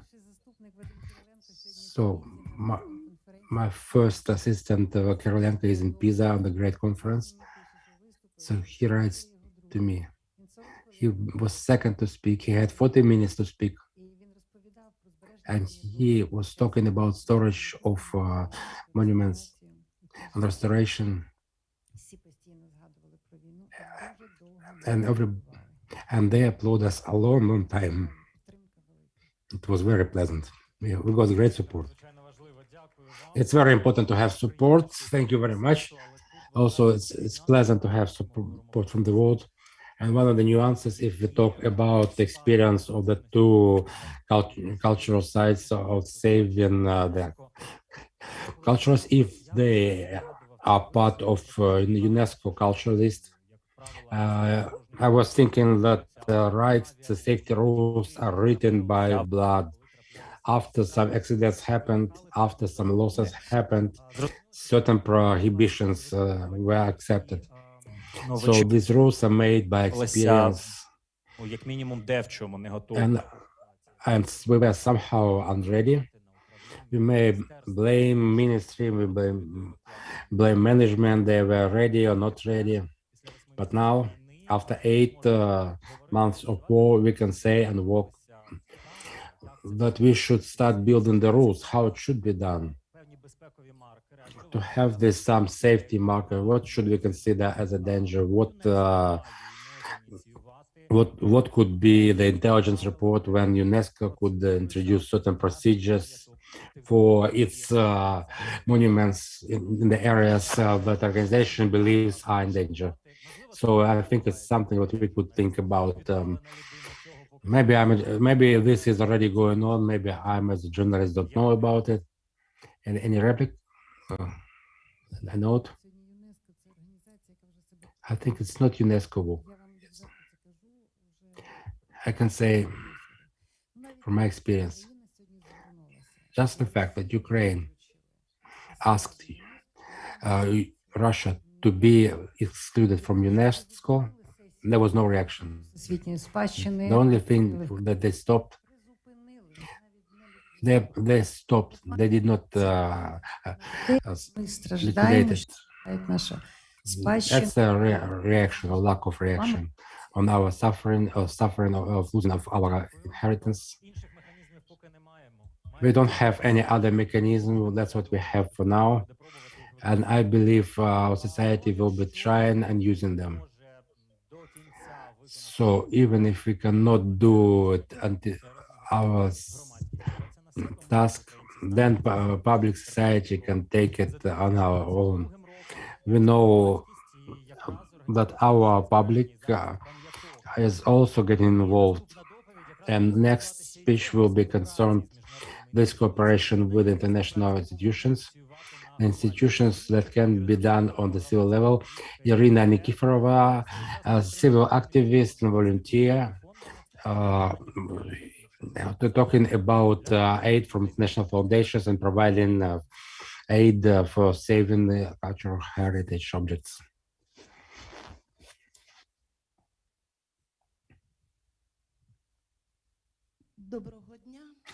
Good afternoon. Thank you for invitation. I'm very pleased to see everyone. Дуже довгий час. Я знаю, It's been a long time. дивляться. I know there are many museums. Some are joining online. Музейна братерство. I called my presentation Museum Brotherhood because it's really our brotherhood. Just a moment. So that's our partners. I will not name all of them. Also from Germany. From the very beginning of the full-scale aggression from Russia, of the first bombings, it became clear the enemy wouldn't stop. Even after leveling all the Ukrainian cities and little villages, after destroying all the infrastructure of our country, the key goal and dream of the Kremlin dictator is destroying of our state, destroying of its national uniqueness and identity, in destroying the genetic code of Ukrainian nation. Now, we've been talking about it before. That's an actual threat. Now, a few examples of this destruction of our museums, of our collections, of our inheritance. Чому українські музеї Museums and war. виявились не Why готові? Ukrainian museums were not ready Ну, for це attack насправді from the enemy. That's my personal lyrics. You can argue. вже в перші дні повномасштабного Since the first days of the full-scale invasions, it became clear that museums and museum facilities that were on the front line were not prepared for the attack of the enemy. Why did it happen like that? перше, First, повторюсь, це I will repeat myself. It's my personal opinion. First, that's absence of the approved mechanism, step-by-step instruction on how to act in conditions of urgent evacuation. And lack of coordination of central and local authorities in the area of protection of cultural inheritance. Third, absence of packaged materials and containers for storing and transporting of the museum collections in case of urgent evacuation. Four, absence of means of fire protection, of fire extinguishers, п'яте це людський and other фактор. На жаль, ми знаємо materials. дуже такі прикрі приклади We already had such призвели sad до examples нації та до that втрати. led to ruination and loss of collection.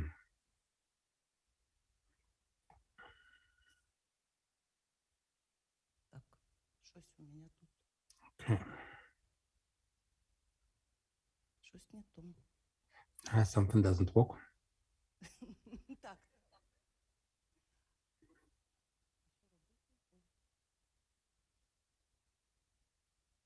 Бо я ж гуманітарій. Oh, I'm a humanitarian person. Все. That's it? Це щось таке, знаєте. Okay, you know, something, Ну, як декілька прикладів. just a few examples. Так, щось воно Can повторіння, мабуть. just, okay. Just repeats itself. Ага. А таке ж кажу я. Ага, таке ж. Ага. Ну, так, інструкція нужна. Так, Маріуполь. So Mariupol, Russian military have taken away from local Всі цінні historical and art museums all items, including original paintings of Kuinji and Evazovsky. That's how the buildings look зовні now, і всередині. outside and inside. Краєзнавчий музей. That's a historical museum. Музей Марії Примаченко. That's Primachenko Artist Museum, unfortunately. I wonder, did they have fire extinguishers? That's how it looked now. Now you can see the 3D tour. That's what you have. That's Chernihiv Museum of Ukrainian Ancient Times. Akhterka local historical museums. 9 meters from the building, a vacuum bomb exploded, and now it looks like this. Ну і так далі. And so on.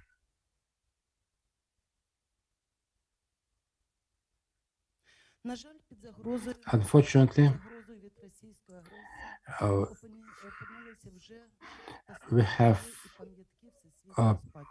some of the monuments of the World Heritage were already damaged, and some of those are in the list of UNESCO. That's historical center of Річний центр і порт Одеси. churches, Це historical center in історико-археологічний Port of заповідник Odessa. That's historical Була. archaeological monument. на біосфері Stone grave. That's natural biosphere Держкому в Харкові, ну і так далі. reserve. Askania Nova. That's Kharkov Museum. Європейська музейна спільнота не змогла би Eu- European museum community could not be calm watching barbarian actions, and in the early March we got a call from our friend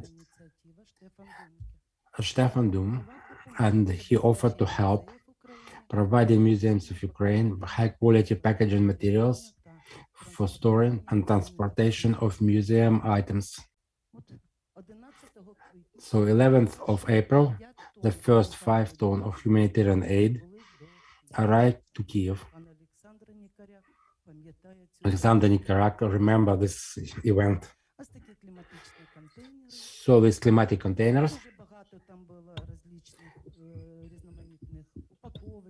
there were many packaging materials, boxes, craft anti-acid paper, stretching field, gopher box, plastic and aluminum boxes, climatic containers. були розподілені між 37 pallets were distributed among museums and resorts in Kiev. нашим музеєм, All this was given to our museum Національний музеєм історії Німеччини. Тільки from вдумайтесь. National Museum of History of Germany. Just one museum gave 5 tons from their storage. So these are materials. In March, more than 30 museums and art galleries of Germany, Netherlands, Austria, Denmark, and other countries of Europe for coordination. In Germany, they created a society, Ukraine Art Center, center to aid Ukrainian art facilities. Here are some of the pictures. In July, the center was able to receive finance from the government of Germany, from Federal Department of Culture and Information, which allowed us to buy more expensive materials and equipment, generators, climatic control systems, dryers, and hydrometers and others, with high quality instruments. And in 6 months, just to Kiev, we received За 6 місяців тільки до Києва. for 6 months, just to Kiev, we received 16 shipments, 15-20 ton trucks and one Також вантажі відправляються до That's 150 tons. Also, there are also shipments to Lvov, Odessa, and Chernivtsi. That's separate from us. That's unloading. That's railroad car. So by railroad, we received 22 climatic containers. The smallest was 250 kilograms. The biggest one, 780 kilograms. That's the process of packaging in Kiev, Pecherska, Lavra, our materials. Powerful generators and sets of instruments were sent to Donetsk, Kharkiv, Mykolaiv, Zaporizhia, Khortytsa, Izyum, Chuguyev, Balakleya, and other regions. Here are the instruments. Also, all this were received the museums in Kiev who suffered from missiles of the enemy, and also National Reserve. Okay. In general, 35 museums received aid because of charitable donations. What let Stefan Domke received in Germany. We were able to send the materials and equipment to different regions of Ukraine. We provided aid for Sumy, Poltava, Chernihiv, Kharkiv, Donetsk regions,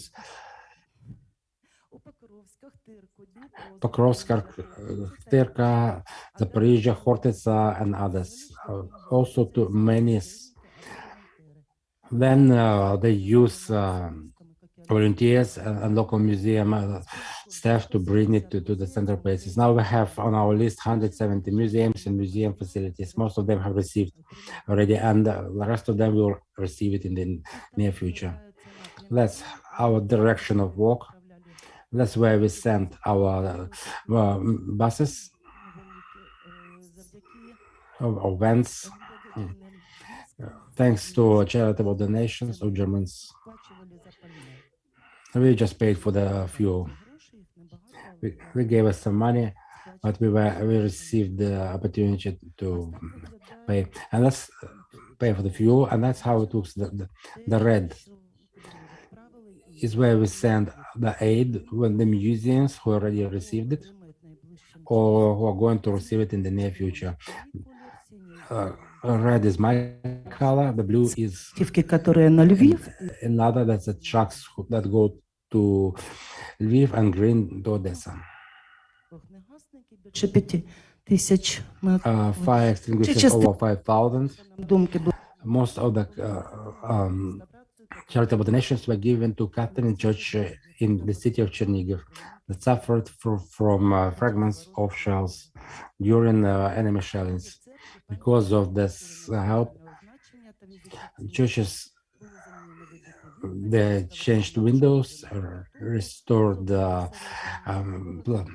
walls, and also changed the tiles around it. So that's on that's before and after restoration. That's on charitable donations. Plus, by our partners from Germany, was agreed to finance for 2 big-scale projects, restorations of the Golden Gates. That's part of the Sofia National Reserve. So it's covering of the anti-fire and including installation of sun batteries in Kyiv-Pечерska Lavra. So you see, we have the first tranches already there. Both projects have received all coordinations, all improvements, and will be realized by the end of this year.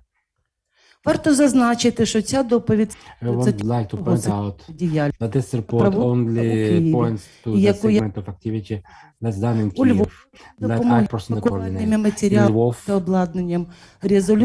they also kept for with package materials. They also rely on a project connected with digitalization of archives and rescanning Scaron, which adds additional dimension for storing information against ruination or destruction. And in the end, I would like to express my personal opinion. Possibly, if our museums, especially in the areas close to Russia, had at least the 10th part of these materials and would receive orders of an evacuation in time, we would avoid many of those terrible losses. And museums of Donetsk would not have to dig to the ground pieces from their museum. And all the Kyiv gold would remain in Ukraine, as well as pictures of Ivazovsky and Kuinji and many others. I would like to thank everybody who helps me in this activity. That's National Reserves, Sofia Kiyevska and Kyiv-Pечерska Lavra, National Museum of Architecture in Pyrogova, Museum Crisis Center, Department of the Protection of Cultural Inheritance, the Kyiv City Administration, and others. But also like to underline that all coordinators of this project in Ukraine are doing this work on volunteer basis. So without payment. Just I have to stop you for 1 minute. Some people can hear, some paid attention or not. Now we received air alarm signal. You know the rules that I pointed a bit before. If you think it's better for you to go to shelter and continue to listen to the conference, you can do it. There are people who can show you the way, or you can follow the sign. If you are ready to rely on the strength of the ancient walls of this building, but for you, even if you have, I would not let you go from this platform. I have some surprise. Alexander, Alexander Dikorak. Irina, I would like to thank you from the Society of Protection of Heritage. I know how much you have done for protection and how much aid you have transferred to our museums, and we have gave a lot for protection of our monuments from the city Kyiv administration, Department of Kyivstat. I would like to thank you for your aid of the city during full-scale Russian invasion. Департамент охорони культурної спадщини. Ми хочемо вам Department of the Protection of Culture. We will give you order of St. Michael's Monastery. That's for you. Thank you.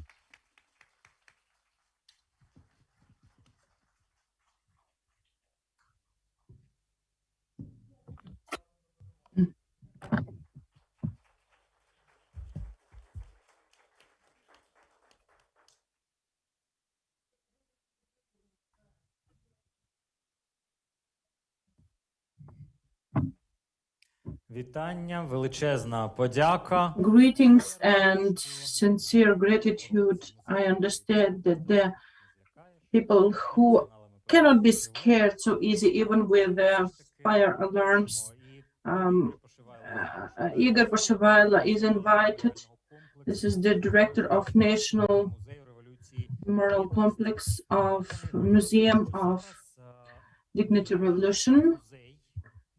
I understand that the museum, its scales of the exposition, historic field of the exposition, which covers, is rethought in the period of war, because you appeared in the zone of re-evaluation, which Ukrainian society survives, and you document and collect proofs of war, the evidences, and this so-called Soviet rooster is in your collection. So what is happening with the museum collection? Good day, dear visitors, dear participants. I would like not to talk about the Dignity Revolution, but how we react on the situation which had happened with the full-scale invasion into Ukraine. It is very pleasant to see everybody, and was mentioned, but we more often take part in international conferences and discuss how to preserve heritage in under the martial law and in war conditions, in order to do some highlights and share your personal experience. I'm very grateful to the organizer for such opportunities. I will talk about the initiative. I will not talk a lot. It was mentioned a lot. There was lots of general information. The scales of losses are huge, and these official statistics, which we see at the Ministry of Culture website or in the European origins, for example, with UNESCO data, it is very much reduced and the criteria are different, but it's not calculated till the end, deoccupying, freeing the territories. We see the barbarian facts of destroying of our cultural heritage. The vast majority of the institutions, we were thinking how to preserve the buildings, the collections. We wanted to help everybody, so the Museum of Maidan and Tustan non-governmental organizations are not burdened with the presence of historical buildings. United, we started initiative which was called Initiative Heritage Emergency Response Initiative. It's HERI acronym, which was mentioned by our partners. And our actions are the opportunity to give answer to simple question. How to help you? It was the question from the colleagues abroad, from the partnership institutions and from abroad organizations. It was a not a very difficult question. So our initiative, what we created, we did research analysis of the needs and the places. We created the questionnaire and sent it throughout Ukraine. There was different attitude to this questionnaire. There were times when they were suspicious about why do we need such precise data. In the United States, from the very first days of the war, there was Sputnik satellite laboratory at Virginia Museum, and they were asking us to provide coordinates of the most threatened objects of cultural heritage so that they will be able, with the help of satellite monitoring, to see the situation. It was very actual, especially for the museums which were located at the border, where the warfare was lasting, especially in Donetsk, Lugansk. Our colleagues didn't have an opportunity to evacuate collections which were packed, ready for evacuation, because they were standing on the threshold of the 24th of February, not far from the border. So with this questionnaire, we started sending requests to the Aliyev Fund, Prince Claus Fund, and other assistance committees, such as created in Poland, and we received reaction. There were lots of initiatives at the level either of individual, the institution was assisting another institution or helping a museum. We were dealing with lots of unions, for example, e-commerce. Institutions, organizations were uniting and helping Ukraine. And the first need were the packaging materials. They were, sooner or later, all requests were satisfied, and Irina said, told about it in details. And with the provision of packaging materials and also protective equipment, we speak about climate systems. We have new terminology of which the institutions didn't think that they will have. Coordination was another issue because lots of international institutions were paying attention, and Aliyev Fund was working. We heard 160 organization statistics, also working with Ministry of Culture, working with our headquarters. So we had to coordinate our activities. And these are the materials, separate story. We saw types of climatic objects, and we are collecting these stickers at the packaging materials because sometimes it will be the object of expositions.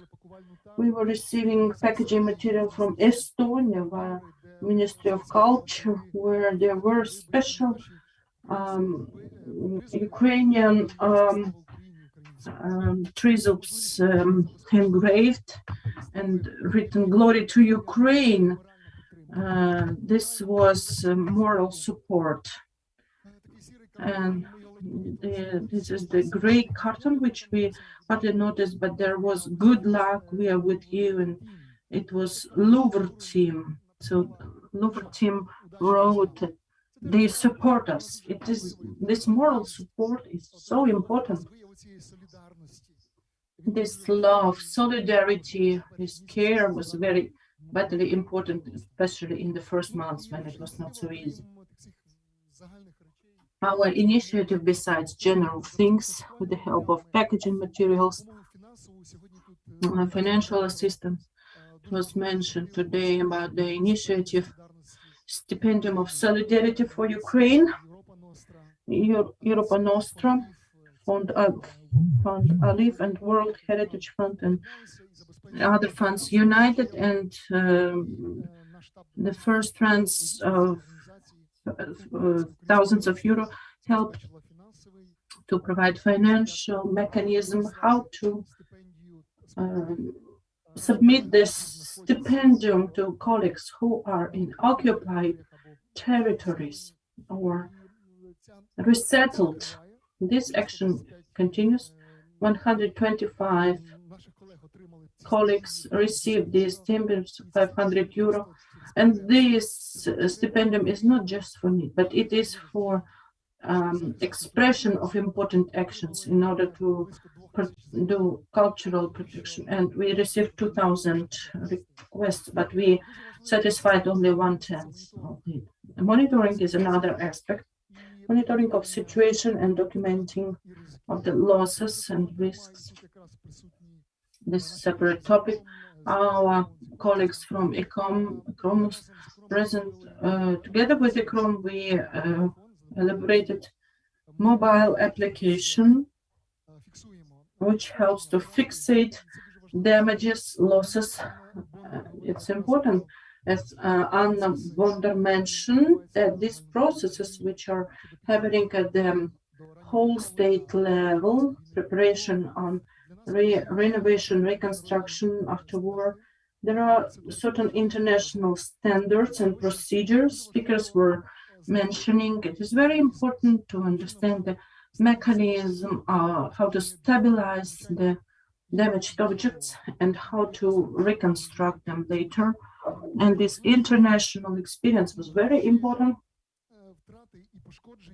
Documenting the losses, the damages, we fix the crimes, and with the help of our colleagues, we hope this will be the facts and evidences for international tribunals to compensate, reimburse the costs, damages. We have close cooperation with National Police, Prosecutor's Office, and Security Service of Ukraine. We work together. This is the opportunity to share our resources, divide them, and the law enforcement authorities have legally fixed procedures, and they have legal action which our volunteer and international institution standards for Ukraine as for the state have no certain influence. A lot of resources are made for our expeditions. These are the questions of approval, resources, financial, human resources. So all these things, documentation with the outcomes, priorities, which are built based on the conclusions of the engineers and constructors, what should be done for restoration of the building. So this huge sphere, which needs general discussion at the round table of the parliament members and the representatives of ministries and departments of culture, and the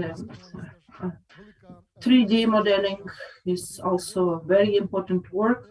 We had several volunteers, Manuel Durand, it's a French citizen living in Switzerland, who was helping 3D modeling and laser scanning.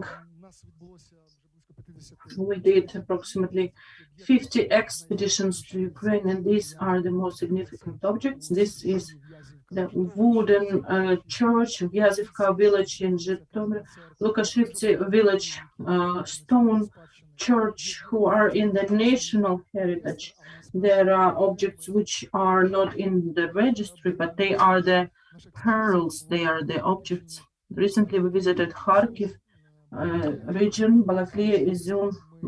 In some villages we were fixing churches which are not in the list of damaged objects, and this work is very important. We would like to more actively invite regional points, volunteers, experts who could force mobile groups.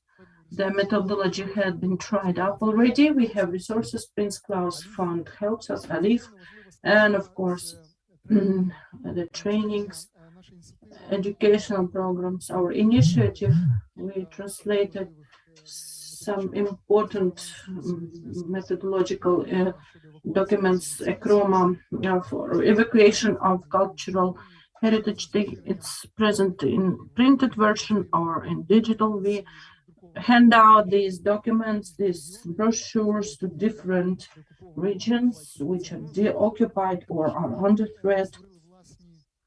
We also created our instructions, our guidelines based on needs. We talk a lot about, as Isabel was saying, they created the instruction which we will share very soon about the fire extinguishing of wooden objects. There are things which we had lots of requests regarding legal aspects of behavior, models of behavior during the occupation. We were asked what to do.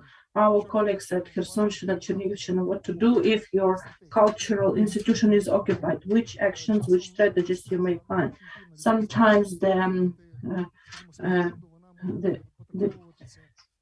desire to compensate maybe as considered as state treason.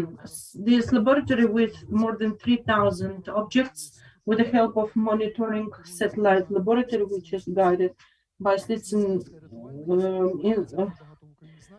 initiative and institute. They closely cooperate with the Ministry of Culture.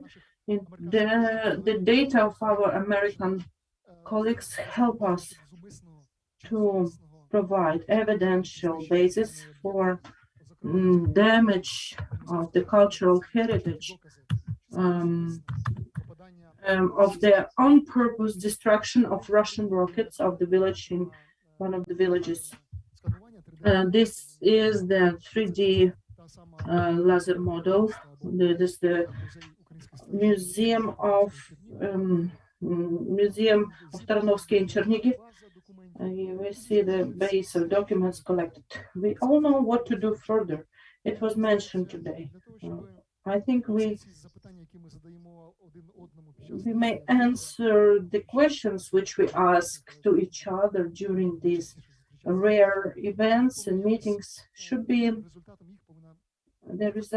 should result in certain mechanism elaboration, both in vertical and horizontal vector. We work with national system creation of fast reaction of heritage protection in emergency situations. This should be an independent initiative which the state after approbation and involvement of each of us can become the basis model, which will be at the state national scale used. You see the harmonization of Ukrainian legislation with European, taking into consideration our aspirations for EU membership. We need direct plan of actions, communication and coordination of our efforts.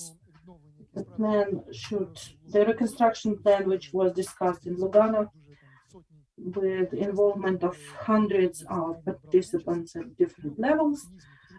We should find mechanisms and involvement of experts in the sphere of cultural heritage, urban planners, architects, as our Polish colleague reported, and the cultural heritage workers. We will be happy to cooperate with each of you, with the institutions. We see our mailing address and Facebook page. You may. I'm grateful for your attention. It's very important that each of us does his important work, and this work is for our cultural identity, historical memory, and our habits and customs. And this is not only for past, but also for our current moment and future. Each of us is keeping its front, and I'm very grateful to each of you what had been done by each of you at your place. Let's unite even more closer, and glory to Ukraine. Glory to heroes. Regarding the last point of harmonization of legislation, in some report there was There will be European money for the further. It's not the only reason. The European legislation. So we should react and with our situation, with our landmarks, and this harmonization is happening. Lots of museum workers work here, preserving museums. Lots of museum workers are abroad, and they work for the sake of their institutions abroad. And this harmonization and experience exchange will be in favor for benefiting Ukrainian Cultural Heritage Center. And thank you very much. And we will talk more about another sphere, which may be not so noticeable. We may not pay attention to it so often, only if specialists pay attention to it. Too deep, the work comes into the body of the Ukrainian world. Vyacheslav Baranov, the scientist of the Institute of Archaeology and the director of our Archaeological Institute, Ms. Sinchuk, I give the floor to you. So we will talk about the challenges of war, which Ukrainian ideology sees nowadays. Katerina started her presentation. Saying it's a time for reflection. I think any time is a time for reflection. We'll be thinking about modern state and future of our development of archaeological science.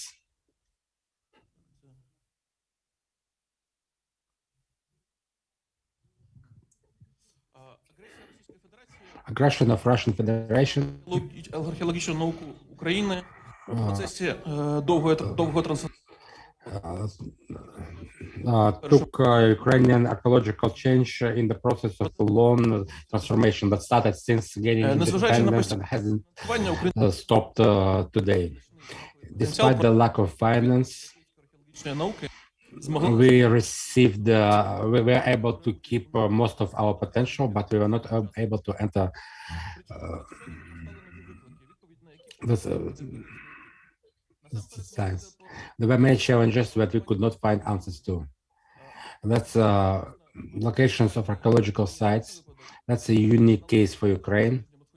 I know ecology, there was analogy in Egypt and the Middle East. Almost all populational village were plundered in the site. What you can see over here is excavation site that was dropped completely. In 3 years, we were not able to register a single burial place that was not salvaged.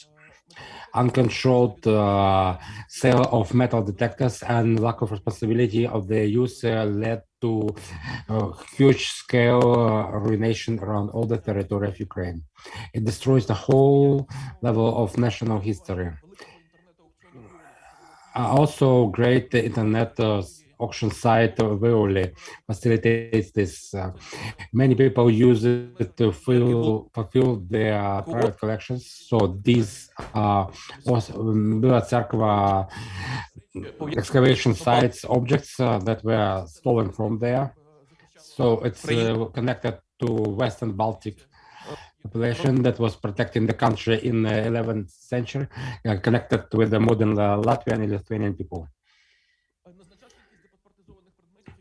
Many people unpassported objects that lost, only a few of them get to the museums. Also, we have great damage from construction that are made on the archaeological sites that are known or not known. Also, lack of documentations for most of the archaeological sites, and lack. In Poland, we have 6,000 specialists, but in Ukraine, not more than 500. And it continually decreases. It's decreasing. Also, we don't have the archaeological cadastre that was developed in Poland. These factors lead us to losing archaeological sites all around Ukraine. On the territory of the upper city of Kiev, the Sitini Strait, they partially destroyed the burial place. It's good that they came to us and we made a walk. So we may actually find archaeological objects on very little depth, especially in historical sites. We should have continuous work. Another big problem that we have before Ukrainian archaeologists is the lack of organization. State and granting organization that would provide finance. That stopped from constant development. Until the 24th of February, Ukrainian archaeological science continued to stay in transformational stage. When it comes to scientific research, that the ancient city site that is very important for understanding forming of Ukrainians and all Slav nations that has not been researched since 1999, and with the help of volunteers we were able to start to reopen research, but this year we had to stop the research again, even though it's research of great importance for our understanding of our identity, where we came from and where we're going. 24th of February, Russian Federation started a colonial war against Ukraine. The military action take place also in the places where archaeological sites are located. They use bombing from aviation and heavy artillery. It leads to new tasks before Ukrainian archaeology, which is critically important for Ukrainian inheritance and the worldwide inheritance. Also, we can see what's going on with the archaeological sites in the areas of conflict. The cultural layer is destroyed in many sites because of the work of artillery. Also, it's very important to create complex monitoring system that would unite joint efforts of scientific archaeological societies that would include law enforcement bodies and military. And we can continue research on the territories only with the help of military. But also we need to use professional archaeologists to determine the scale of damage. We can use modern technologies to assess the scale of damage. Satellite systems and digital information systems. Here we can see here, okay, these are locations where we have access, but only in presence with the special representatives. Обробки та аналізу інформації з даними за допомогою цивільних. Okay, so we can традиційними способами обстеження. We can combine data, research data taken from civil drones. For example, how can we use drones to fix the robbery? Like, it's not a war site, but it's a robbery. So we can see the ruination with the help of drone. Another important task, which is before us, is intensification of creating documentation of archaeological sites. It requires combining efforts of archaeologists and law enforcement bodies. Most of the archaeologists, who we know, they have at best they have Soviet Union style documentation, but in many cases they don't have any documentation at all. And other goals are much further reaching, but we can consider them for the future. First of our main task is to create archaeological cadastre like the one that was created in Poland. We don't know how much archaeology is in Ukraine. It could be hundreds of thousands, but constant work and creating documentation will give new impulse to all archaeological science of Ukraine. It will help to create new registries on sites that will be always updated. It will help to increase number of professional archaeologists, at least to the level that developed in Poland. It requires statewide decisions, and it also required state involvement to prevent nationwide plundering of archaeological sites. Before the war, we finally moved it, but we need to continue it. It's a high scale. It requires a lot of effort from Ukrainian and European colleagues. We're talking about wide integration of Ukrainian archaeologists to European and world scientific space. Now we have joint grant researchers. Many of our scientists have not just found a place of refuge, but also began to cooperate. Like these three people, that's the beginning of the grant project in Switzerland. European Archaeology Society made a conference. August 1st, they officially started a project that was financed Deutsche Forschungsgemeinschaft for research, including genetic research that has a lot of European specialists of the Ostrov excavation site. I believe there will be more researchers like that, and in time, all Ukrainian archaeologists this or other way will be involved in realizing a European scientific project, not only Ukrainian ones. Ukrainian archaeological science requires finishing process of transformation. It requires help from the state. It requires understanding importance of archaeology for humanitarian sphere of Ukraine. На одне-два запитання. Зараз активні бойові дії найбільше Now we have active military actions in the south part of Dnieper, part of the Zaporizhia region. So they make trenches there. In the steppe, how dangerous it is for losses. And even after the end, the second question, there should be process of demining. There will be also safety work on the same territory. How long will this process be? When archaeologists will be able to start working? Once the military action is over. Archaeologists in the north of Kiev have already begun working in the north of Kiev region. It's a very multifaceted archaeology. Many organizations are involved. We have monitoring group. Our first task is to register the current state, register the ruination that archaeological sites received in the north of Kiev region or Chernihiv region. So we started the work straight away. Well, of course, in dangerous places, it's also connected with the military administration, and it's done only in places where it's allowed. We had a proposition, and I believe it's very good.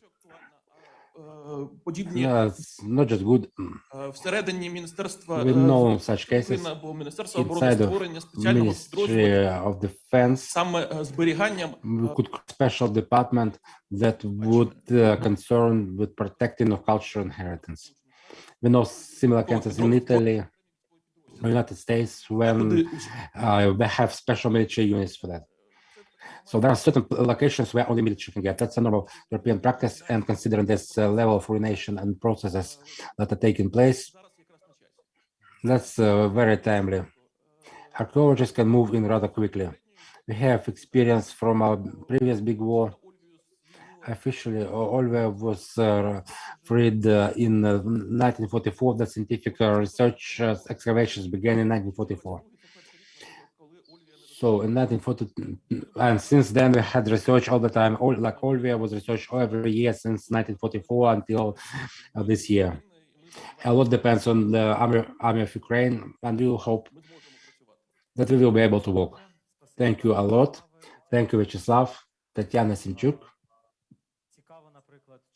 It's interesting if you have cases like military, find some historical monuments. If they if they dig out something when they have, do they find some artifacts that get to you? Thank you, Vyacheslav. Greetings to all participants of the conference. To continue about Ukrainian archaeology and challenges of today, let's talk about saving archaeological inheritance in realities.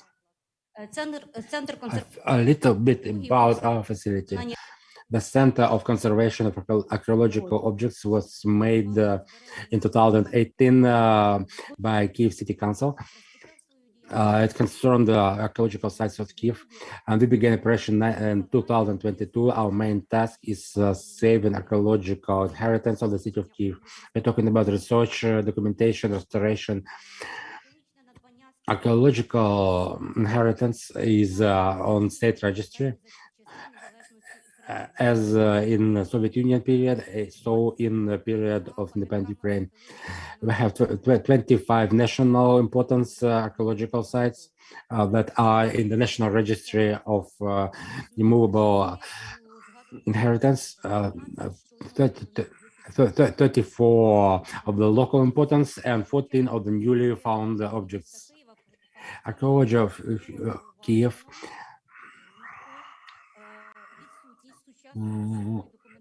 was we had detected that we do, as Vyacheslav said, we don't have modern style documentation. We need to have monitoring of the state of the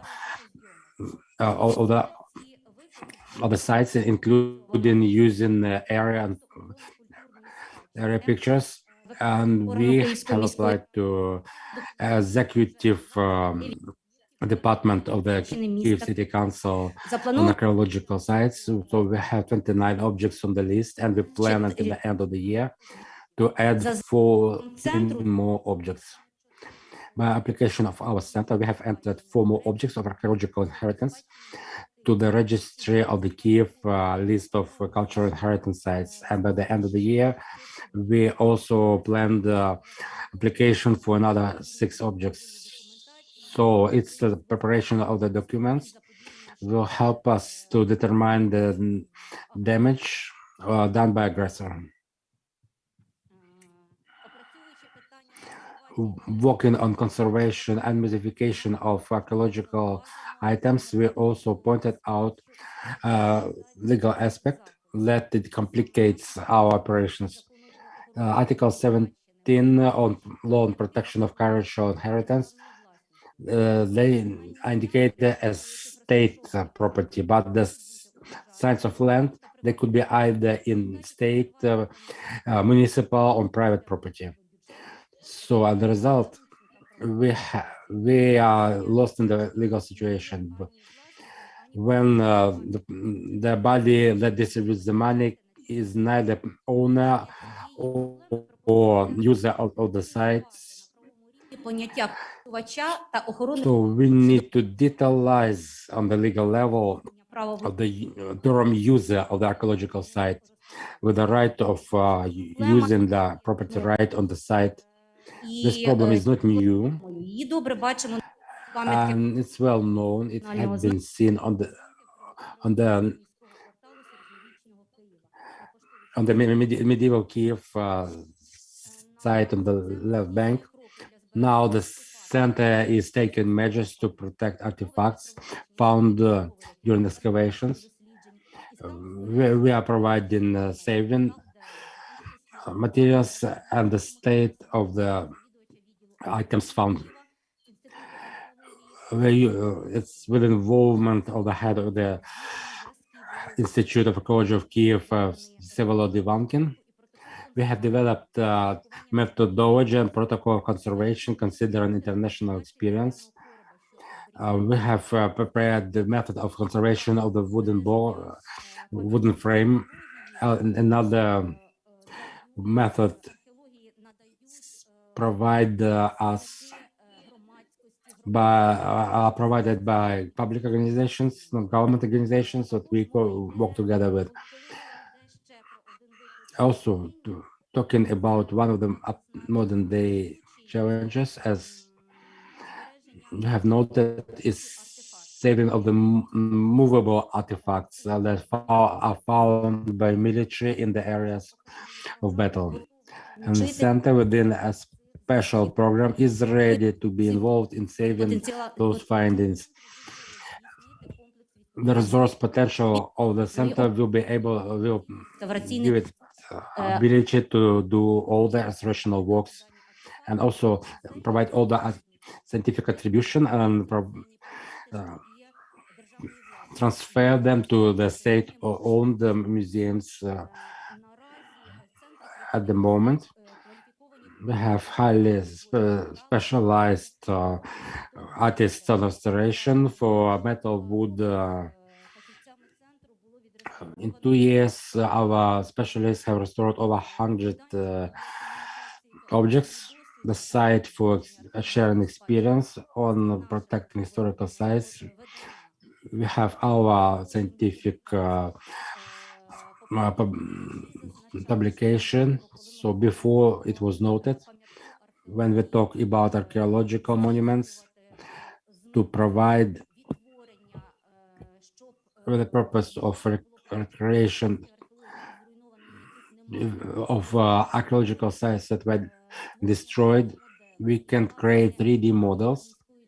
And within the framework of the City Civil program, the center will introduce one of these models of architectural monument, archaeological monument of the local importance.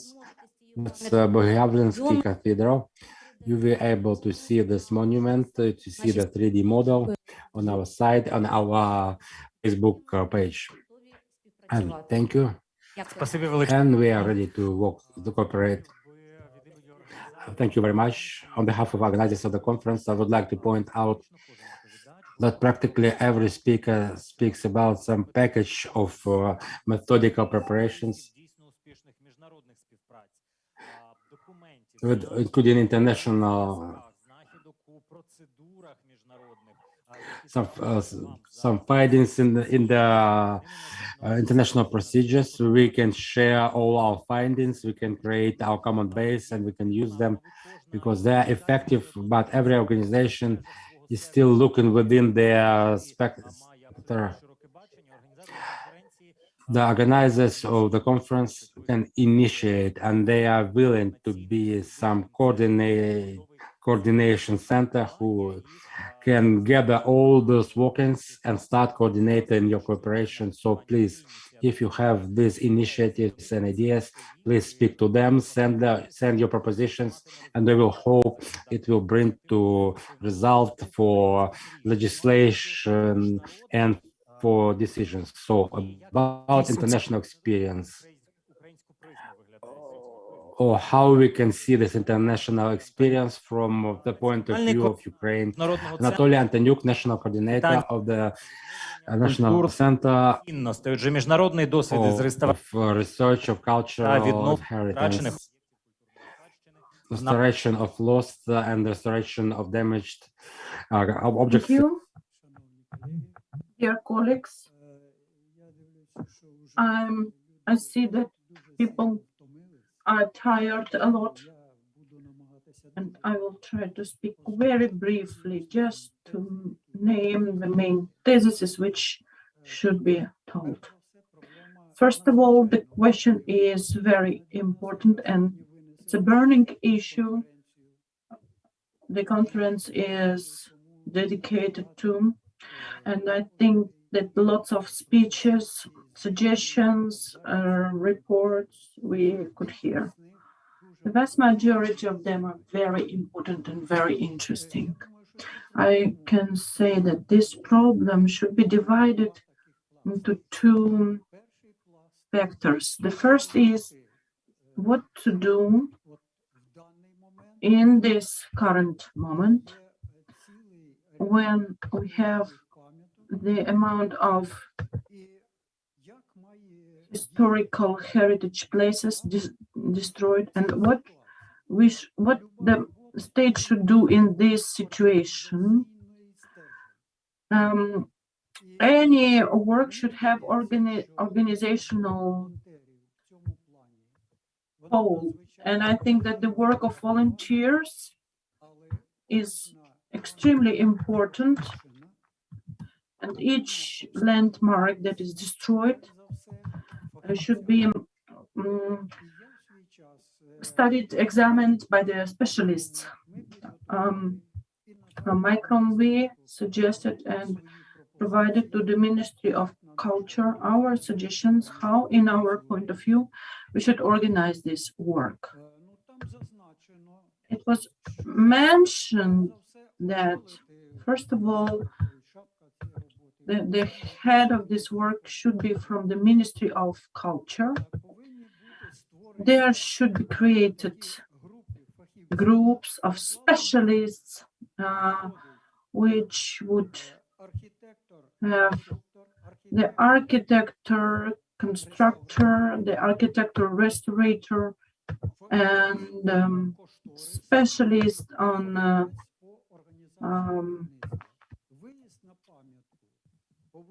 the estimated calculation documentation, and there should be the report and suggestion which anti-damaging and conservative. It's not preservation. It's not conservation. It's so we should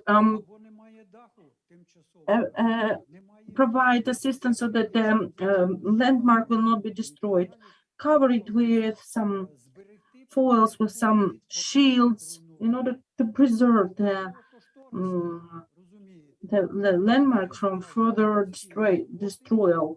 And the approximate cost of this work, and when we will accumulate such analysis, the state organ will have objective information, how many landmarks are destroyed, to which extent they are destroyed, and what amount is needed in order to preserve it until the end of the restoration of these landmarks. This is very important for the current moment, this work. The next stage is the restoration. When the war will be over, restoration will start. Ukrainian restoration had very serious school after renovating the landmarks of the Second World War. We have great experience of restoration and renovating the landmarks.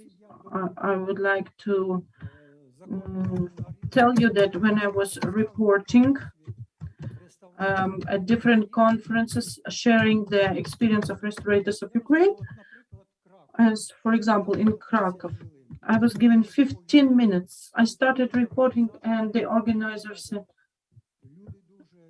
the people are very interested. We give you half an hour more. In the result, I was speaking 1 hour. There is huge influence to the experience of restoration in Ukraine. Unfortunately, it happened so that when we were doing restoration, finishing one landmark and then another, we didn't have time to write books and share our experience of restoration for the followers.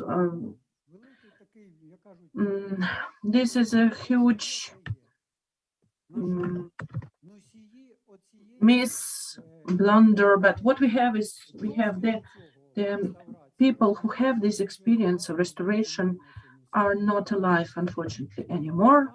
So the question of usage of the experience of restoration is extremely important.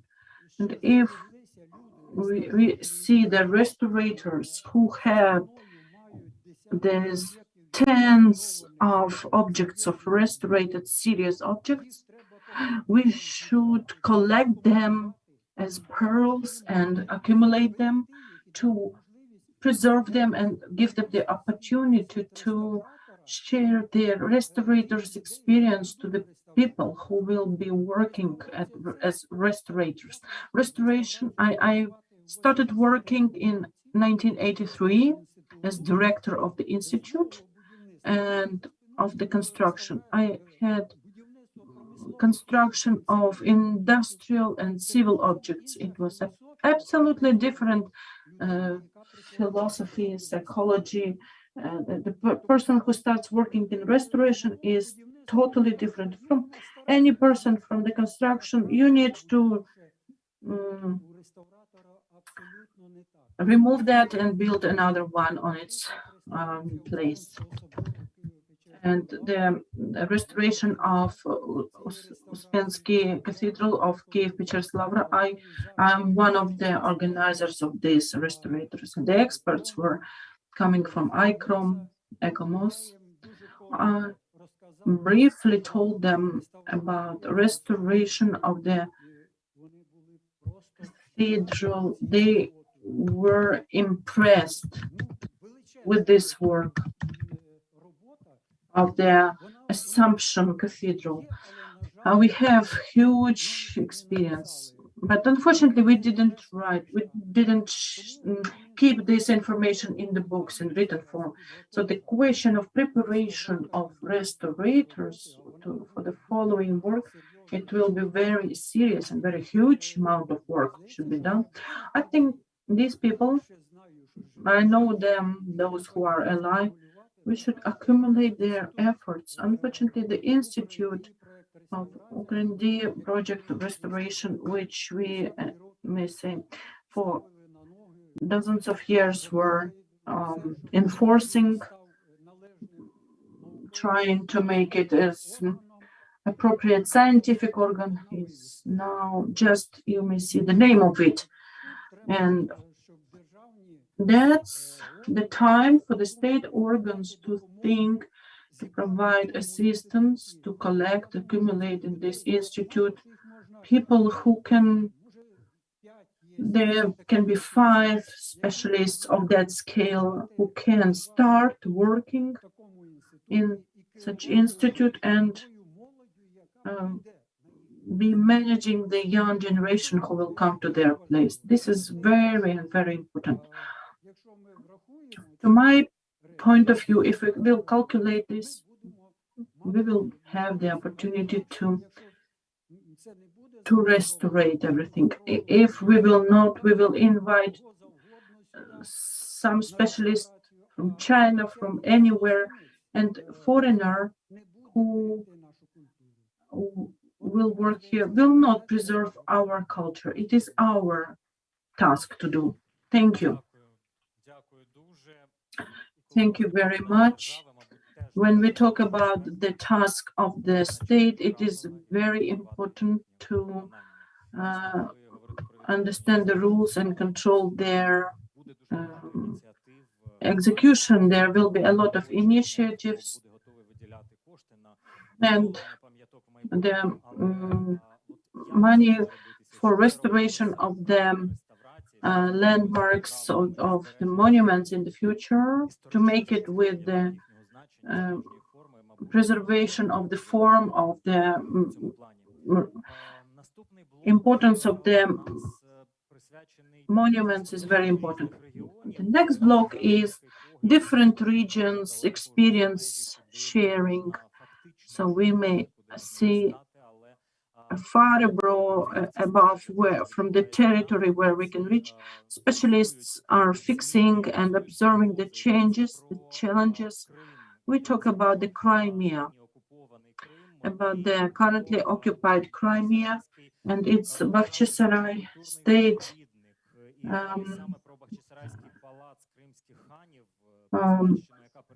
restoration place. And in the video we will see a recorded fragment. Unfortunately, we cannot communicate directly. This is not live joining. It will be preliminary prepared video of the conference from the General Director of Bakhchisarai State Historical Cultural Reserve and Mira Ablalimova. Chigos.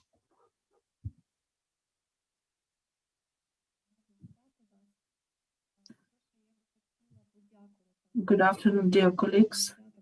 I would like to thank the organizers for creation of such topic and creation of separate panel of Crimea, because the preparation happened a long time ago, before the full-scale invasion happened.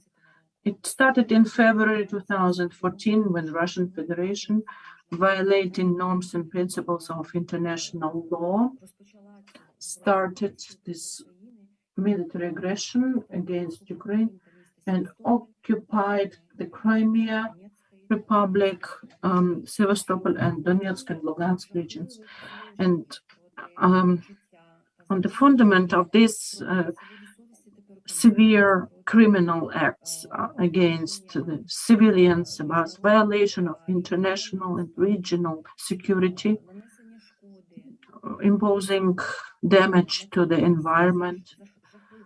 Within the framework of all these criminal activities, cultural heritage is the most vulnerable. Our work of Crimean Institute of Strategic Research with the International Fund Restoration was documenting, monitoring the objects of cultural heritage. We elaborated several methodological recommendations how to create Russian open sources, which international instruments and mechanisms of protection of cultural heritage places and other recommendations which are used by the organs and in the processes which are done currently connected with the protection of cultural heritage things. We fixed almost all list of illegal activities which were written at the Hague Convention of 1954 for protection of cultural heritage. And this, first of all, this is the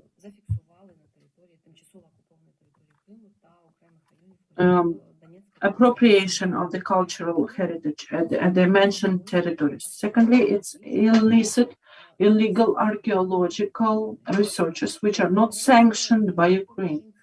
Thirdly, is resettlement of museum values to the territory of Russian Federation. And the fourth is the actions which lead to loss or partial loss of authenticity of monuments and landmarks, immovable landmarks of cultural heritage. In this context, the objects which are needing the protection very much at the territory of occupied are connected with Crimean Tatar history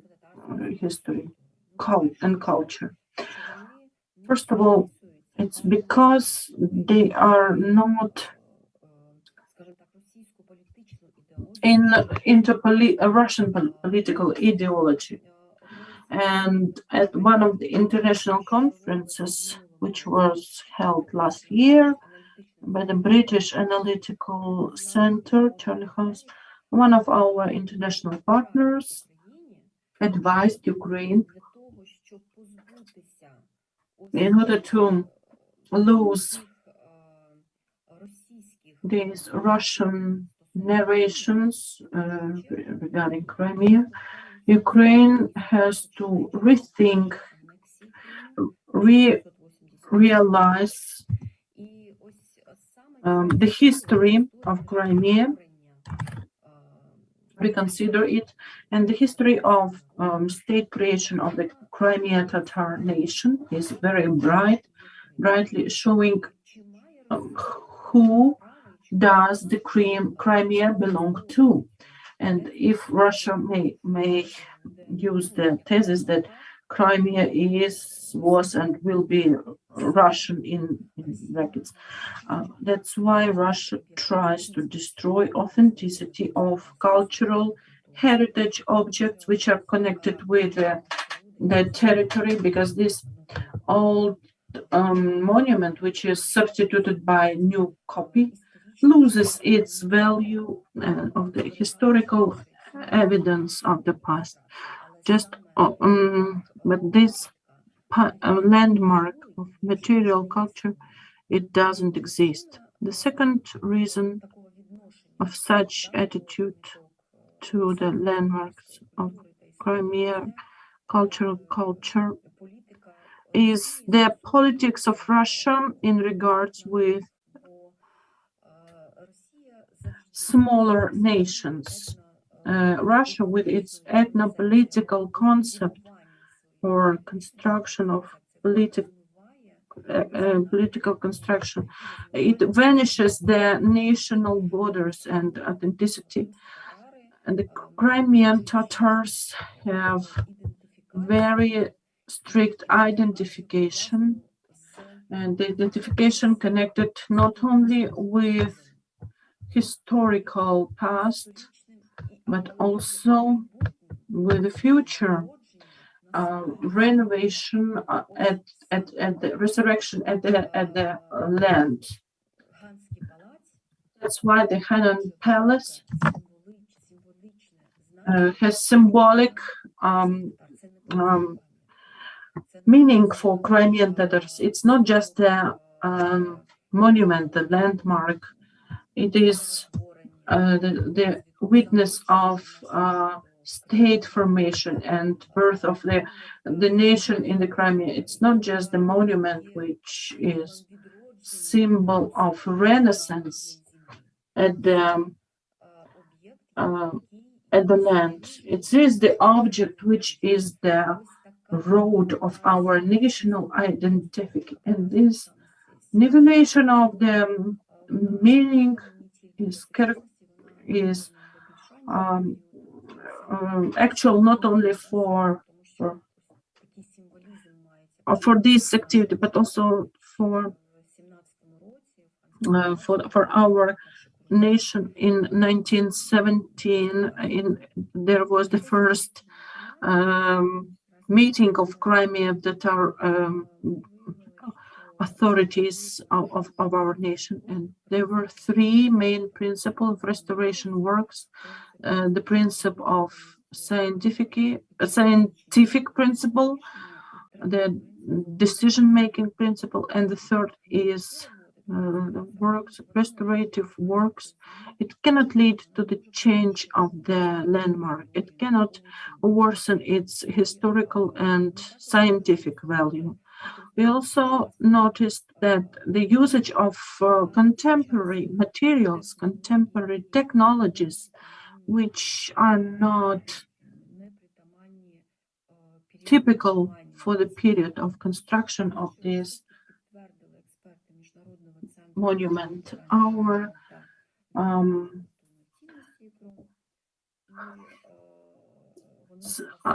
results were highlighted by the international partners, who highlighted that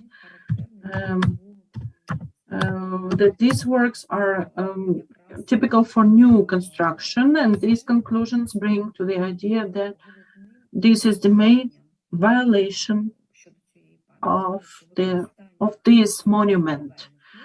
And the usage of new construction methods at the cultural heritage object, which cannot be done in terms of restoration works.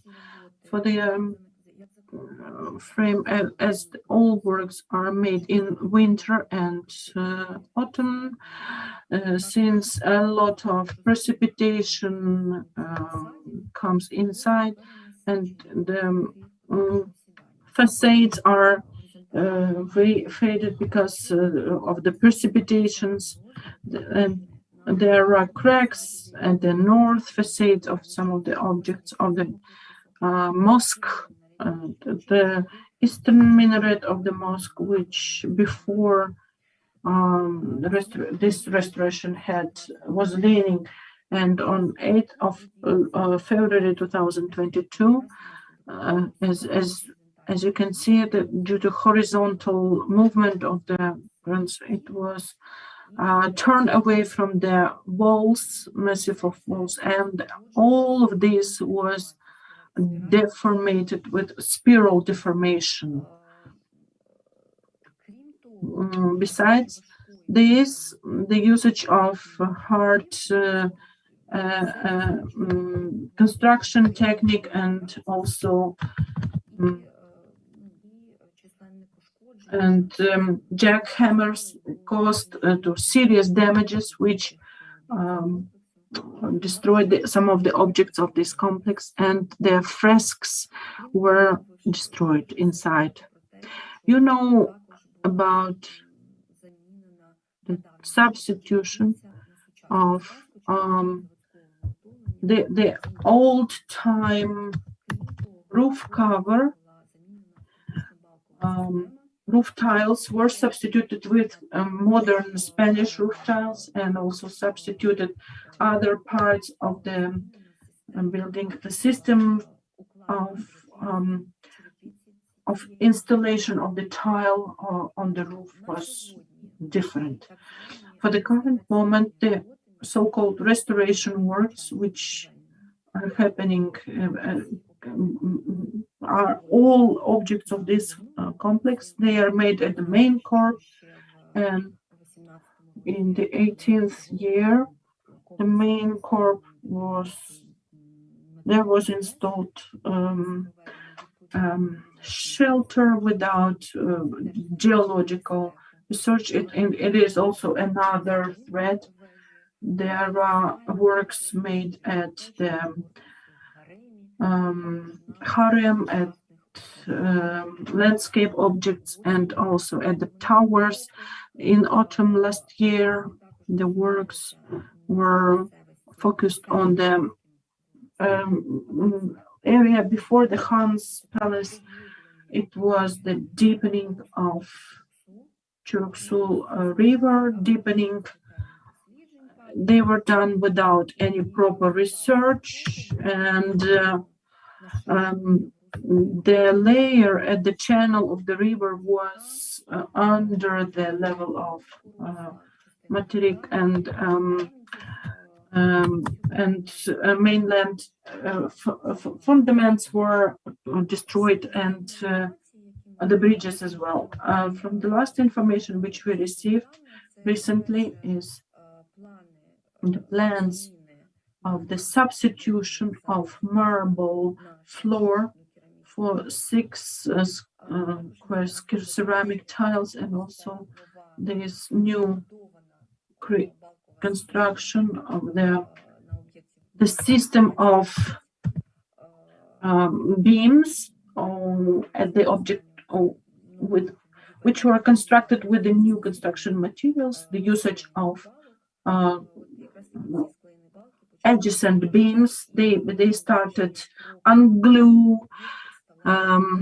They were substituted by steel collars, but this additional load and the outcomes of this work, nobody researched. That's why it also imposes certain problems and threats for this building. Of course, also the last information from the headquarters of the Armed Forces of Ukraine about the plans of evacuation of Crimea Museum. We talk about Bakhchisarai is a historic cultural reservation object, and this is one of the most big museum institutions of the Crimea, and it can also have certain negative outcomes. I also need to say that we fixed certain actions from the side of the administration of the reserve, which decontextualization of this monument and diminishing of the value of it. So, for example, so-called revitalization palace, which do not respond to the cultural or, for example, Christian celebrations at the territory of Khan Palace. They bring to new ideas, new values, new ideals. imposition and vanishing the borders and diminish the cultural identity of this monument. Scientific researchers of Russian researchers who work for regime, for political ideologies, and they create myths in order to the political ideas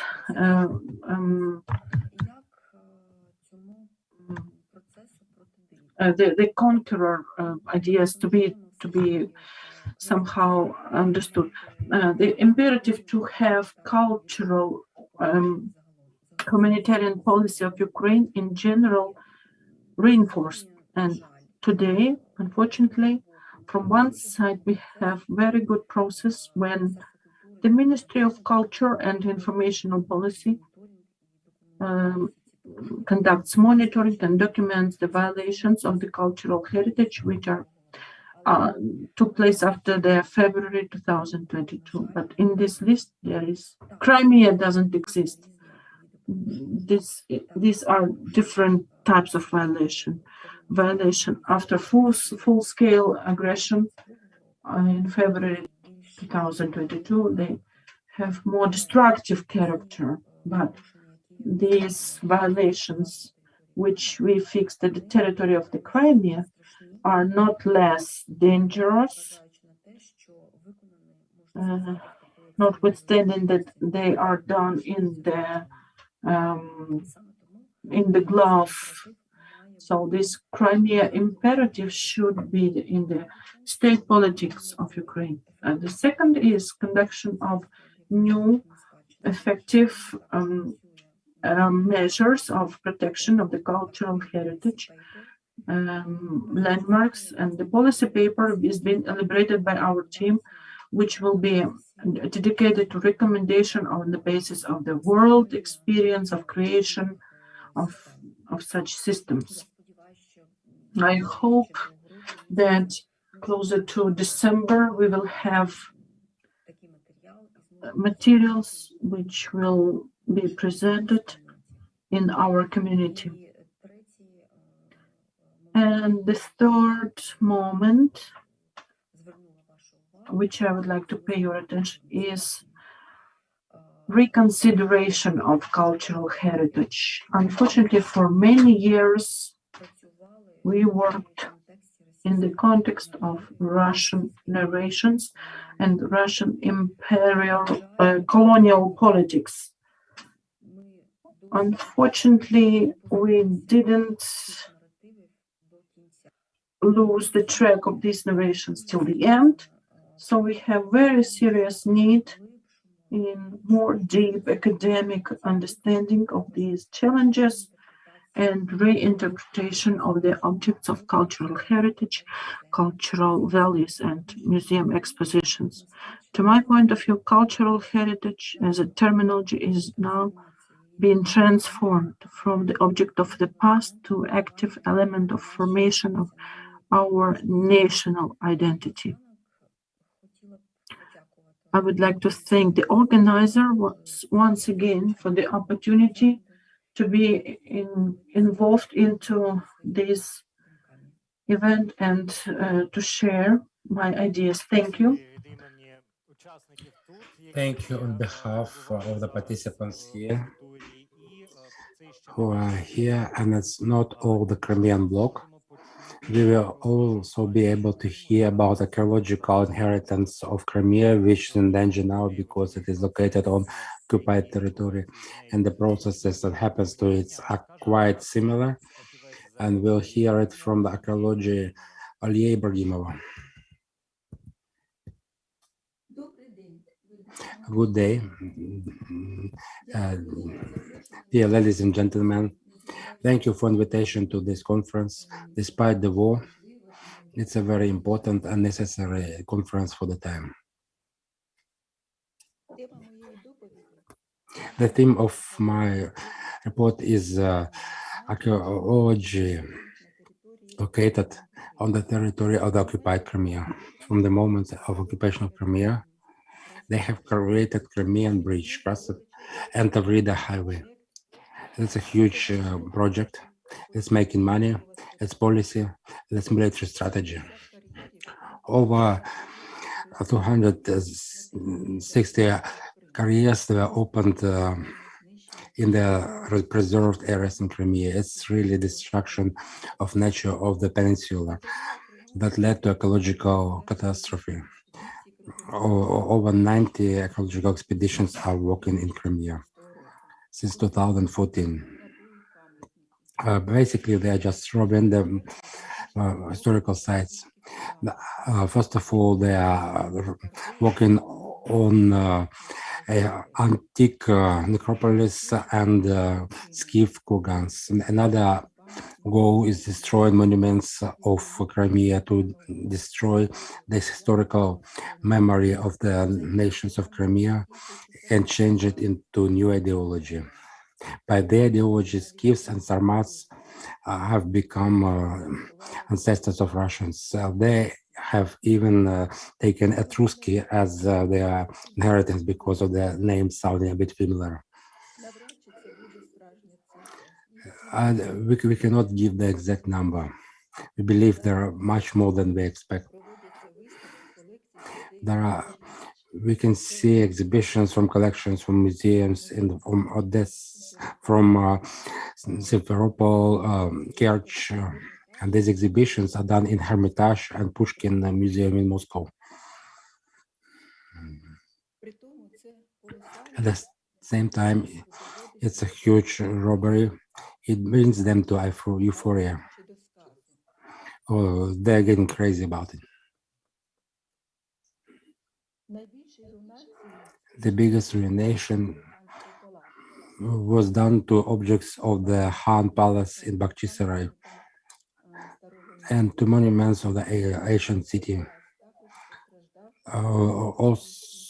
Also, the French palace was damaged by Russian restoration. We need to register everything for the purpose of restoration after the war. Russia should be responsible for everything, and they should return everything. Also, they destroyed 1,000 of cemeteries. The ruination after the Russians staying in Crimea, they have no analog. All people who were involved in this should be persecuted. We will have a lot of work after the war, but we will renew everything and we will resolve all the difficulties. About the cultural richness of all nations because of archaeological findings made during the Tavrida highway is mentioned by Russian scientists and politicians from all corners of the country. We have news about wonderful findings of Russian scientists. With world popularity received Crimean findings in the recent years after reunification of Crimea and Russia.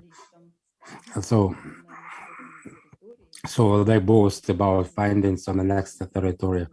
It's the head of the intelligence of Russia and the head of Russian Historical Society.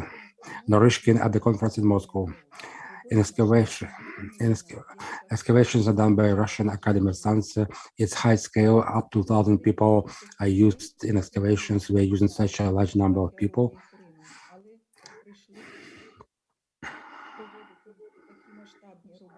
We came to do, they got the people from other regions with using different method of archaeological research that cannot be used in Crimea. And this way they're destroying the monuments they are supposed to be researching. They are involving the people who were involved in this process got under Ukrainian sanctions. And thank you for your attention. And I wish you all inspired work and glory to Ukraine. Ladies and gentlemen, I have a comment of Anatoly Antonyuk. He wants to add to his own speech with one thesis. I'm sorry, when we had two biggest difficulties on renovation. First was political. We have overcome it, but the second is to gather materials that would allow to restore the monument. Now, it's the question, if any part of our monuments would be destroyed, are they documented? If we don't have this documentation, it's practically impossible. We have no legal right to renew the monument. It's extremely important for main objects like Sophia of Kiev, Lavra Monastery, and many other monuments in Chernihiv, etc. They should have absolutely reliable documentation. That's condition number one of the International Charter for Restoration of Monuments. If you don't have it, forget it. Forget the monument is no longer existing. So you must do it. We have opportunity now. We have good enough equipment. If we were able to restore Uspensky, when we were restoring Uspensky, we did not have any equipment. We could only measure the foundations and the remains. We could not find the height. We asked our university to make thermometric calculations. We found a picture from the side of Dnieper with Uspensky.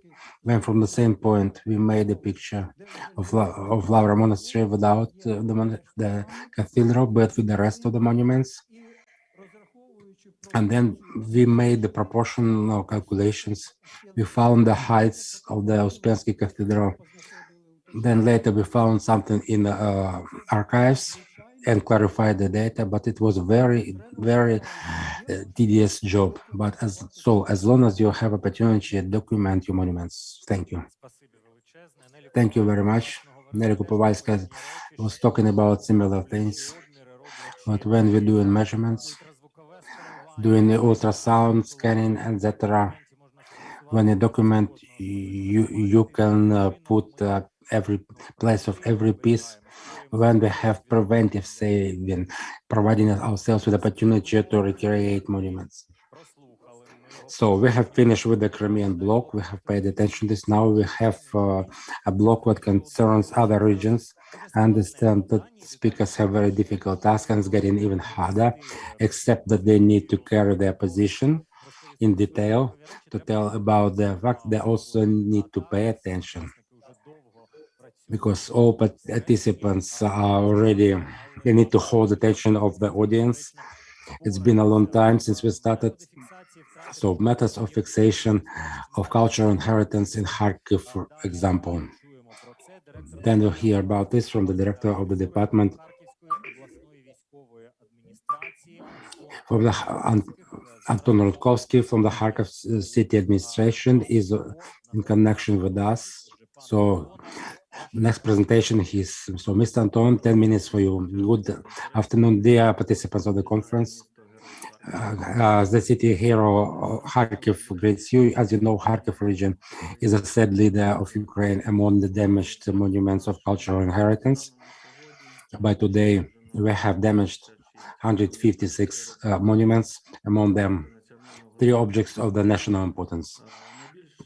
The most ruined buildings is the building of the regional administration that you could see on TV, how missiles flew into it. This administrative building of the police, Kharkiv regional dispenser, and the Palace of Work. We were able to save our archive that has unique materials on most of the objects that are on the territory of our regions. There are key plans, pictures, particularities of interiors and exteriors. Specialists of our department, with the help of certified experts, they fix damages during the military actions. And then we work on the further program of research on the building. So it could be exterior, interiors, elements of decorations, and interior complexes inside of the building. Everything requires fixation for providing opportunity for future renovation. Then we make calculations of the damage. We evaluate the construction of damage to the buildings, then damages to exterior and interior. We get great help from 3D scanner received from Charitable Foundation. We are very thankful because of that scanner. Our measurements are done with precision of 2 millimeters. With the help of special software, we recreate 3D module of destroyed objects that help restorators and architects to evaluate damage. Especially it concerns endangered buildings and with ruinations of over 90%. And then we work on further assignments for restorations. Now, before we had blueprints and pictures, but this method was photometric method started in the previous century, and now it's very wide used. But to use archive data in form of pictures, we need to bring support points out to the nature. We use electronic tachometer for that. So it concerns all the points of height and other points around it. So those points could be elements of decorations, doors and windows, openings. After that, we make calibration and transformation of the photography to the vertical size of the building in electronic version. Then we combine all pictures with the characteristics of the model. Then we can get a picture of understanding of the damaged parts of the building, their forms and locations. Once we have geometrical positions and sizes, we can make an electronic model with working of 3D printer. With the help of 3D printer, we can create some elements or forms for creating these forms of different shapes. To renew on the location of the damaged elements, we can use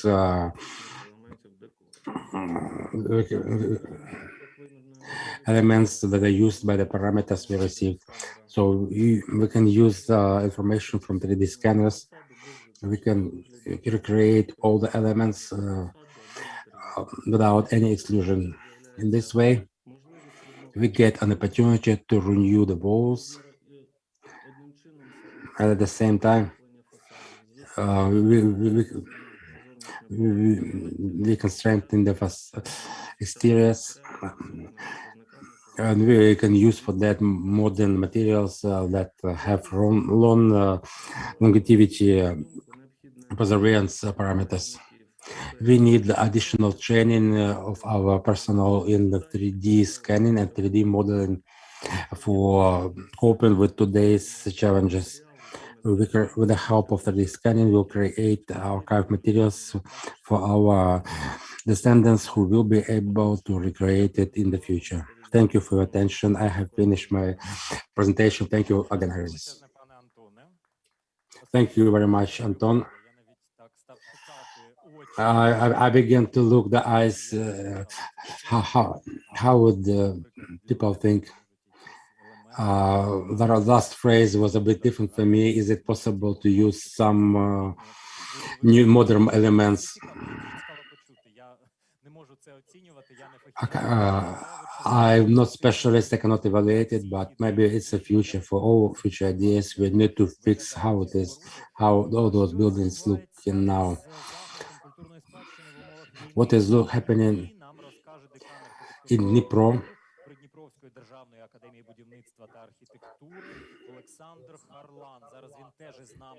На зв'язку. Пане Олександре, здравствуйте. Alexander Harlan is connected with us. We give the floor to you. Dear colleagues, I'm grateful for the invitation. I'm very glad to hear everybody. Let me start the presentation and I will start.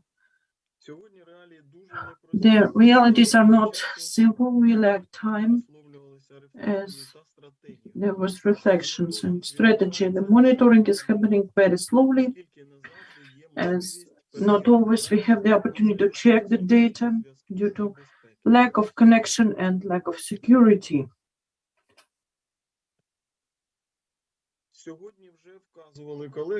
As my colleagues were mentioning, that more than 513 episodes connected with damages of cultural heritage sites in Ukraine. You may find out detailed information at the website. The main task for today is monitoring, because the war is unfortunately continuing and the cultural heritage is suffering from the enemy attacks. Dnipropetrovsk region, in comparison with other regions and other objects, their amount is increasing. The vast majority of the city is not possible to cover with monitoring, but not always possible to visit and check the areas of the you can see the location of the region. There were 3 tax infringements. The Nikopol, Marganets, Kryvyi Rih, and Dnipro are suffering the most from the shellings. You can see the location of temporary occupied territories of our region. Dnipro city is uniting the efforts of state institutions and activists at the level of the city and the region. We do the search and reveal the cultural revelations. At the places of the houses, we see the cracks, broken windows, and roofs damages. The communal service of the city tries to renew all damaged areas of infrastructure, but the vast majority of infringement of the enemy is increasing and not in the proportion the conservation of this objects is happening. In the Dnipro, as from the information of official areas, Bryansk Church is the contemporary hall of organ music, Bryansk Colonia, Troitsky Market, historical corpse of industrial buildings, and the city center has been damaged by the attacks of explosion after explosion, and the buildings in the central part of the city of the monumental art were protected from the explosion wave. This is how the adjacent area to historical museum named after Yavronetsky territory, where the collection of stone figures are located. Marganets, little areas not far from Kakhovsky, water preservation area not far from there. There is Energodar, and the enemy is actively shelling this small city, this small town, where the Palace of Culture, the central square, where the living residential houses are located, and the Palace of Culture. The Nikopol is a small city, historical, which is in the component of and the shelling notifications do not provide information about the buildings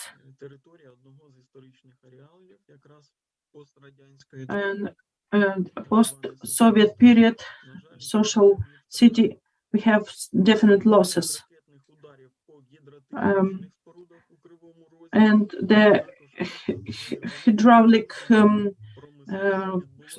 this is industrial flood of the historical territory of the city, which caused certain threats for cultural heritage. Probably you see that the central part was flooded by huge amount of water, which caused certain dreadful events. And in parallel with it, in Dnipro, there is the process of decommunization and de-Russification in the frame of the current legislation and empowerment. The fight is happening with Russian peace, as it is called. The city of Dnipro is uniting units at the level of the city and oblast. International colleagues and colleagues from different regions of Ukraine, they help us with humanitarian aid to the cultural facilities. We should also point out humanitarian aid from the Polish Center of Support of Culture in Ukraine. Many shipments of aid were received in Dnipro and were sent to around the region. In some shipments, and Dnipro City Council pointed out expressing thanks to Polish and in particular to Mikhail Krasutsky. Humanitarian aid was also sent to the list, to a certain list of cities, including Kamenska historical city, to certain facilities in Dnipro. We provided humanitarian aid. Nikopol also received humanitarian aid. We sent certain shipments to the Zoological Museum of Dniprov's National University, named after Gonchar, and the museum facilities of Kryvyi Rih. Historians and scientists are participating in collecting money for the military of Ukraine. And its cultural heritage is the foundation of auctions, of excursions. We have volunteer centers, and the money earned this way are sent to help to the military of Ukraine.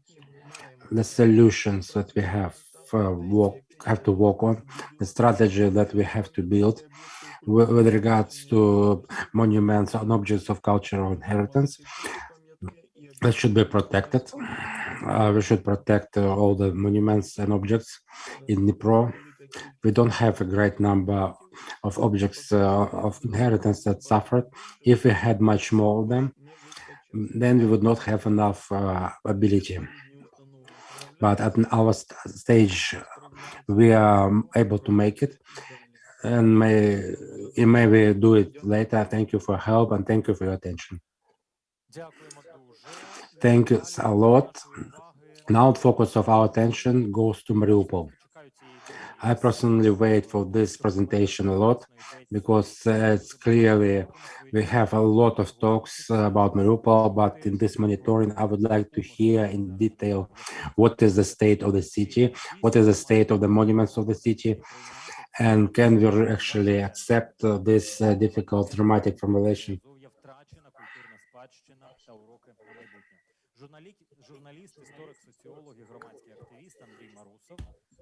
І я прошу ось клікер для презентації, якщо потрібен, і мікрофон.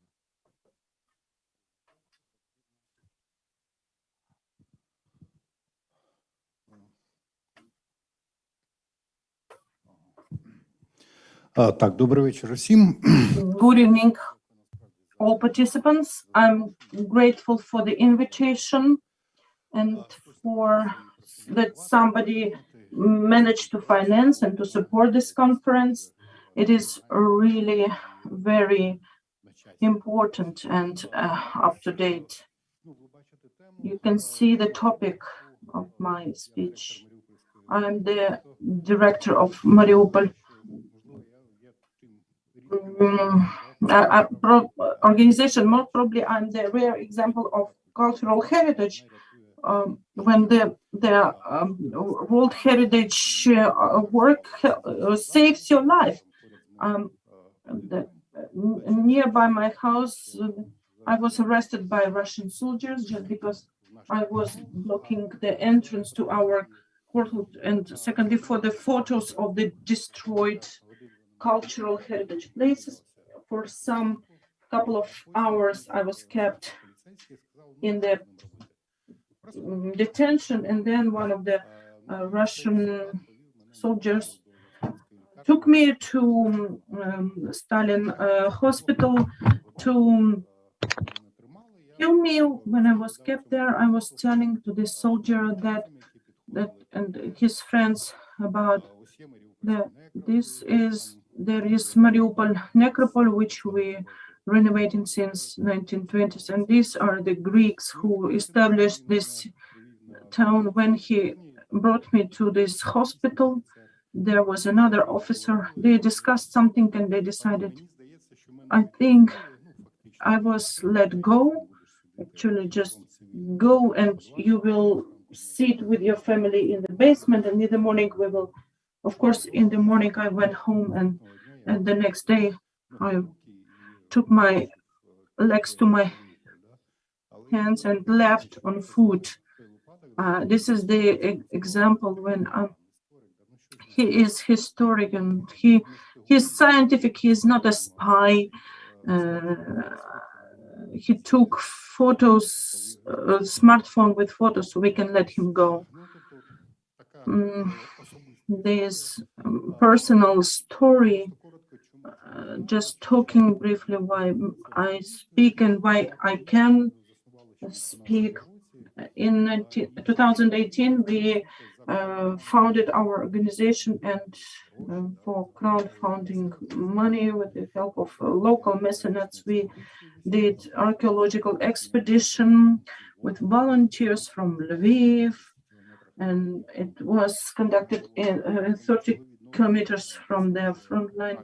And I had monuments of revolution, pre-revolution, historical monuments in Mariupol necropole. We renovated. We calculated 15,000 hryvnias, so that Mariupol Mariinsky Women Gymnasium becomes a historical landmark. With this money, we elaborated the project documentation, but unfortunately, the full-scale invasion happened, and now this first gymnasium, which is the oldest educational establishment which was functioning up till nowadays, I think in Donetsk region, it's destroyed. I don't know if it can be restored at all. This is the experience. If we talk about Mariupol, this is catastrophe which is deepened, has been widened. Every 10th person was killed. So these are shellings. If historians know the procedure of detonation, when disappears, every 10th person is killed. Why is it happening so? It's the psychology. If in the community you kill every 10th person, it's a traumatic effect for the whole community. And unfortunately, the dwellers of Mariupol who survived, we feel it. After Mariupol's renovation, the human resource, their condition is number-one problem, and lots of people may not come back, may not return. If we observe more than 100,000 people are left, these are elderly people, and after,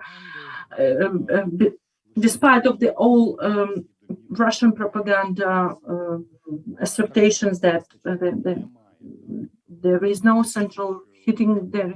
These 100,000 people, they are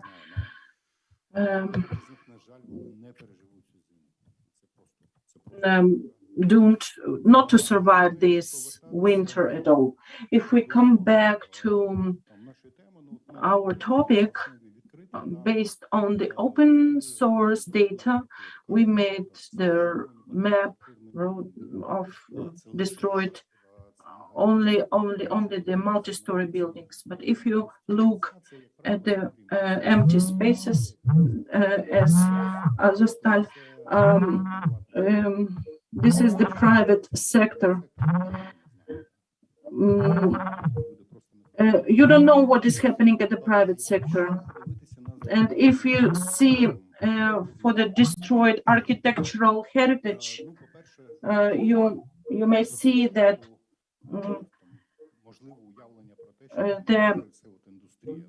the understanding of Mariupol in the industry is the understanding of Kovalska, Sofia Kievska. The historical heritage of Mariupol has direct connection with Sofia Kievska, and since there was a person, Mykola Makarenko, with whom Sofia Kievska was not destroyed during stunning area period. Unfortunately, they could not be save St. Michael's Cathedral, but they were able. So it's the person who who helped to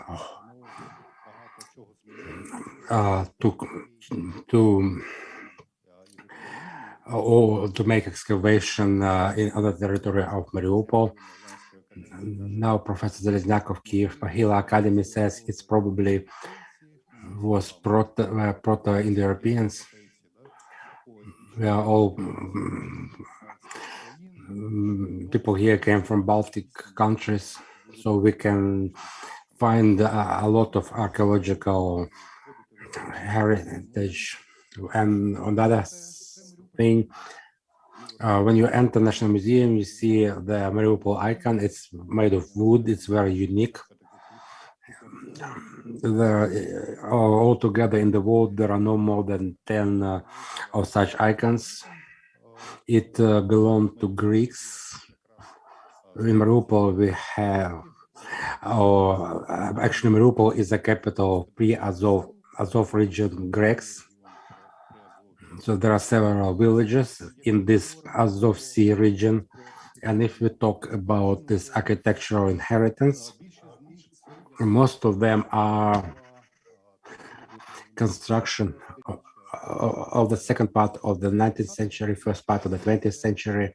All these Greek houses, income houses, it's mostly Greek culture. It's not only about Greeks, but it's mostly Greeks. If we look at the state of historical buildings from open sources, we got approximate pictures on what is going on with those monuments. 11 monuments from the beginning of the war, of the local importance. Half of them are ruined.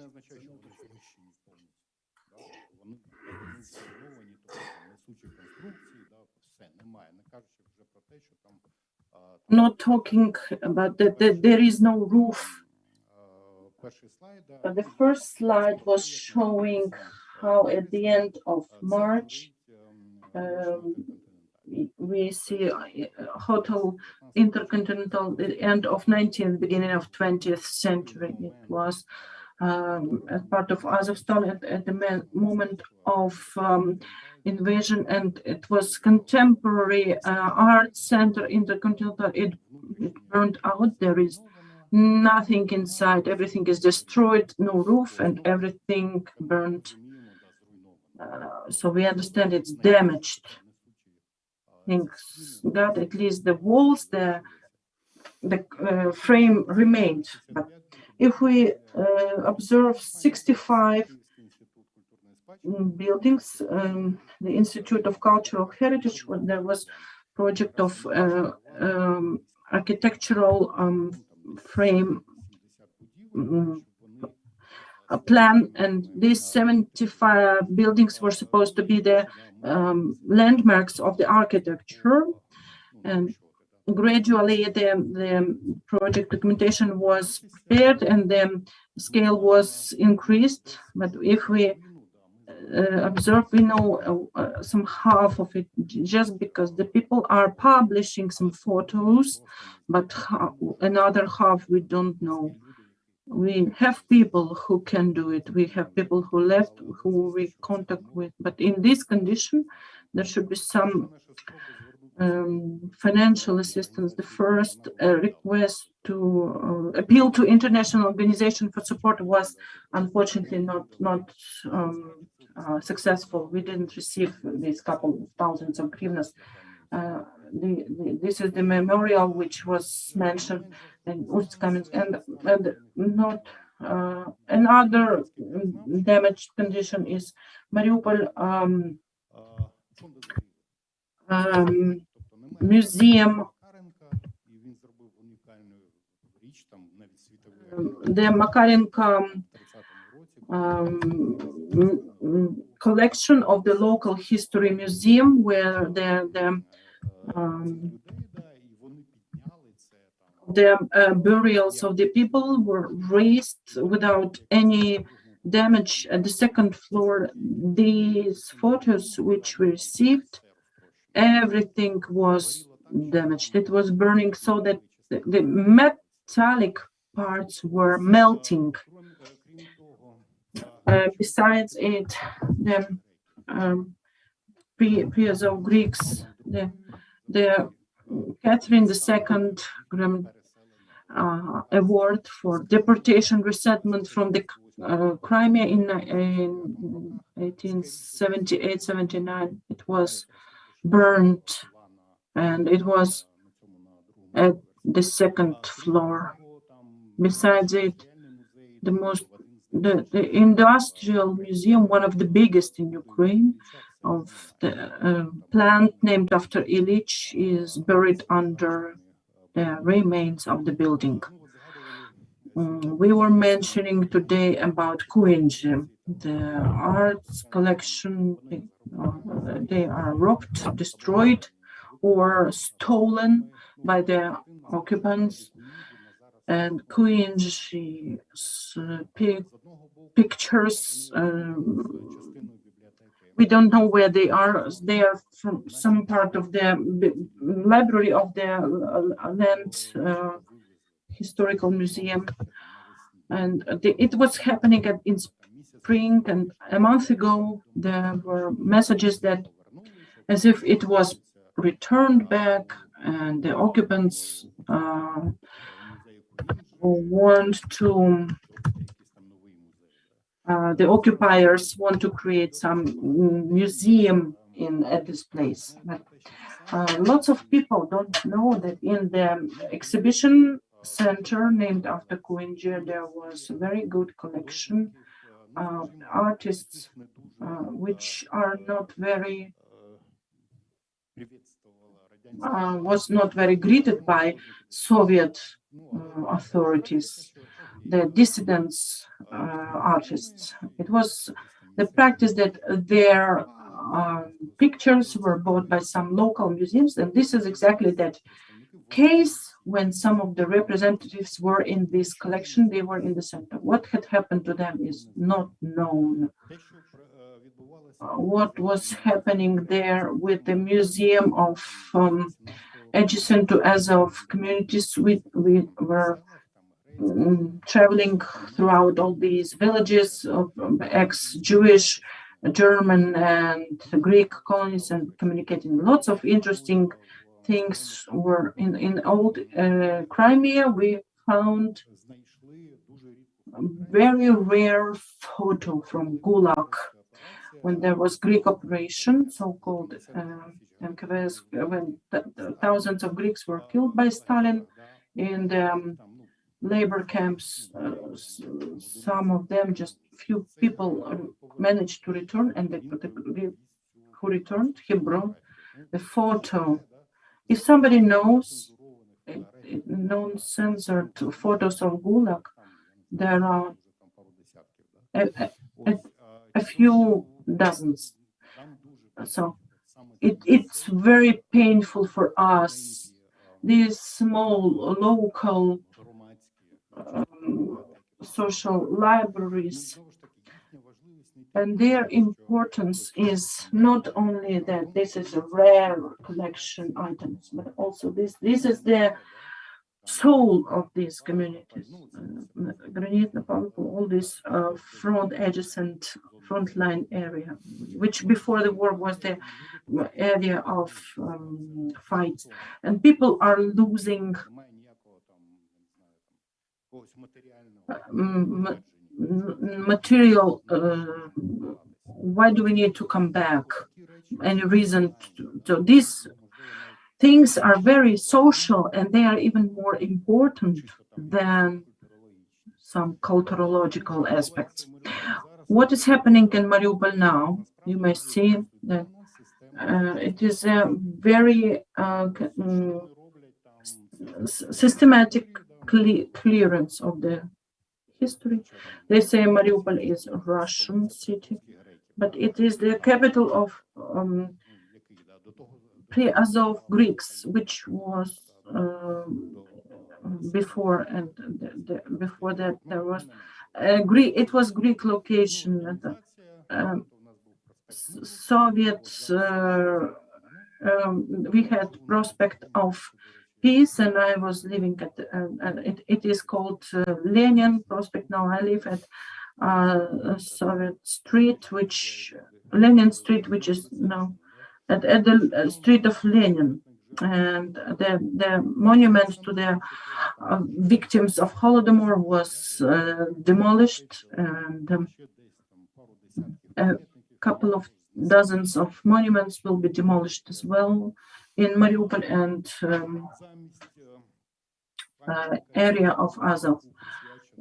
Instead of the monument which was dedicated to Ato, there is Alexander Nevsky monument, who brought St. Petersburg city.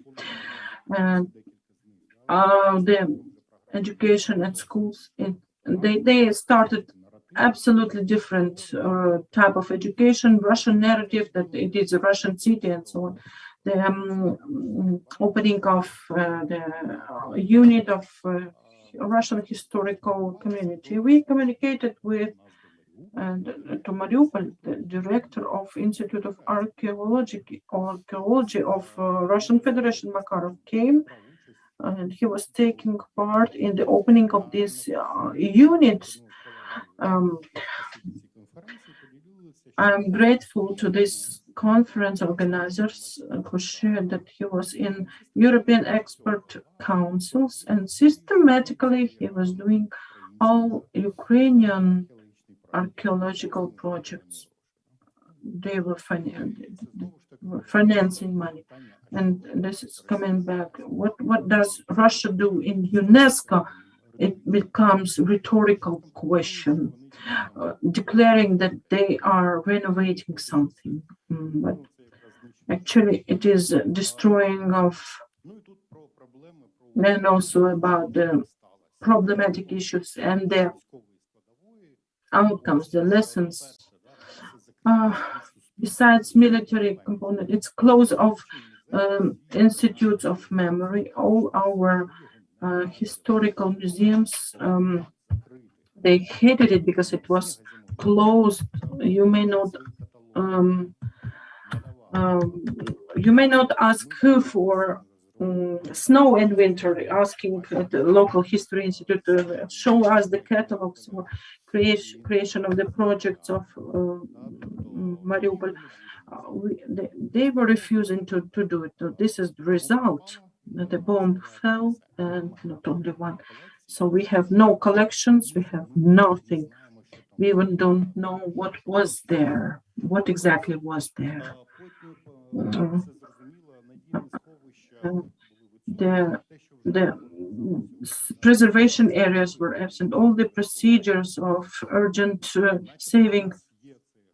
So we have this territorial defense and all the procedures, but nothing worked in the city.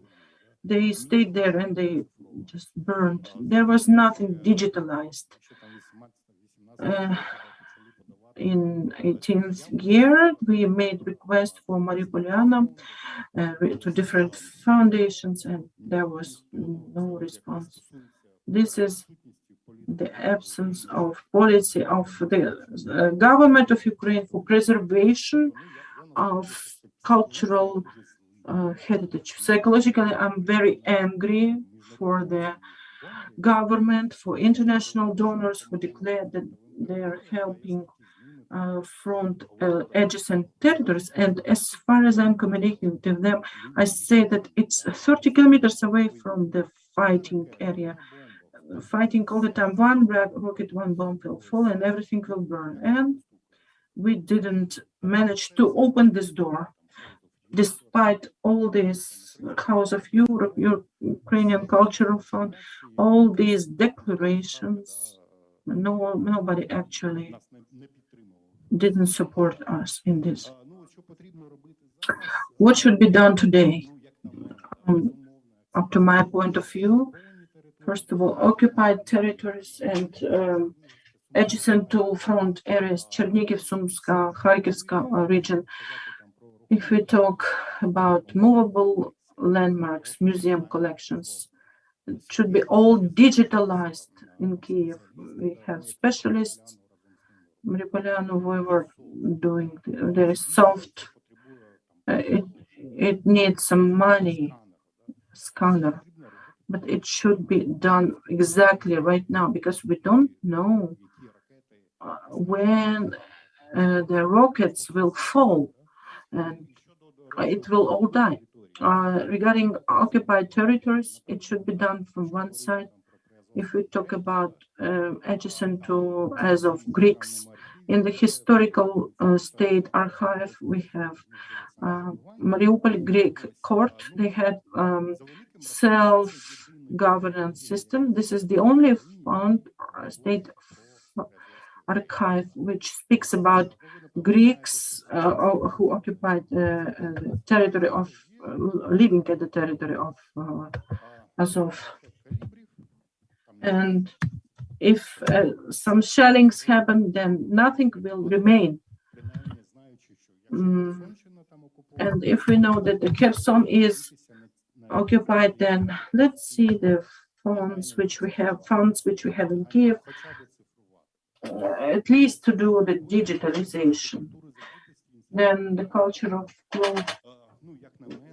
closing of institutes of memory. What do you have? Catalogs. And they steal from Kherson, from Mariupol, and we don't know exactly. Most probably it will all happen in Violeti, and who of us will know what to look for at Violeti? Of course, the authorities will not have time for it. The publicity will have time. We see Violeti, who knows, maybe there will be something made, but we don't know what was there. And this is, if we don't open, then we will lose it. That's it. And if the institutes, if the museum is closed, the community doesn't stand for it, for this assistance. When it all happened, nobody had the idea that we need to run and save the historical museum, because we are so close and we are doing some scientific researches. So the digitalization is must have. It should be happening at occupied territories, at the adjacent to front line area territories. And the last two are regarding the future. Not many people know that our legislation about decentralization, it helps to unify territorial communities to create the sphere of culture. Before the intrusion, there was Insiders Project, which was managing tourism in Priazovia, and we were working together on touristic association, which will include the steps to unite with all this unified territorial community, finance and then support this web resource. It will not be difficult to create small museums, to create their own websites. It's better to unite and do it together. And at the end, the green energy, independence of institutes of memory, if we don't have electricity, then how they will function and support their collections. And why do we need to do it now? Just what I feel is that we had 20 volunteers who were taking part in all our events. If we have now 2 or 3 people left, who we can start something, that is all we have. After the occupation, I'm sure there will be problem to find any directors of the museums who are left. We will not have them. And any sociologist shows that those people who left from Mariupol or from Ukraine, if 2/3 will come back, it will be okay, because 1/3 will most probably will stay in Poland, Canada, or somewhere else. And this is after the occupation. So who do we work with? We will have the situation when at the floor we will have billions of euro, but nobody will be able to pick them up. It's not only about culture, it's just that the culture had always been the remaining principle. And who will be working with it? That's it. Thank you very much. Even though we went out of the frame, we didn't have opportunity to interfere. Many things that impress us, bring us back to reality because of the media image of Mariupol for several years since the beginning of the war in 2014. It was image of the city where we finally saw the real result of the cultural policy, and it showed politically, and the city who went out with Ukrainian flags in the first days. It was the result of this policy and creating of the symbolic image of city very different from what we used to imagine back when we had some cultural initiatives, community of today, historical levels, not only industry, it was before, but it turns out that there are still many problems, and they're very deep. But today we can talk about symbolic battle. By the way, just this year we came, it's a big city, but we created a council on historical inheritance. We began to work on the digitalization of documents. We tried to find some donors. We were trying to approach to build this, to make it strong enough, but the Russian invasion stopped it all. Even if we free the city tomorrow, I don't know, it's hard. Today, it's assignment for the whole country of Ukraine. I think all cultural managers They understand they're working for themselves and for the other guy. So many people are in other countries. There are many people involved in volunteer work directly in the front line. It means that we need to work much faster to do and cover another line. Thank you very much for your work. Thanks a lot. A few more presentations ahead.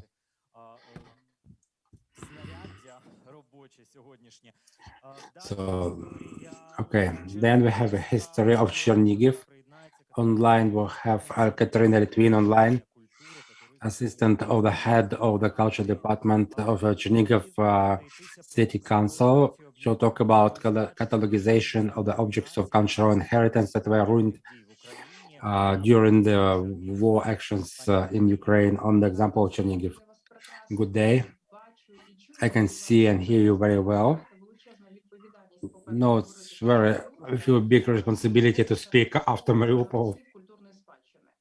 And second, I'm on the circle of scientists in the culture in the cultural area. We are not so much specialists; we are mostly volunteers because we have department of culture and tourism. But after invasion, we understood that each one should stand in a place to protect. We were working our marketing strategy before the war, but after the February 24th, it's not worth working because many people learned about us, about Chernigiv. But in conversation we're going to have today, we'll talk a bit more about Chernigiv and about the work, what we are doing today with the opportunities that we have now. We are proud to say we'll connect our presentation. We are proud to say that Chernigiv is really a city. It is historical. We are over 1,300 years old. That's the point that we have many things that were saved and that in our city is represented. I don't know if you can see. Okay, and thank God most of the objects was saved or historical saved because of the help of military of Ukraine, who did not allow our neighbors to enter the city. So on the slide you said it's really the city of churches, and even after the spring of 22 we still have opened 5 monuments of pre-Mongol period. That's Spassky Cathedral, Boryspilsky Cathedral, Uspensky Cathedral, Chernomahila. They were not ruined. They're an historical center of our city. So Boris and Hleb Cathedral, they were built before Mongol period, the ones that are opened now. All our tourists and guests of our cities, all who knew pre-war Chernigiv, they were worrying about one particularity of our northern capital of Ukraine, the wooden buildings. You see, the material is very easily set on fire, and we were trying to save it. So most of the buildings, 19th century, beginning in 20th century, and they were using those artworks. And we've been working with the city authorities. We made a project, the wooden artwork. That's catalogization of houses that have these decorative artworks. We have a whole site of the wooden artwork. We most of the houses were in the center city. They were remained safe. The only one what was at the entrance of the city that was shelled the most in February, March. It was the only one completely lost. All the rest were saved. If we talk about analytics, what we have today in Chernigiv, we have registered archaeological monuments 272, 33 of them of national importance, historical monuments 96. It's a great responsibility for ourselves, and we'll talk about monuments that are in the list. They are out of list because Some of the monuments in Chernihiv were completely destroyed, and some are partially damaged. In previous years, Chernihiv received the status of the city that, except of having wonderful history, also was, if you could see, it was a city of dynamic changes. And when I saw this program the first time, it's sacred for me that Chernihiv was after Mariupol. Last year, Chernihiv was also like Mariupol, was running on for cultural capital of Ukraine. We lost to Mariupol 3 points, and today we are speaking after Mariupol about this cultural capital. Ability to compete with such big cities was because of changes that happened in the city. Here are some pictures where you can see it's from historical side of the city.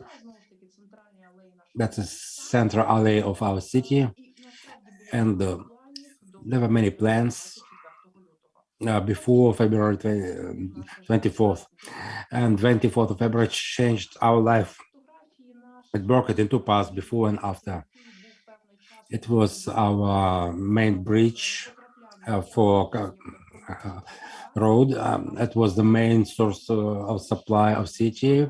The occupants destroyed it, so the city was in 40 days search without any communications, with the only hope just to survive. Most of people just they just lived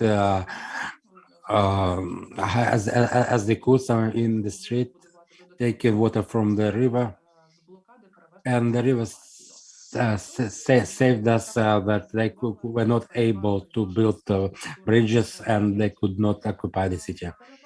And also, it helped us to save our cultural objects. 40% of the living accommodations were destroyed, 170 were destroyed that are not renovable. They have to be rebuilt from zero, from the scratch. If we talk about cultural inheritance, we also have losses. One of the losses that is it's our national, it's our regional library for youth. That's the building of 19th century. That's a monument of national importance. It was built by the Mecenat Tarnovsky. He built this house first as an orphanage, then it was his house, and this was a place where he gathered first collections. Now it's the basic of historical museum Tarnovsky in Chernihiv. It was destroyed by occupants unconsciously. The fact is that there's a big stadium behind the library, and by the stadium there is a central park where there were some people from military of Ukraine, and being unable to hit correctly, the occupants, they threw out 500-kilogram bomb that did not hit the park, hit the stadium, and the shock wave destroyed the library. They also found another unexploded bomb, and it was March 2022. Also, after 2011, we had two arches. There were like photo zones for people who are getting married, and it wasn't any problem, but there was a direct hit. It was completely destroyed. And the shock wave from the Altanka or arch, that was several houses also were destroyed. So these were two objects that were in the center. They were quite important for us. If we talk about damages, it was children's stomatological clinic. That is what was in the very center. The history of its damaging. They were trying to hit the city council. The city council stood, even though they lost their windows. But the child clinics was damaged.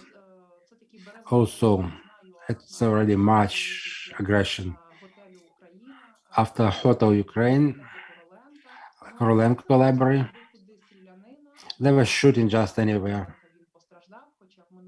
They damaged the roof, even though it was redone completely the previous year. It's a building of 1877. Catherine's Church. If any of you were in Chernigov, you can see that we have the most beautiful city. When you get to Chernigov from the Kiev highway, you see the church, the Cossack Baroque church. Even when we return from somewhere, we always make picture of this as a symbol that we are coming back home. This church was protecting us during many wars, and now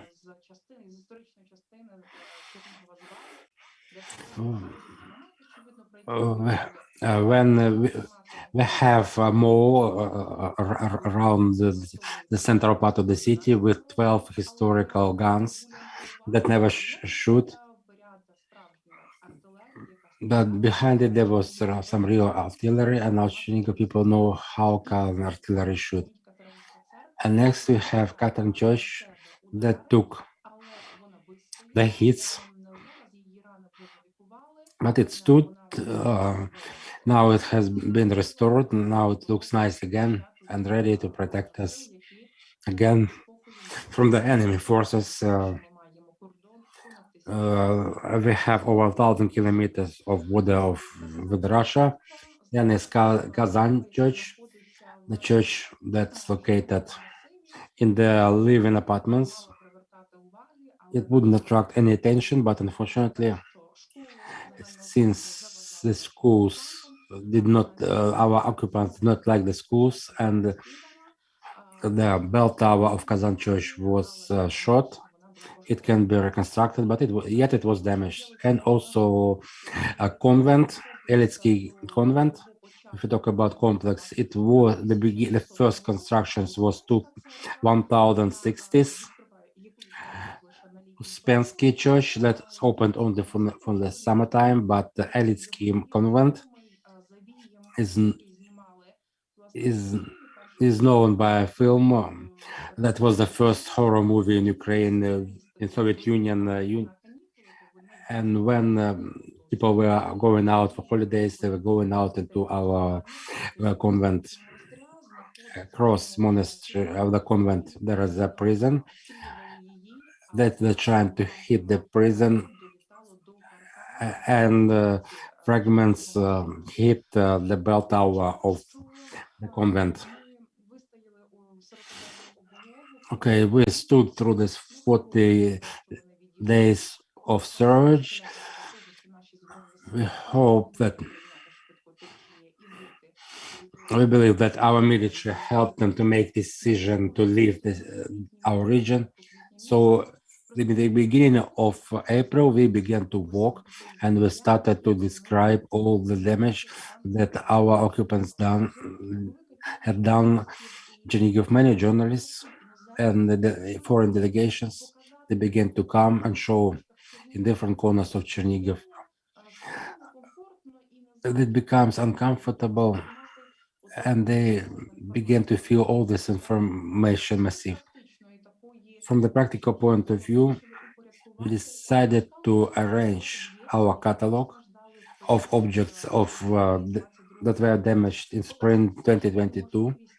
First, it gives us, it's a printed catalog. It can be given to delegation. It's in Ukrainian and English. We have unified information, and we hope this catalog would help us to walk, because you can easily show what's going on, where everything is located.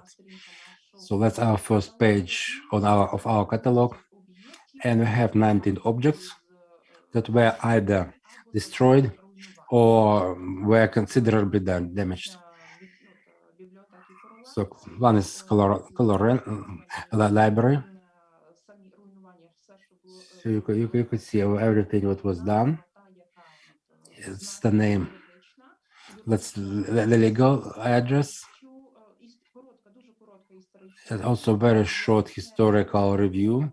and also brief description of damage, because after some time we will think what happened. But here we made a clear description. We made walks around the city, and we fixed all those damages. Here we have lost windows. Okay, here's the city council. Across was the children's polyclinic, and that's also one of our historical monument of local importance. Here's we made pictures of all those fragments, so that we would understand when we will renew everything. We will have this catalog. It will serve as a document for work for today and work for the future. Also, in his electronic version, we have pictures before and during. I think we'll also get some pictures after the victory, once we have rebuilt everything. I believe this information might be useful for you. I'm thankful to my colleagues who allowed me to speak about Chernihiv, our small experience, maybe not so much professional, but if it's useful for you, we are open for cooperation. Thank you. Thank you very much, Katerina. Chernihiv experience of documenting is also very important. We have so many changes, too much stress, and we cannot just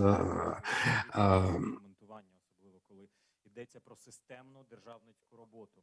Про виклики і непрості рішення, які доводилося ухвалювати. Далі досвід. Начальниця управління. We will talk about Lviv experience. The chief of historical environment, Lilia Onishchenko-Shvets, is connected. And the experience of Lviv on protection of the monuments in war and not easy decisions. Lilia, you have 10 minutes.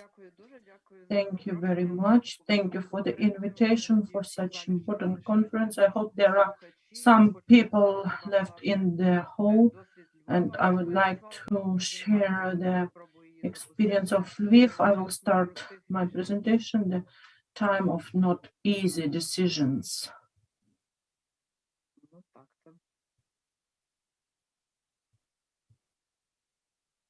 Напевно, що не видно презентації. Most probably you cannot see my presentation. Думаю, ми впораємося, і ви так само. Ми в це віримо.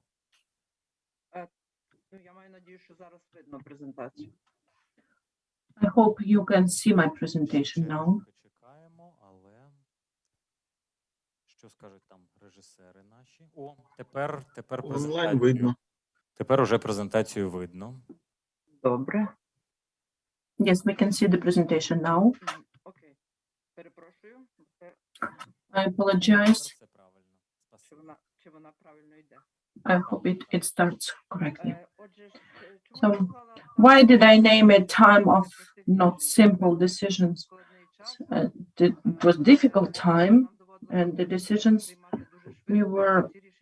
we had to take very fast, and they should be simple. If we work like that in peaceful time, of course, we could manage a lot. We had little time in order to preserve our monuments, and whether we were ready for it. I wrote 7 important steps, which I want to share with you. The first is strategic plan for the case of military actions. Did we have such a plan? Did we think about war? No, we didn't have such plan. We didn't believe that this could happen. And when the 24th of February happened, the next day we had to take measures and decide what to do in the first run, or what to do. We had to do fast decisions. We didn't have time what to think. First of all, we started with the most fragile elements of architecture. These are the stained glass windows, what to do it, to demount it, to cover it, or what to do. So these decisions we were taking, let's say, from the wheels, and we had time where we could transfer the elements which we demounted. Irina Gorban is the scientist who was researching the preservation areas of cultural heritage during the Second World War, and she knew where they were hiding our best pieces of art, books, and we again used this experience. The window glasses, stained window glasses, which we demounted, demounted, and now they are returned to the places with protective features installed. And secondly, we should not be afraid of responsibility. We didn't have time to do documentation project. We had to make decisions fast. Where to demount, what is the most fragile, how to protect it so that it will survive. All of this we had to make very fast. And we involved 3 groups of volunteers under the management of experienced restorators. The first group was working with stained window glasses, the second with buildings, and the third was the company which we worked in the peaceful time as the executor. We had to organize and coordinate these works, otherwise we would have chaos. We received assistance, and this assistance had to be demounted very fast at our platforms because these were the carriages, and we had to take fast decisions to receive the assistance. We had to coordinate the execution of work because not correct work. We didn't know how much we could protect these sculptures. Will it be 1, 2 days, a week, or has it happened more than half a year? So that these monuments will not be destroyed even more, will not suffocate. And we were communicating with restorators, those who had experienced protection of these monuments in Croatia or Syria. We were working with them and communicating with them. But the coordination of work was via Facebook. We launched statement to the people who wanted to be a volunteer, and a lot of people came with hand. They didn't have any instruments, anything. They came. They even didn't even have clothes. So we started organizing these volunteers, and the 3 groups were working very in close cooperation, and very fast we managed to protect a lot of things. We involved local communal services, as we are and without them we couldn't do anything, because we had to find the cranes in order to raise the specialists, and in order to protect the most precious things, and we needed time and money for this, and equipment and human resource for this. Of course, uniting the efforts of everybody. If before war we could have some claims, some one to each other, here we united all of us, and the headquarters of Saving of Heritage and other NGOs in Lviv, we were involving everybody who wanted to help. The renovative map, which is in Lvov, it's working for Eastern Ukraine, and we should not avoid the assistance. Skyron company was scanning 3D, so they immediately assisted their assistance. Before war, we had 5 most important monuments for the city, but it was too little for Lviv. So we received financing from Alif, and Skyron started making 3D scanners, and this problem was where we can save, and this is a huge amount of information, and such massive amount of information should be preserved in the areas and Warsaw can save the second copy, or UNESCO can save the second copy of this massive of information, because here in the City Council we don't have the opportunity this amount of information to preserve. So it is for everybody who has the opportunity to scan, and the copy should be in safe place, which can be saved. The second problem is saving of the elements which can be demounted. I already mentioned that we have, and if we take the elements which are damaged in Chernihiv or Dnipro or Kharkiv, we should see the place where it can be saved to later to have the opportunity to renovate it and use it.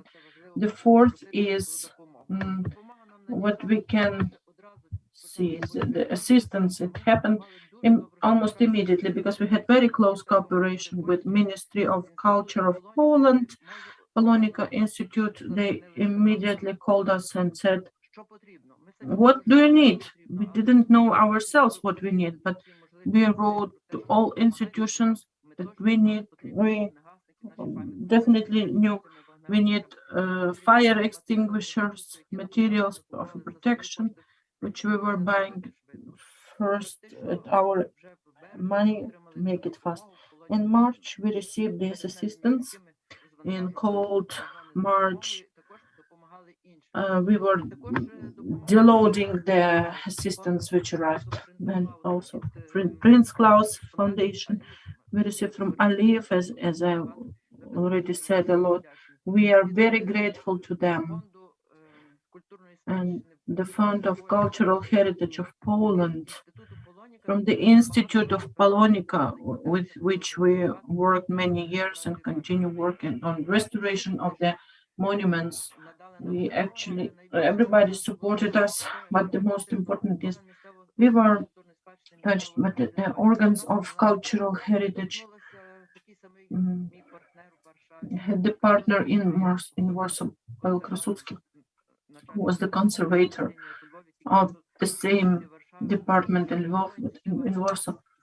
And his initiative was to unite all monument preservers from various parts of Warsaw so that they will be able to give its assistance to Lviv and Ukrainian cities. The assistance which we received was spread to the cities which we received. Some went to Ivano-Frankivsk, Lutsk, Zhovk, and Huculshina, and all Galichina and other areas were covered with this assistance. And then what was important for us, we are helping to somebody as we were helped, and from initiative of our Polish colleagues, Lviv was coordinating center for organizer of meetings at the platform of historical cities, Polish and Ukrainian cities, Kyiv, Dnipro, Chernivtsi, Kharkiv also, Trostanet, Zaporizhia. So all these cities which are involved, and each Friday we meet, communicate, discuss the issues of these cities. Most of them received assistance from Polish Ministry of Culture and Polish colleagues from the historical sites of Poland. It is very important because it supports Lviv, which was bombarded, and thanks God, the historical cultural heritage was not destroyed, but we can help more to the cities which are damaged. And interesting initiative brought people from Nova Kakhovka. Before war, they came with two architects, mother and daughter. They were doing with stone Vyshyvanka of Nova Kakhovka. It's very little known heritage, architectural heritage, which is not in any registry, but these are unique elements at 50 houses of Nova Kakhovka, and we don't know in which condition these stone Vyshyvankas. So we suggested them to do exhibition. You can see it. It was at our market square. The colleagues from the Academy of Arts were showing how to do these. The architect Grigory Dovzhenko started in Nova Kakhovka. This exhibition was so popular. It was in Dragobich, Chernivtsi. Now it is in Croatia, and it is presented at Crimea platform, where it is very, very popular. And the next will be to Poland, to Warsaw, to Wrocław. This city exhibition is called Occupied Heritage. We don't know what is happening in New Kakhovka and if the heritage is destroyed or not. The next exhibition, which is open, is Heritage of Chernigov. The heritage which is not occupied but damaged, and it is called, the colleagues from Chernigov, Katerina, which was just reporting now, gave us a lot of material, and hopefully these exhibitions will popularize the inheritance of Ukraine, and they will be showing their stone, Vyshyvanka, and other arts. The next help that we suggested to our friends is inventarization of damages. Andrei Kutnik, the dweller of Lviv who lives in Germany, created the program of inventarization of buildings. Cultural Heritage Response Unit was translated into Ukrainian, and he starts education for our colleagues. Participants may be from various cities. The students, actually, these are the workers of structural units of municipalities, which can do inventarization of such damages in their cities. And even if the war will be over, they will be easily using it will not be photometry, 3D scanning, but it will help to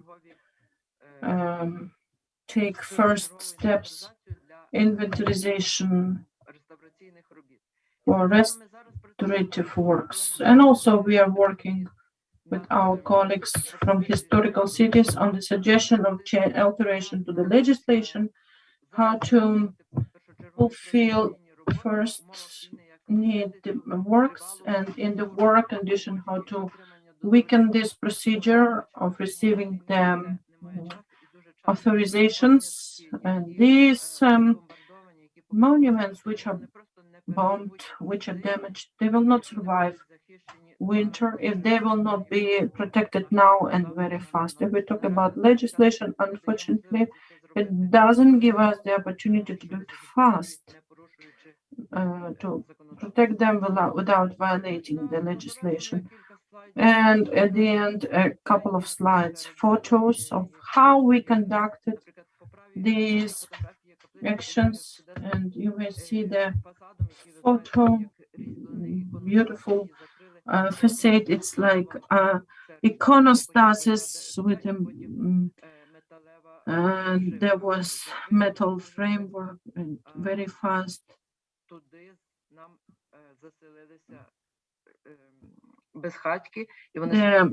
people, homeless people were living there, and we had to demount this coverage, and it's even better because now you can see, and the net which is covering gives opportunity to see this.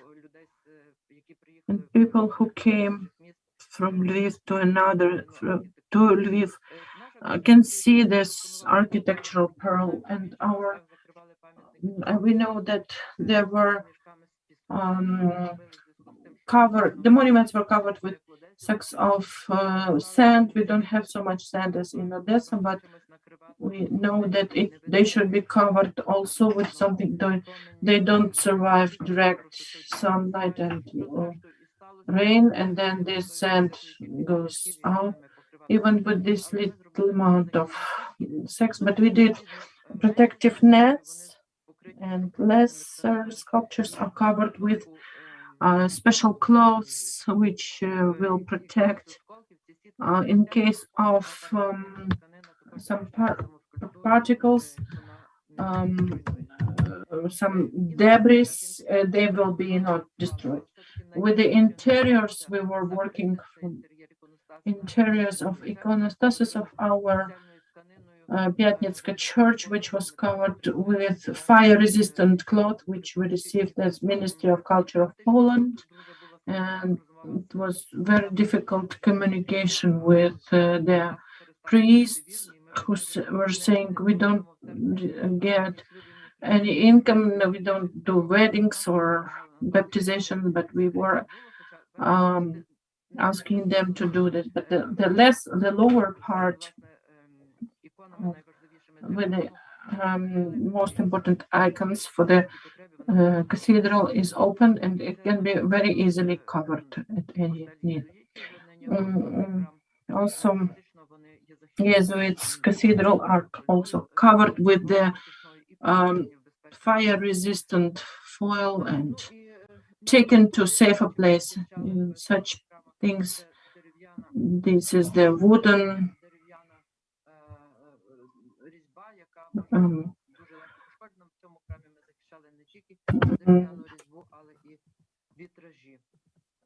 the carving, which was protected. We were protecting not only wooden carving, but also the window glasses. Lviv is in UNESCO. Will UNESCO assist us with the umbrella of UNESCO?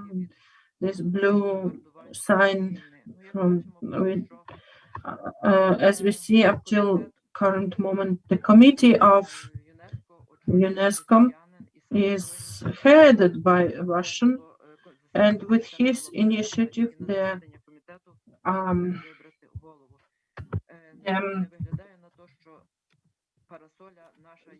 meeting of the committee can change the head of the committee only when they do. So Odessa also submitted its documents to UNESCO. Chernihiv, Kharkiv should also do it, and it is a good moment to be the member of UNESCO. Thank you very much for your attention.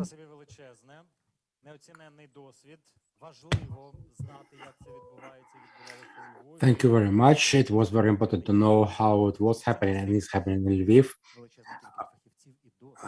And we have a lot of experience, lots of professionals that was in this city, but we can have different experience and different levels, on the level of regionals, on level of initiative. So next speech is about specific initiative, the curator of Kyiv Fashion Park project, about unique experience of saving and restoration of object of cultural inheritance.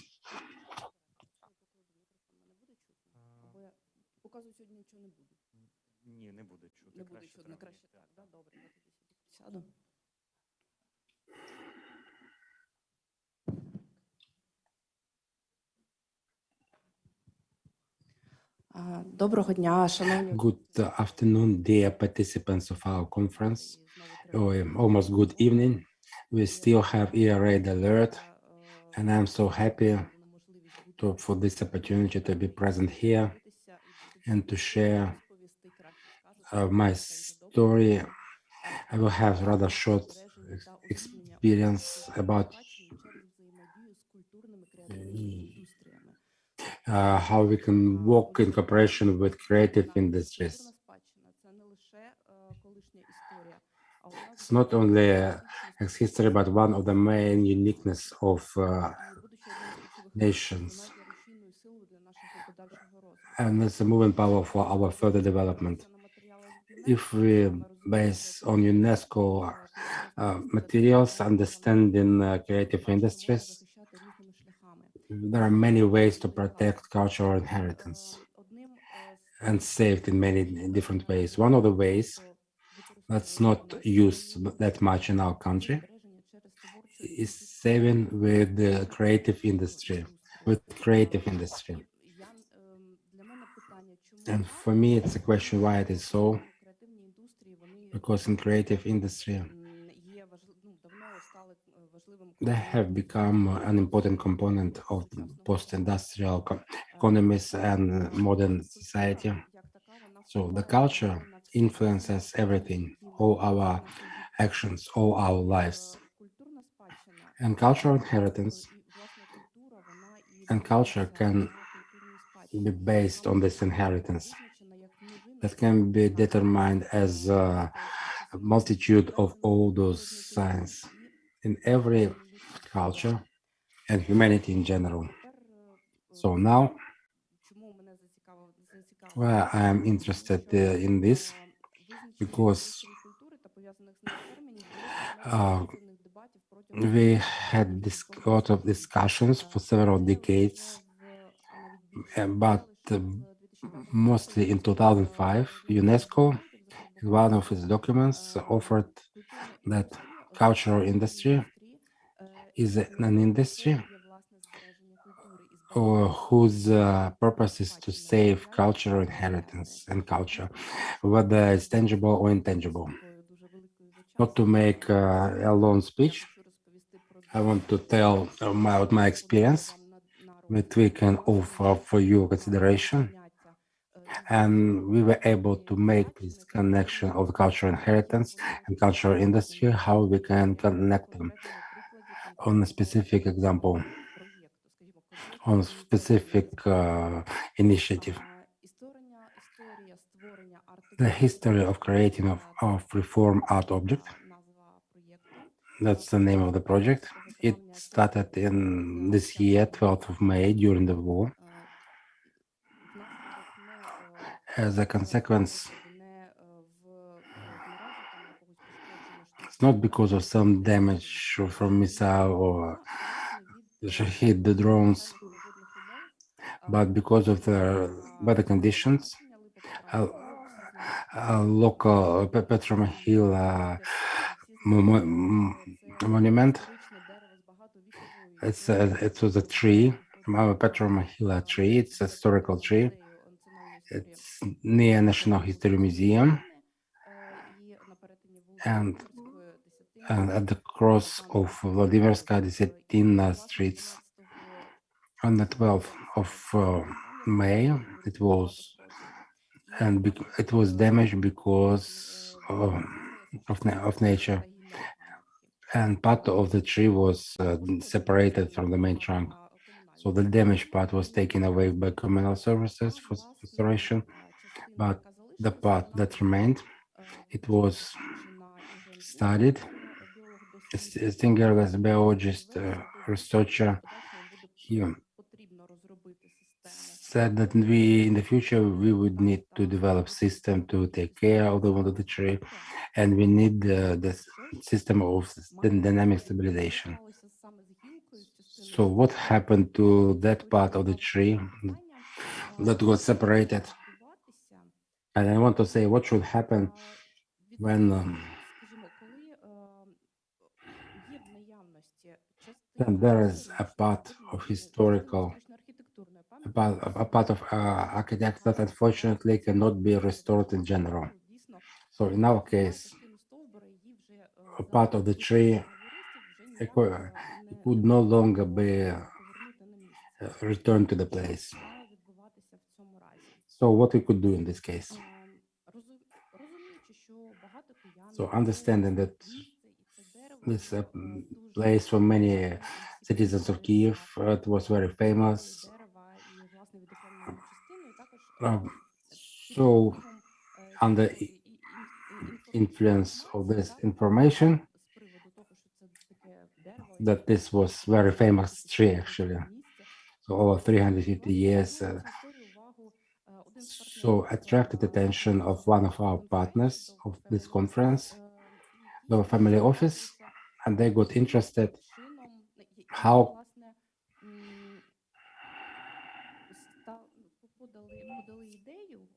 they gave idea, they gave us idea how can we save it, not just to have the trees down or utilized.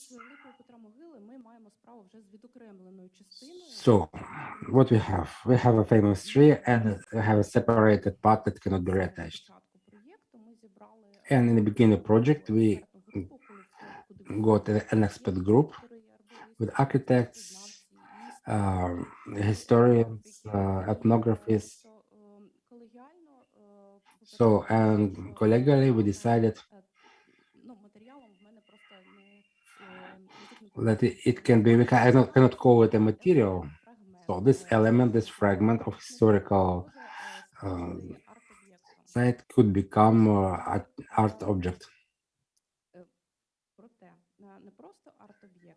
Not just an art object, but we should install this art object on the location where it comes from. And it should be in the public space of the city. So this way, in the future, we have hope that it may end next year. So everyone who would come to Petra Могила tree could see this historic dialogue of the historical tree and its re-understanding. I think this dialogue might show this cultural communication between inheritance and creative industry. I'll say a little bit about the sculptor who has an honor to be employed in this project. Krupnitsky is a famous person of this particular part of the town, Pizajna Alley, Desetina Street.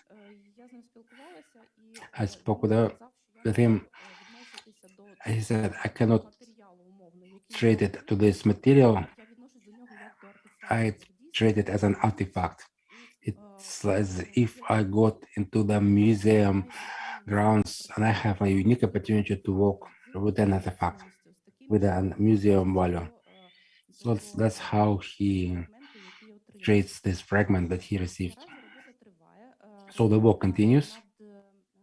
It's the work of creating of art form. It has several stages. So we're making a sketch, looking for form, work on saving of the material. Because we're using special Japanese technology that can prolong and should prolong the life of the wood up to 80 years. It's a special Japanese burning technology. So we can discuss, we can show where can we install this artwork, and then we can install it on the location.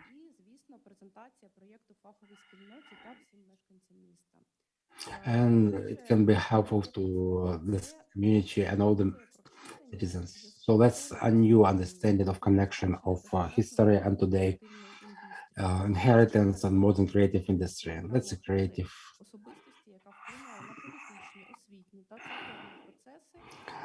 Okay, we have, and we should build connection of the processes that were happening in the 17th century.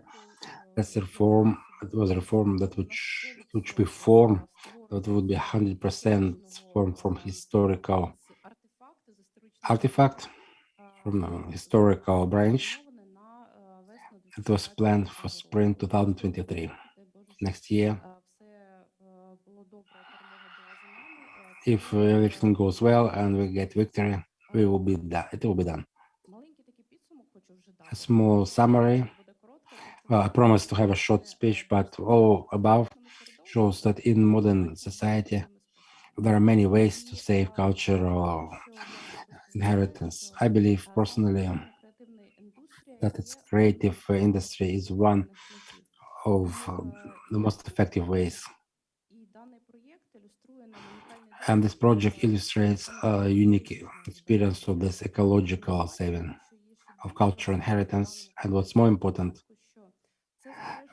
that this keeping of natural code, it saves our history for our descendants. Thank you for your attention.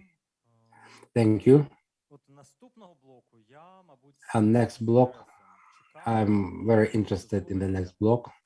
If you let me, not from organizers, it's my initiative. I'll start from small initiative. My parents come from Khmelnytsky region, from a small historical town Izaslov, city that has a lot of monuments dated end of 16th century. So I was able to take part of March and April. I looked at this all my life. I was watching those monuments. I remember how much they were neglected. I remember their state. No doors, no windows. According to me, 40 years, the biggest objects of this is house of Ingushki Knyaz. It's a big palace that's being ruined. And before the war, we had some hope that there would be some restoration, some political context that would move this story.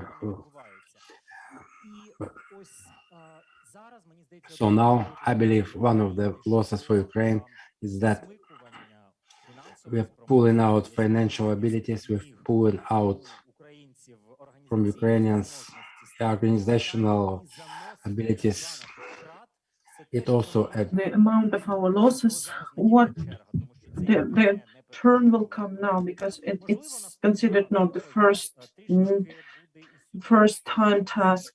Maybe the next speech will also highlight, we talk about investments of non-movable cultural heritage during the war period of Ukraine. We have several reporters. Mykola, I invite you, Mykola Vichar, I invite you to share your story. Good evening, dear participants.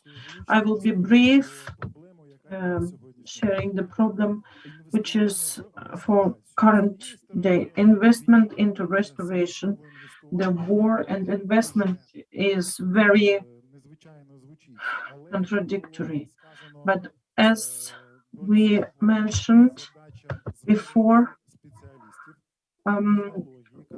the technologies and logistics channels that it should survive even during the war. The restored house, the Sagaidachnova 19, the vast majority of works were made before war, but there was also the question that the war stopped the technological cycle, and finishing the restoration was,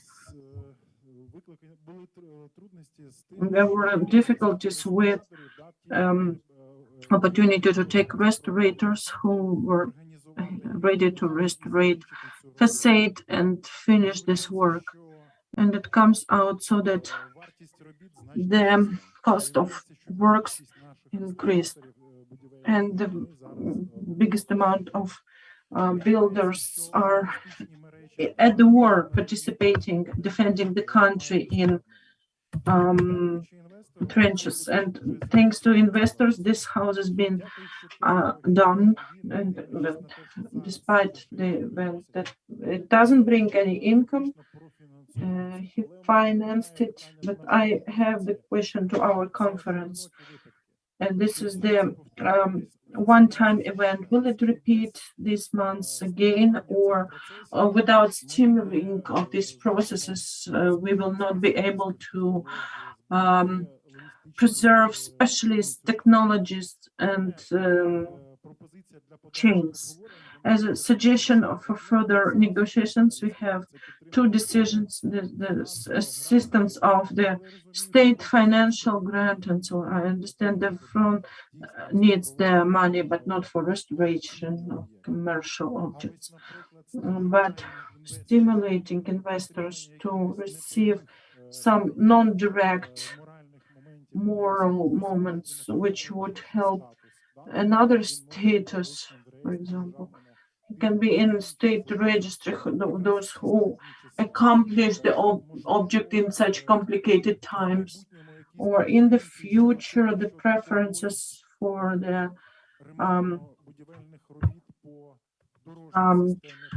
reconstructive works and their sequence. Maybe this will have its impact, so that the people with the give reasons to the owners of the companies why they spend money for this now. They do understand that the network of roads, the engineering networks will be renewed. We may now add some format of statement, legislative act of Cabinet of Ministers, or the amendment to the law. These preferences to the people can be granted, not for the amount, not for the cost of budget, but for grants, but it will be for the cost of future, so that what is done today will be calculated in future. In restorative constructive works, these are the works connected with significant financial investments. You may project, you may research, but preserve the branch of restorators may lead that the financial flows will be preserved. I would like to put accent that after the conference we will preserve the specialists, that the life should continue. Thank you. Thank you very much. And online will continue our Ukrainian architect, Alexander Kumeiko. Can you hear us? Yes, I can hear you. Good evening. Can you hear me? Yes. Now we can see you. I will turn on my presentation.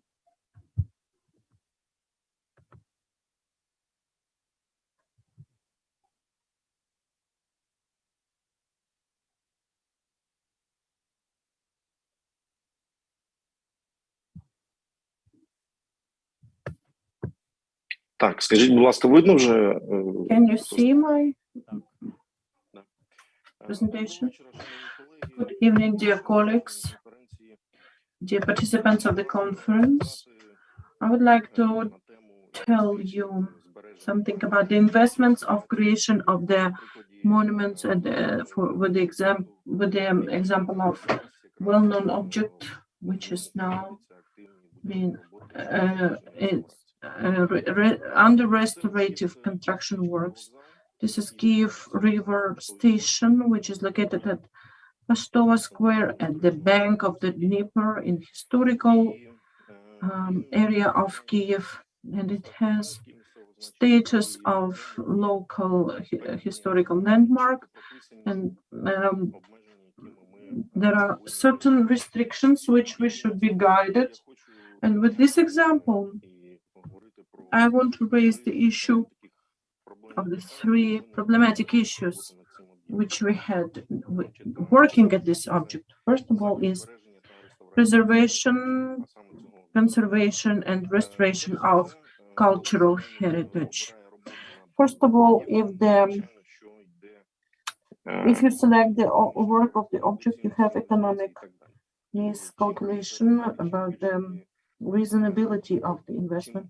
And the less is the scale of such transformation, the less is the economic grounding for these works. The complexity of realization is less. And the key point is preservation of this monument, landmark, or some part of it, which are under state protection. Our object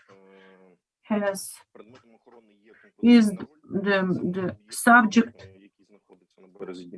of preservation is the composition of the object, which is located at the Dnieper River, and some under protection, some objects which are under state protection, and internal and external walls, the frames of the windows, doors, architectural decorative elements, and also coverage of the walls with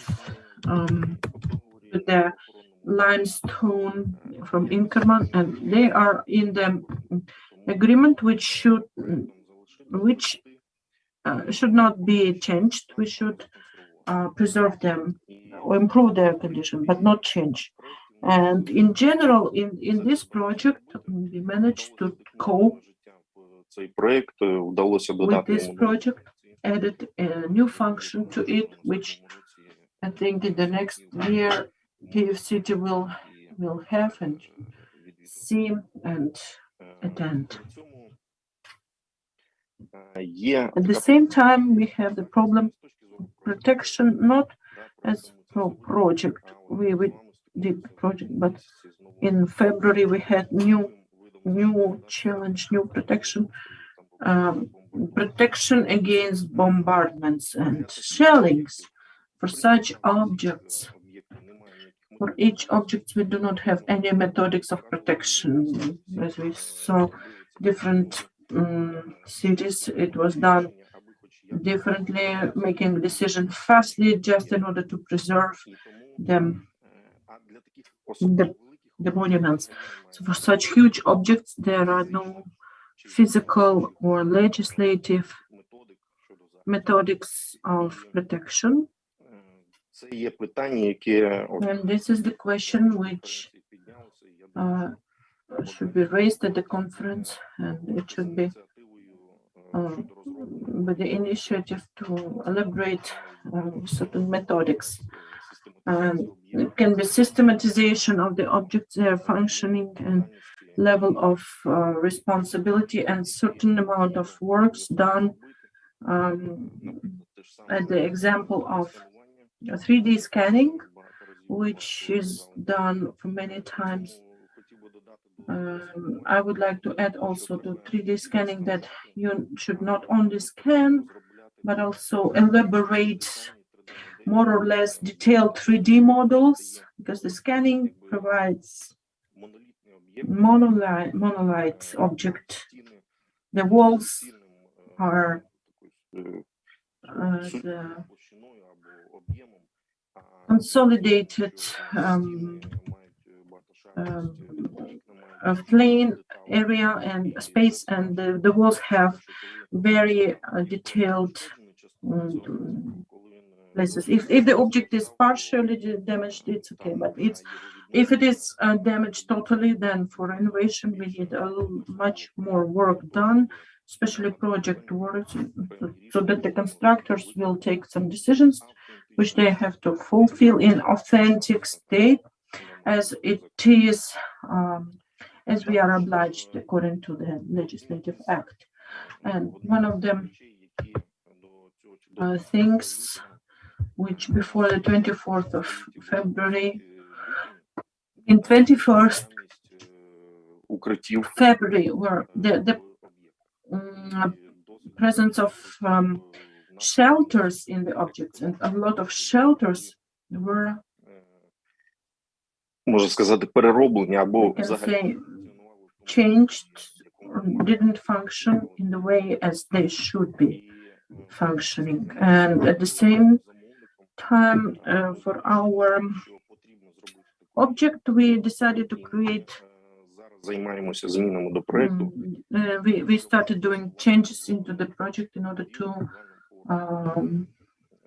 install in the basement the shelter for 515 persons. This shelter is located in the basement level. Евакуаційні виходи з There are підвального two exits, independent, and it presupposes to be very comfortable for 515 persons. There are different separated toilets, showers, materials for fire extinguishing and for unmounting the debris. And the initiative was from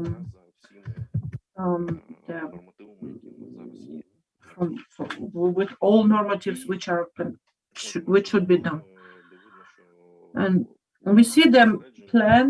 You can see that the exits are at different ways, and after the alarm is over, people will be able to leave this area peacefully. There is always a problem of tensions, debates. I would like to pay attention to the legislative gaps which we came across during projecting and making expertise and approving of this project. There is legislative act on cultural heritage. Restoration is defined. What is prohibited to do with monuments? And there is another legislative act, document on fire, security and construction plan, which compose certain demands grounded for safe exploitation of the building. And there are fundamental things which I highlighted. One of them, restoration, is the amount of works, the elements and object with preservation of its authenticity. And Article 22 says that the memorable parts and their particles should not be substituted. It's one of the prohibitions. And at the same time, we need to provide access to transportation between the floors and provide certain width of the exits. And in this dissonance we are located, because when the expert is asking a question, we say that this is the heritage monument, we shouldn't change it, but according to the postulate that we should take the request which suits more to security or safe exploitation. So thus we are thinking with the experts how to make this easier. So in order to create better exits and wider exits, so not to destroy, not to change the building, because it should be authentic. This is also one of the initiatives. So whenever I hear should be done, it should be taken into consideration, the change to normative acts, and it's leading to understanding and work with landmarks and their authenticity and safe exploitation. In general, this is all. I have finished my short report, and now we want to show a video which we prepared to show the basic changes which we implemented in order to take into consideration the demands of the law on secure exploitation and landmark preservation and all its parts which are underprotected. I need assistance to start the video. And my colleague will comment some of the things. Thank you very much for your attention. Під час роботи над проектом над Київським річковим вокзалом ми стикнулись дуже Working with the Kiev River Station, there were lots of challenges, but we overcame the stage. And all the objects which should be under protective agreement, we see the new basement, the new functional square, which was done at the underground basement level, and this shelter, which Alexander mentioned about, is located. The plate of the overlapping, which is 220 square meters of functional area, 2 elevators, and all ways for people with restricted possibilities can enter. We preserved all visual parts of the interior and exterior frescoes, mosaic panel, which were half destroyed, but we saved them, preserved them, and restored. Now you can see how they look like in their future lectoriums.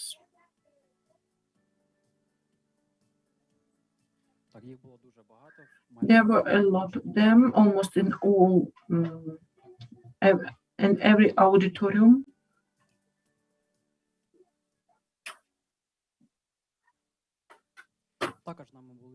Also, they were substituted for new and energetically effective windows without change of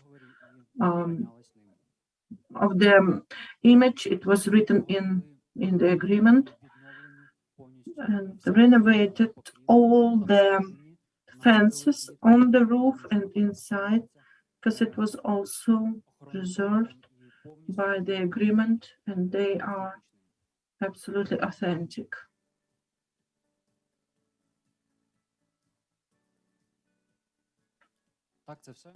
This is it. I'm grateful for your attention.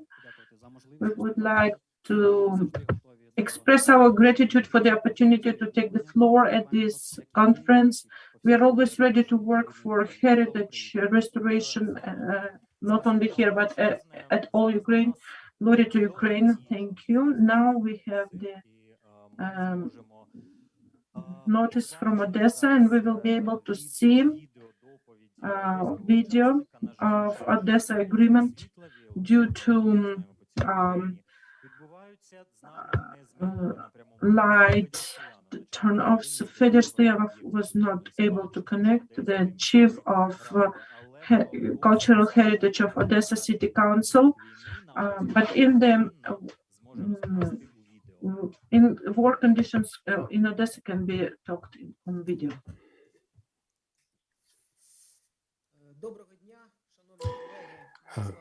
Good day, dear colleagues. My name is Stoyanov Edik Fedorovich. I'm head of protection department of Odessa City Council. I plan to participate on Zoom conference. I was watching our colleagues speaking, international representatives, but unfortunately, after air raid alarm, lights were turned off. Unfortunately, I am not able to do it in the format I plan to participate, but now I can, I have to record the video. I'm happy if you can hear my presentation. I have some small presentation. It's rather loud work. Some photographs that I've collected that Odessa went through to protect objects of cultural heritage during the war. And when the war began, the body of protection of cultural was really in a stupor. It was very hard to move. Many people left this country, so our work was mostly paralyzed. To say the truth, we didn't have any clear plan of action. how to save our inheritance. First, to react were non-government organizations who began to speak that we should protect monuments, and in cooperation with them, we found out that the most vulnerable monuments should be considered monumental sculpture, in particular marble statues. It's very crumbly material. It's really hard for restoration. It's really hard for renewal, and it's compared to those monumental objects from bronze. We have some of those. So first of all, we started to protect marble monuments. So that's 19th century statues, Laocoon, lions like in Vorontsov Palace, Rotopsychia. In Palearez, where they are all in the central part of the city, in the very core of an historical building. It was even hard to get there in the beginning of the war because military had the central part of the city under control. So it was very difficult to get access to that territory. But still, thanks to the public non-government organizations, we built protective constructions around those monuments. There were carcasses covered USB or metal. We also used sandbags, and we protected them with carcasses. Later in September, we opened most of them to see what are the state of the monuments. They all were in good monuments. Зроблені корективи, деякі захисні конструкції, які зверху. There were no problems. Some of them that were covered on the top, they got bent a bit, and the water was gathering there. So we had to replace those wooden profiles for metal. But that was done by our communal services to protect the monument of Duke on Primorsky Boulevard. We use sandbags. Probably you have seen those pictures. So we use with our own effort very quickly. We protected this monument. Now these bags became kind of technically unwell. We are planning to replace them. We might use some other technology. We also want to say that in the beginning of the war, we got great aid, moral and methodological, from our colleagues from Lviv, from historical department. We got good relationships with city conservator from Warsaw, Krasutsky showed initiative. He began to gather us, had the departments of protection of cultural inheritance, and meetings are done weekly, and we can share our experience. Except for the support, just that gives us assurance in our strength. All the Polish side also helped some of our cities by materials for protection. I want to say that Odessa did not suffer so much from kamikaze drones. There were certainly our city. We had attacks. There were attacks in this region, and there were attacks in the city, in the industrial military objects. But I should say, honestly, we did not have any big-scale ruination. We did not have any, almost no ruinations of historical size. Two objects that suffered. The constructive parts did not suffer. There are two palaces who are on the border of military plateau, of the city plateau, on a high. Their facades were open for sea influence. If there were shots on the sea or shooting down of the enemy missiles, they were touched by explosion wave.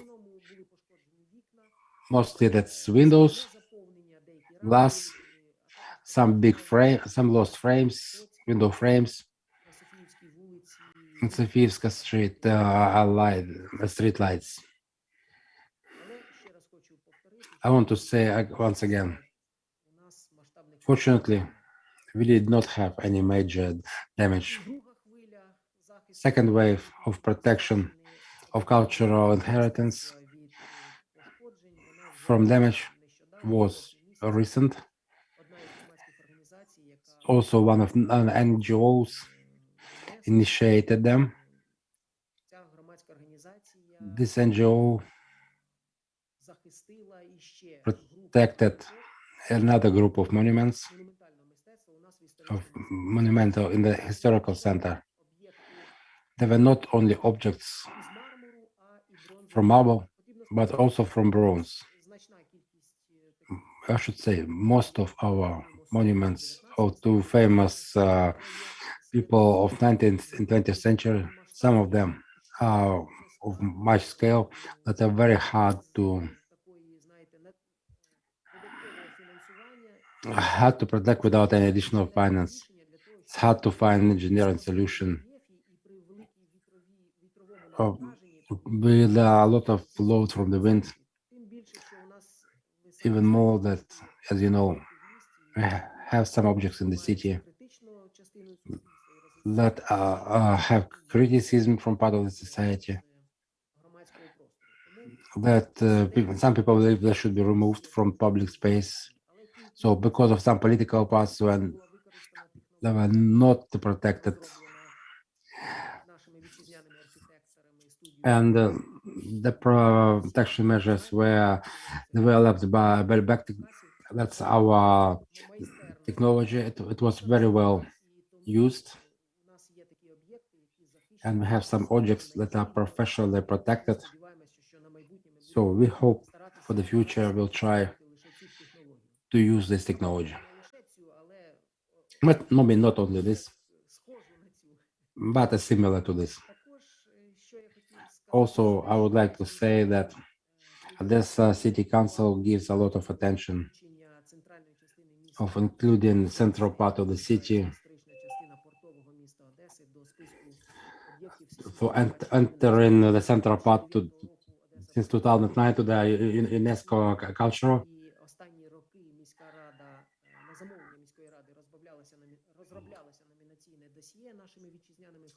So we made a profile.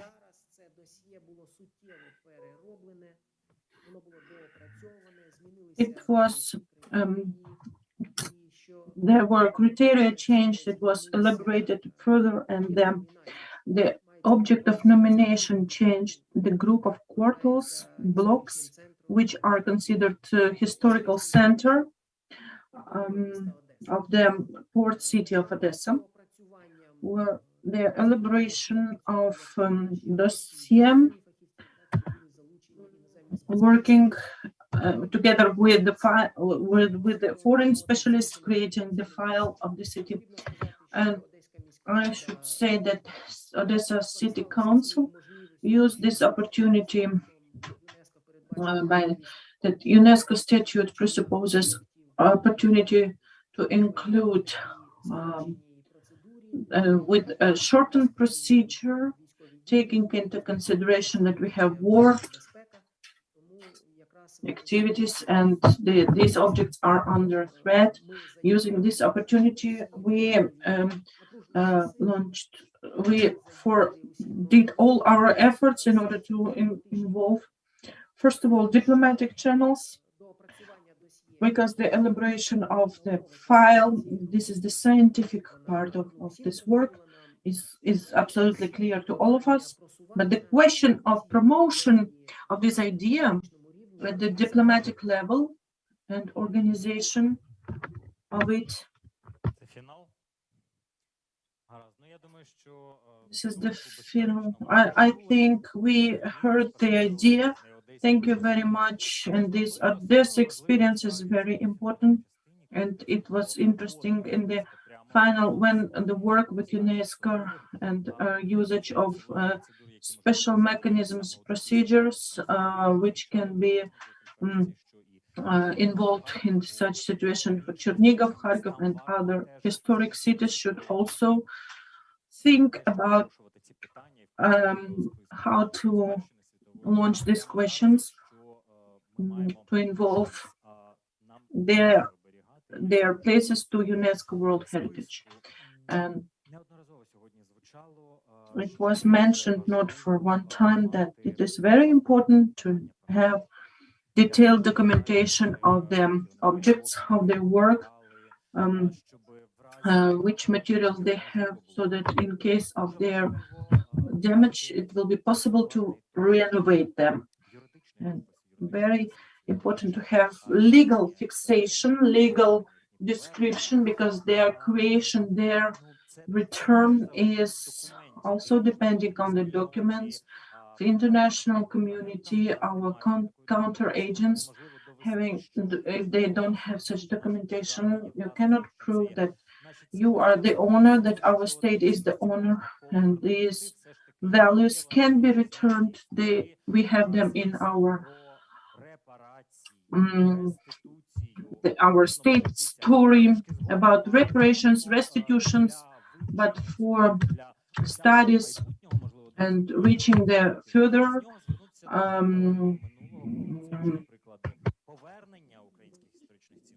steps when returning of historical values already took place, and one of the participants of our conference has experienced return from the state hermitage, Vice President of Ukrainian Council of Olena Serdyuk.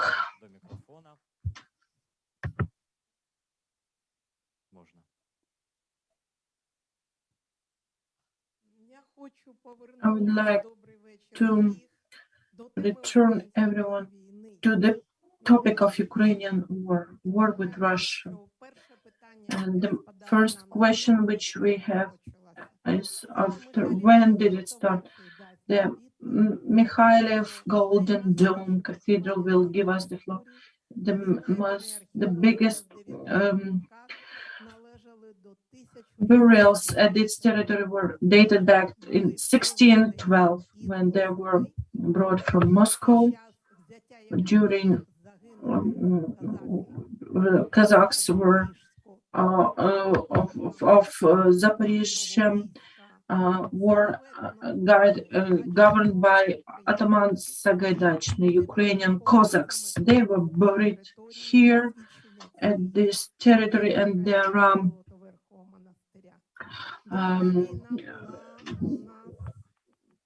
at the territory of the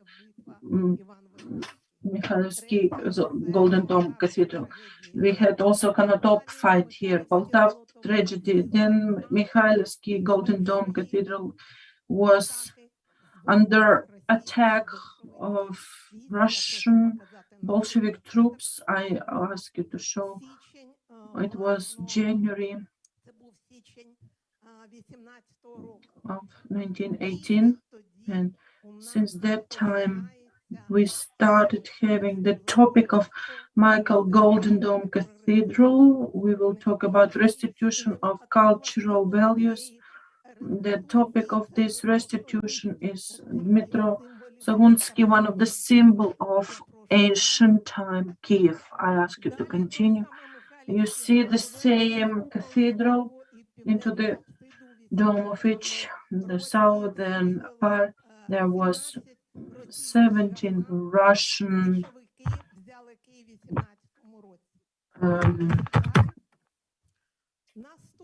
armats, and the Bolsheviks took it in 17. And the person who lost his life in order to renovate the cathedral, Mykola Makarenko, who sent personal telegram to Stalin when Soviet Soviet government decided to destroy Mikhailivsky Golden Dome Cathedral, and in 1934 he was jailed, and in 1938 he was killed. This is how Mikhailov Golden Dome looked like before it was destroyed, and this is the last of the photos taken there. Before it was destroyed, the group arrived from Petersburg, took some part. It was just some of the part of the values which were preserved in Mikhailovsky. These were compositions, mosaic compositions. These were reliefs on the facades and fresco compositions. After that time, we see the spread of the values. Some part of these fresco compositions, let's move further, was resettled. These are the last photos before the cathedral was ruined, and it is 17th of October 1937 when Mikhailov Golden Dome Cathedral was destroyed. This is how these projects looked like long ago, which were not implemented.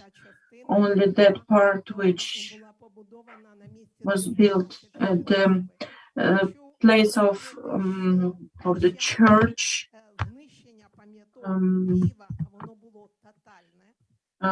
During the historical values of Kiev destruction, the objects of cultural heritage,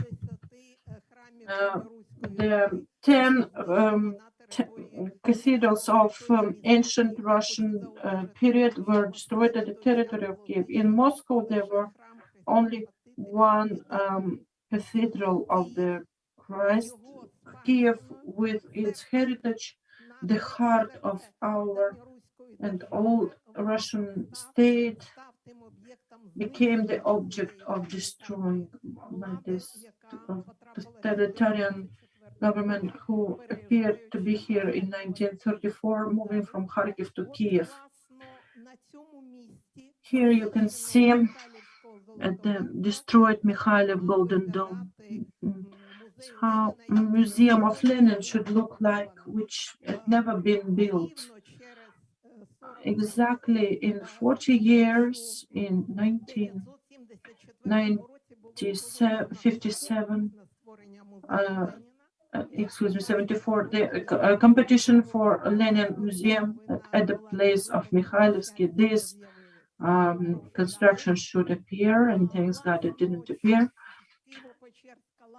Kiev-Pechersk Lavra were part of the values of Mikhailovsky Golden Dome Cathedral. Here you may see what this is the exposition of the first Ukrainian historical museum, from which in 1938 to Moscow for temporary exhibition to Tretyakov Gallery.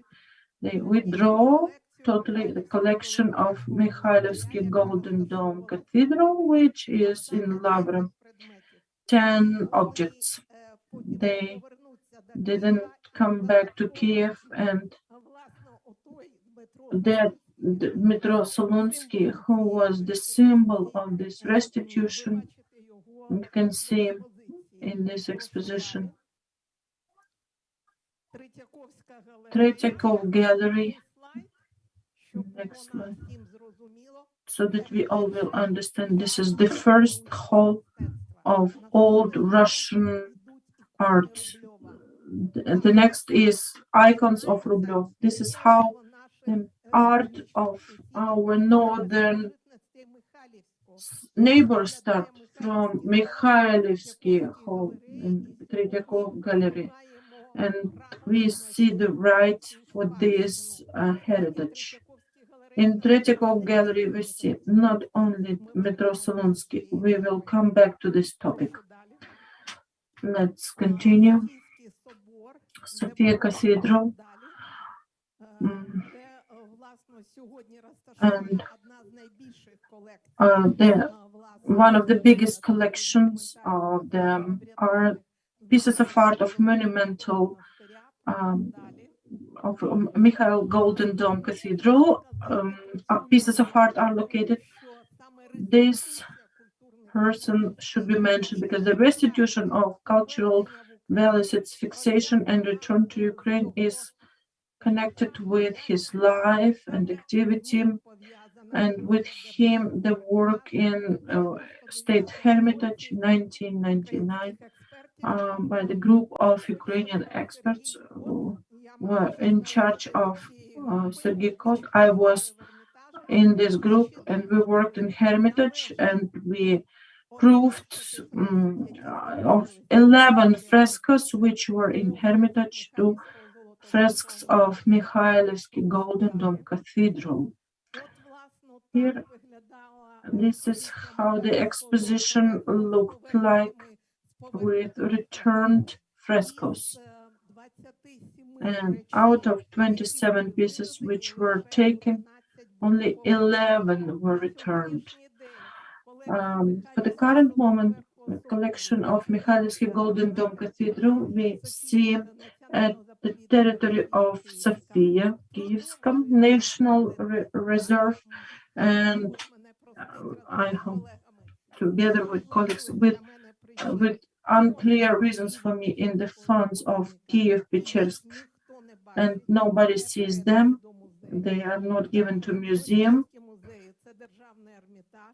Russian Museum, State Hermitage, Tretyakov Gallery, Russian Museum, where Mikhailivsky Golden Dome, and State Historical Museum in Moscow. Mikhailivsky Golden Dome gave the biggest amount of collections in its territory as national scale archaeological monument. This is the center of handcrafts work of old Russian museum, and it has also British Museum in London.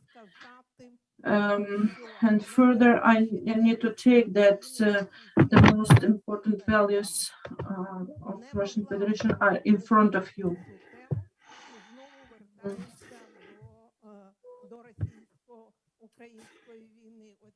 So coming back to your Russian-Ukrainian war, that's Vyshgorod icon that is at the entry of Tretyakov Gallery, for which Russians built a special temple. It's our icon. That's Vyshgorod Vladimir Cathedral that was stolen from us by Andrei Boголюбский and taken to Russia. All the rest of things that you see before you, by different ways, they go to Russian museums. And today, I want to say that things like this, we should renew them not on the internet, not from all open sources, but on the Ministry of Culture website. We finally should have a registry of Ukrainian values in other countries. That concerns a movable inheritance as well as immovable inheritance. Together with operations, we must set demands to return to Ukraine of our inheritance. Thank you for your attention, and glory to Ukraine.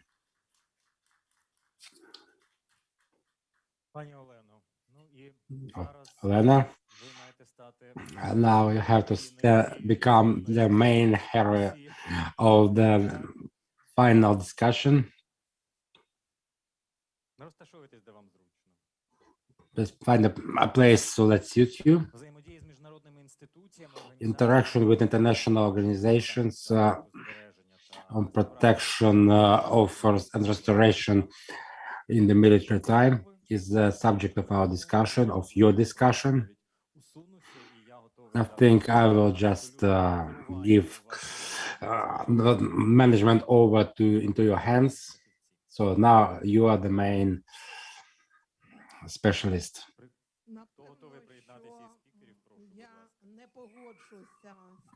If I don't agree with thesis of my colleagues, that we need to ignore UNESCO as an institution. Ukraine, to my point of view, today should use all international organizations in order to declare on all levels about destruction of Bakhchisarai Palace in Crimea, on the removal of values from Crimea, of destroying our values, destroyed and taken away by Russia, starting from our Cossack speech items to the things that are being stolen and taken away from Ukraine. UNESCO is one of the sites where we can speak up about these things. I think we have very good, it can cause different emotions, like they try to enter Ukraine borscht to untangible value, but French introduced the baguette. Why can't we introduce our Ukrainian borscht, Ukrainian soup? UNESCO as an instrument, as an organization, UNESCO should be used.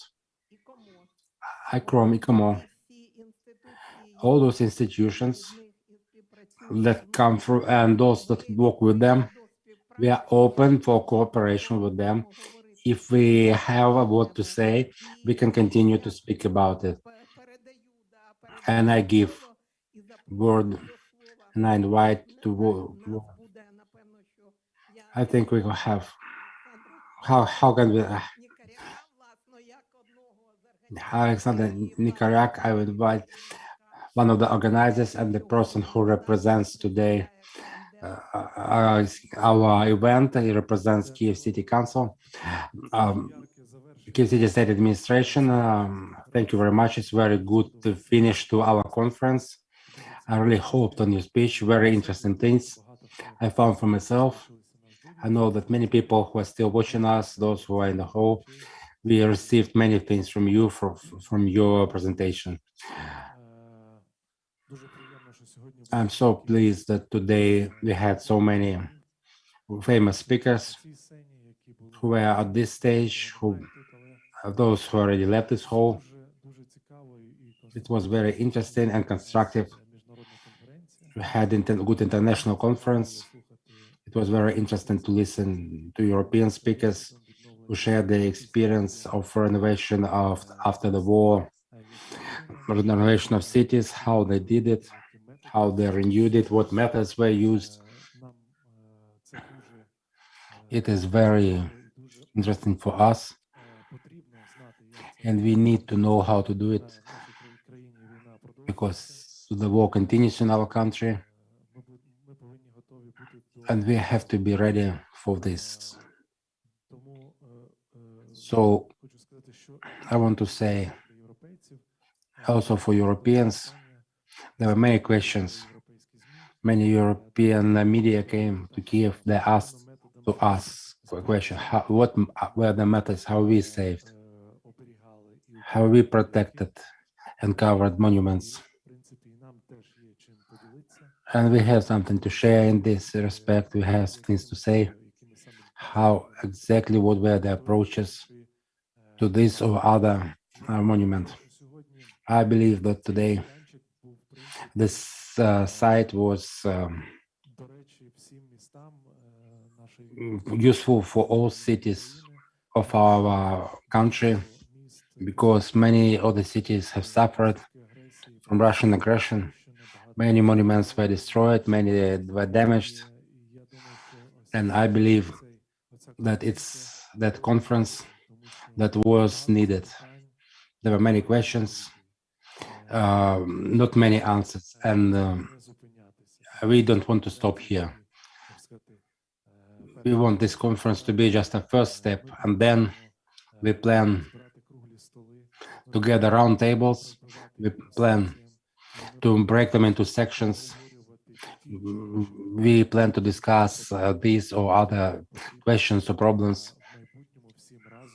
that we need to discuss and use in the future altogether. to get to our goal to renewal and restoration and of our cultural inheritance. I want to thank all those who participated, organizers, our team who worked on this event. That's department, that's Kiev Methodical Center, Vikharev, Diana, Tanya, everyone. All who I haven't mentioned, I thank you for this event today. I believe it was at a very good level. Everything starts from Kiev. We're thankful that we had representatives from the Ministry of Culture, Katerina Chuyeva, and all the society that's involved in protection of historical monuments online and offline. That took something from this event, some positive. Can I ask you a specific question? We spoke about 3D scanning of objects, and we heard from Lviv that it's such a big data that the Kiev Lviv Council has no way to store. So we need to make lessons and do something about it. Does Kiev do such work for main monuments or for main architecture? Do we have place to store this massive data, or we need to cooperate with international organizations? That was discussed. I believe we will find where to store it. The first is we need to scan to create a 3D model of objects. We have started the process.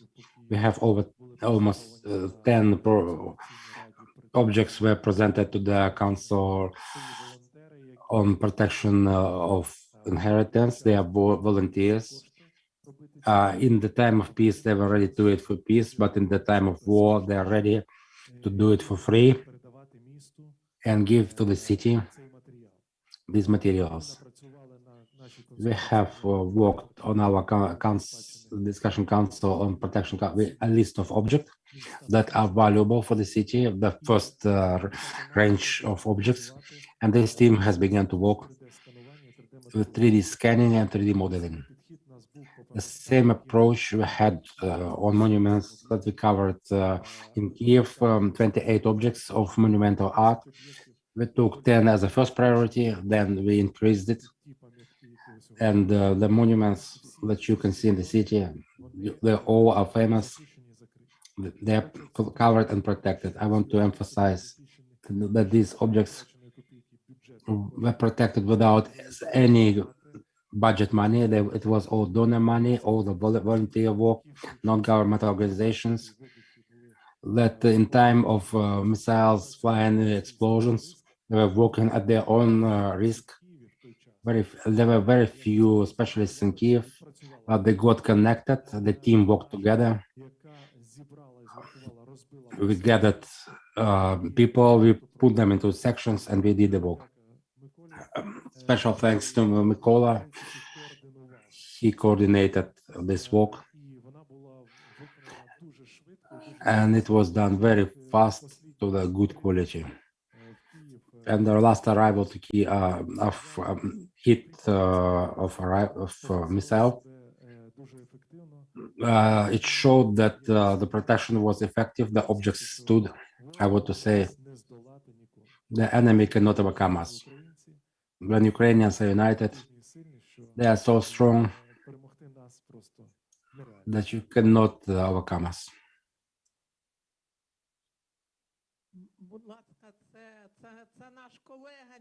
Please, that's our colleague from Lviv. He represents Lviv region, Andrei Staluk.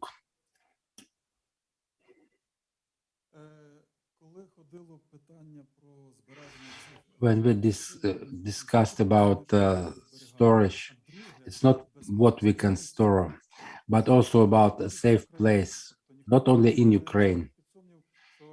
We don't doubt that the Kyiv City Council will find a place to store it, but to have a second safe place, to have some backup. I just wanted to point out it's a good. You should back it up. I was to New York, USA.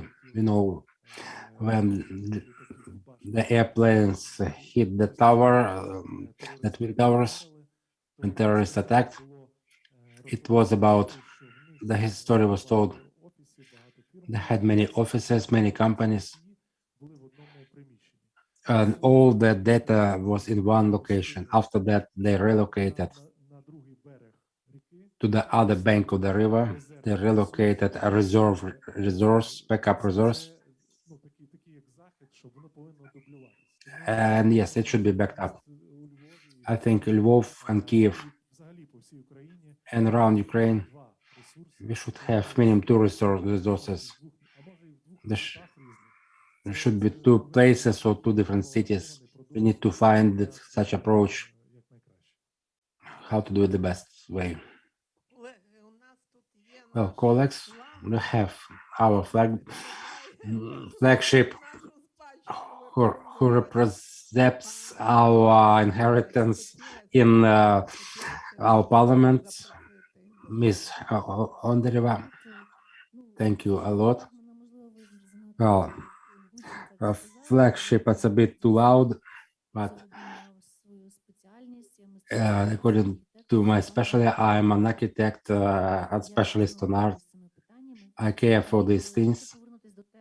And we come back to the theme of our discussion, cooperation with international organizations.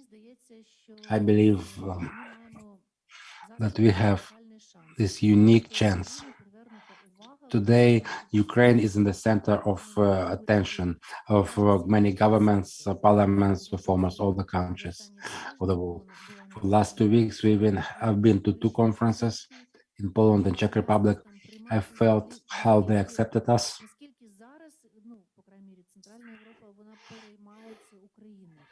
At least Central Europe cares for Ukraine.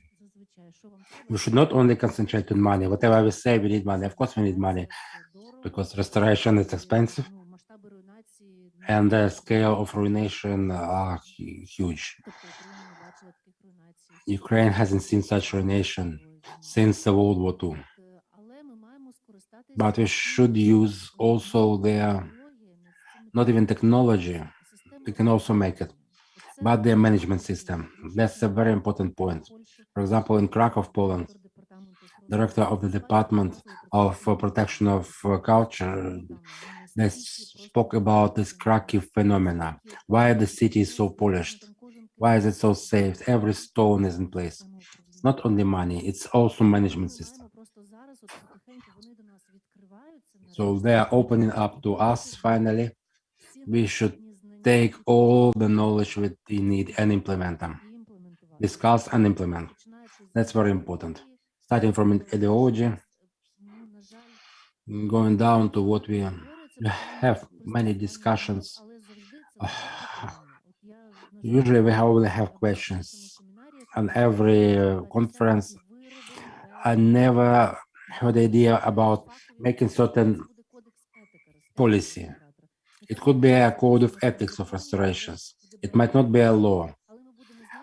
But we should know that this approach is more stable, it's more useful for Ukraine. And little by little, at least push it through the consultative councils.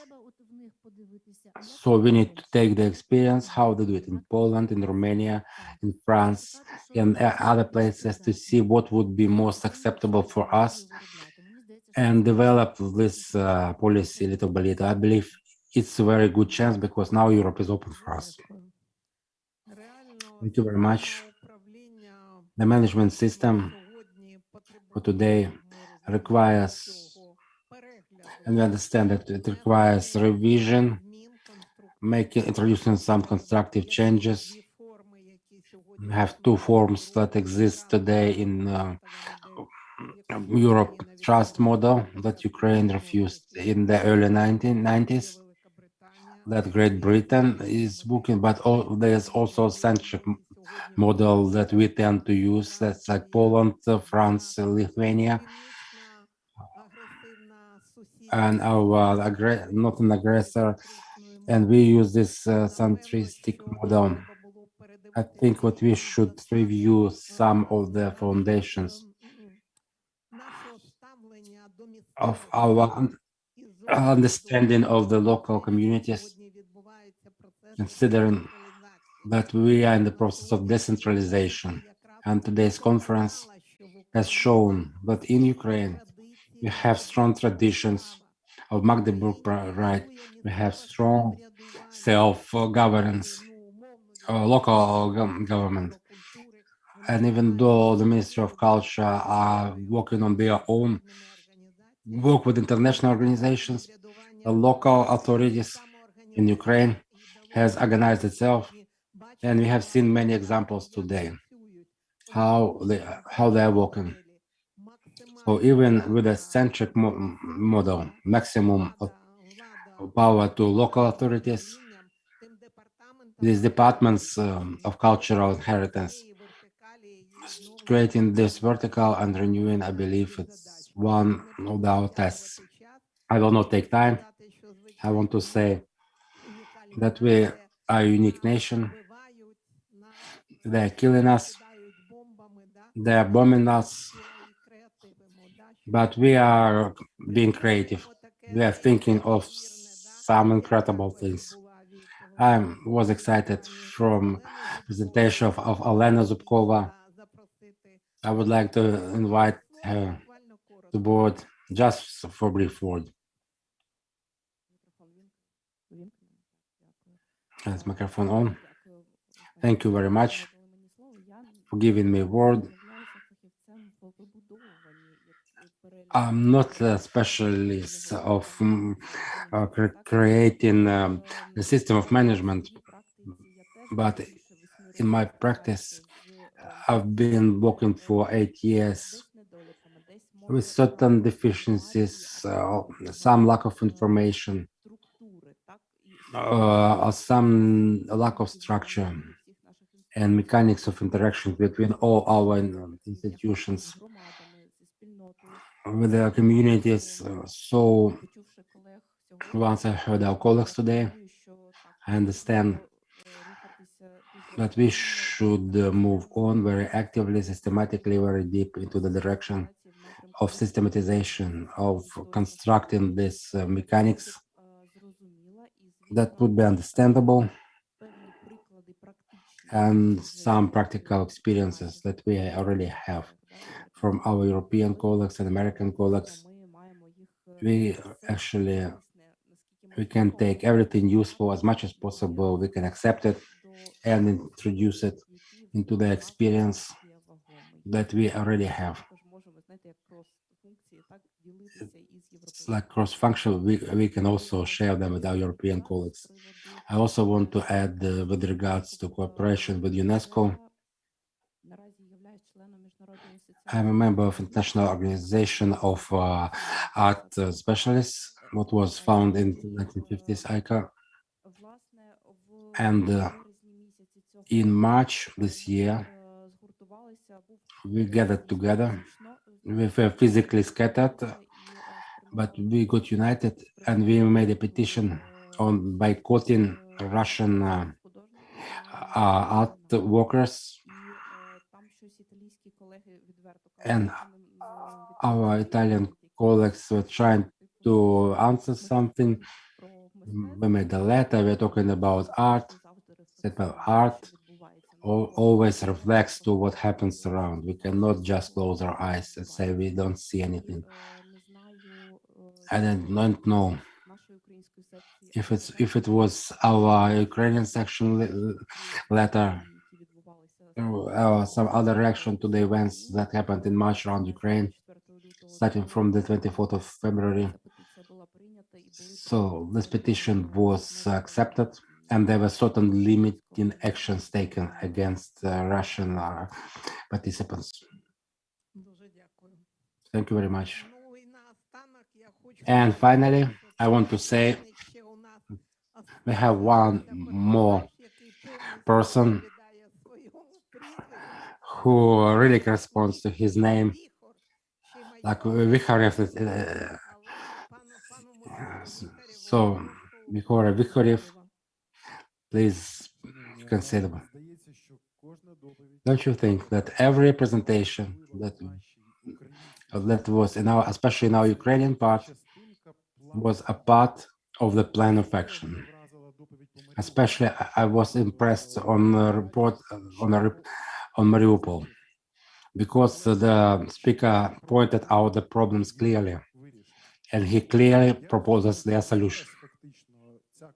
Understand that now this conference covers a national scale, and it is even international, as in Ukraine in the world. But using this opportunity, let us invite those who are watching us now and will be watching even in the record. I would invite you to join our efforts. Understand that our communities, that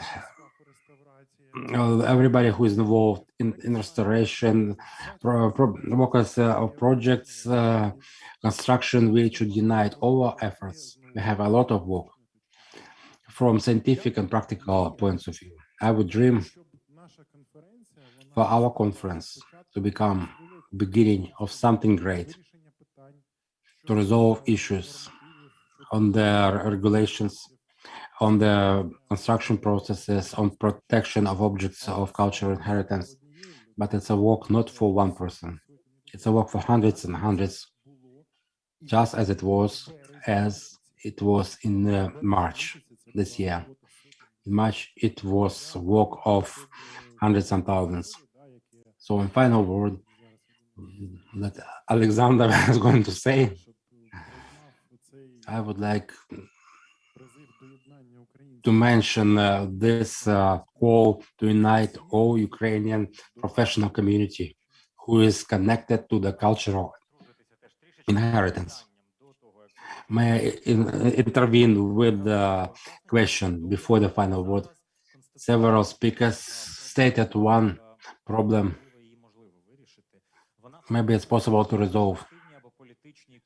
It's in corporate or political culture. Marosov said about institutional closeness that did not allow in its timely to create effective dialogue between public initiative and museum. Elena mentioned some institutional closeness that would not allow to explain why some artifacts are in one museum and not represented in the other. So it's mostly about the level of public and institutions. Like Dovzhenko Center, it encounters closeness. We don't get the answer, or we have very formal answer. Or if we can call at least 3 examples, it means that it's a Ukrainian problem. Is the dialogue possible? Do we still have horizontal and we have discussion, and we have a state which is separate and resolves its needs? Let me take this question. Our successful work in the first several months of the full-scale invasion of Russia, it showed, and on the example of Kiev, that it was possible. And we should multiply this experience throughout all Ukraine. But we understand that we can work on this. It's not a universal formula. Everywhere we should use it.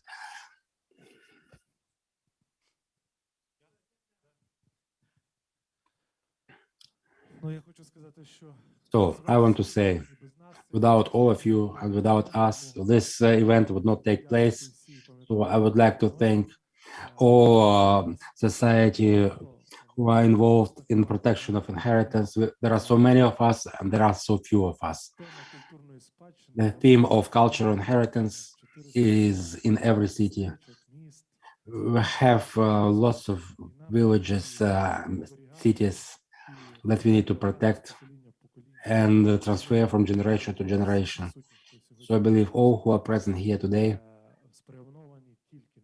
are directed only for saving and restoring of our inheritance. And we as Kiev, say everything starts in Kiev, we are ready to be the engine of all initiatives, of all roundtables, all the sites like this, international conferences will continue every year despite anything. We are in the wartime, but we have this event. We gather everybody who cares, we gather people, and we make it.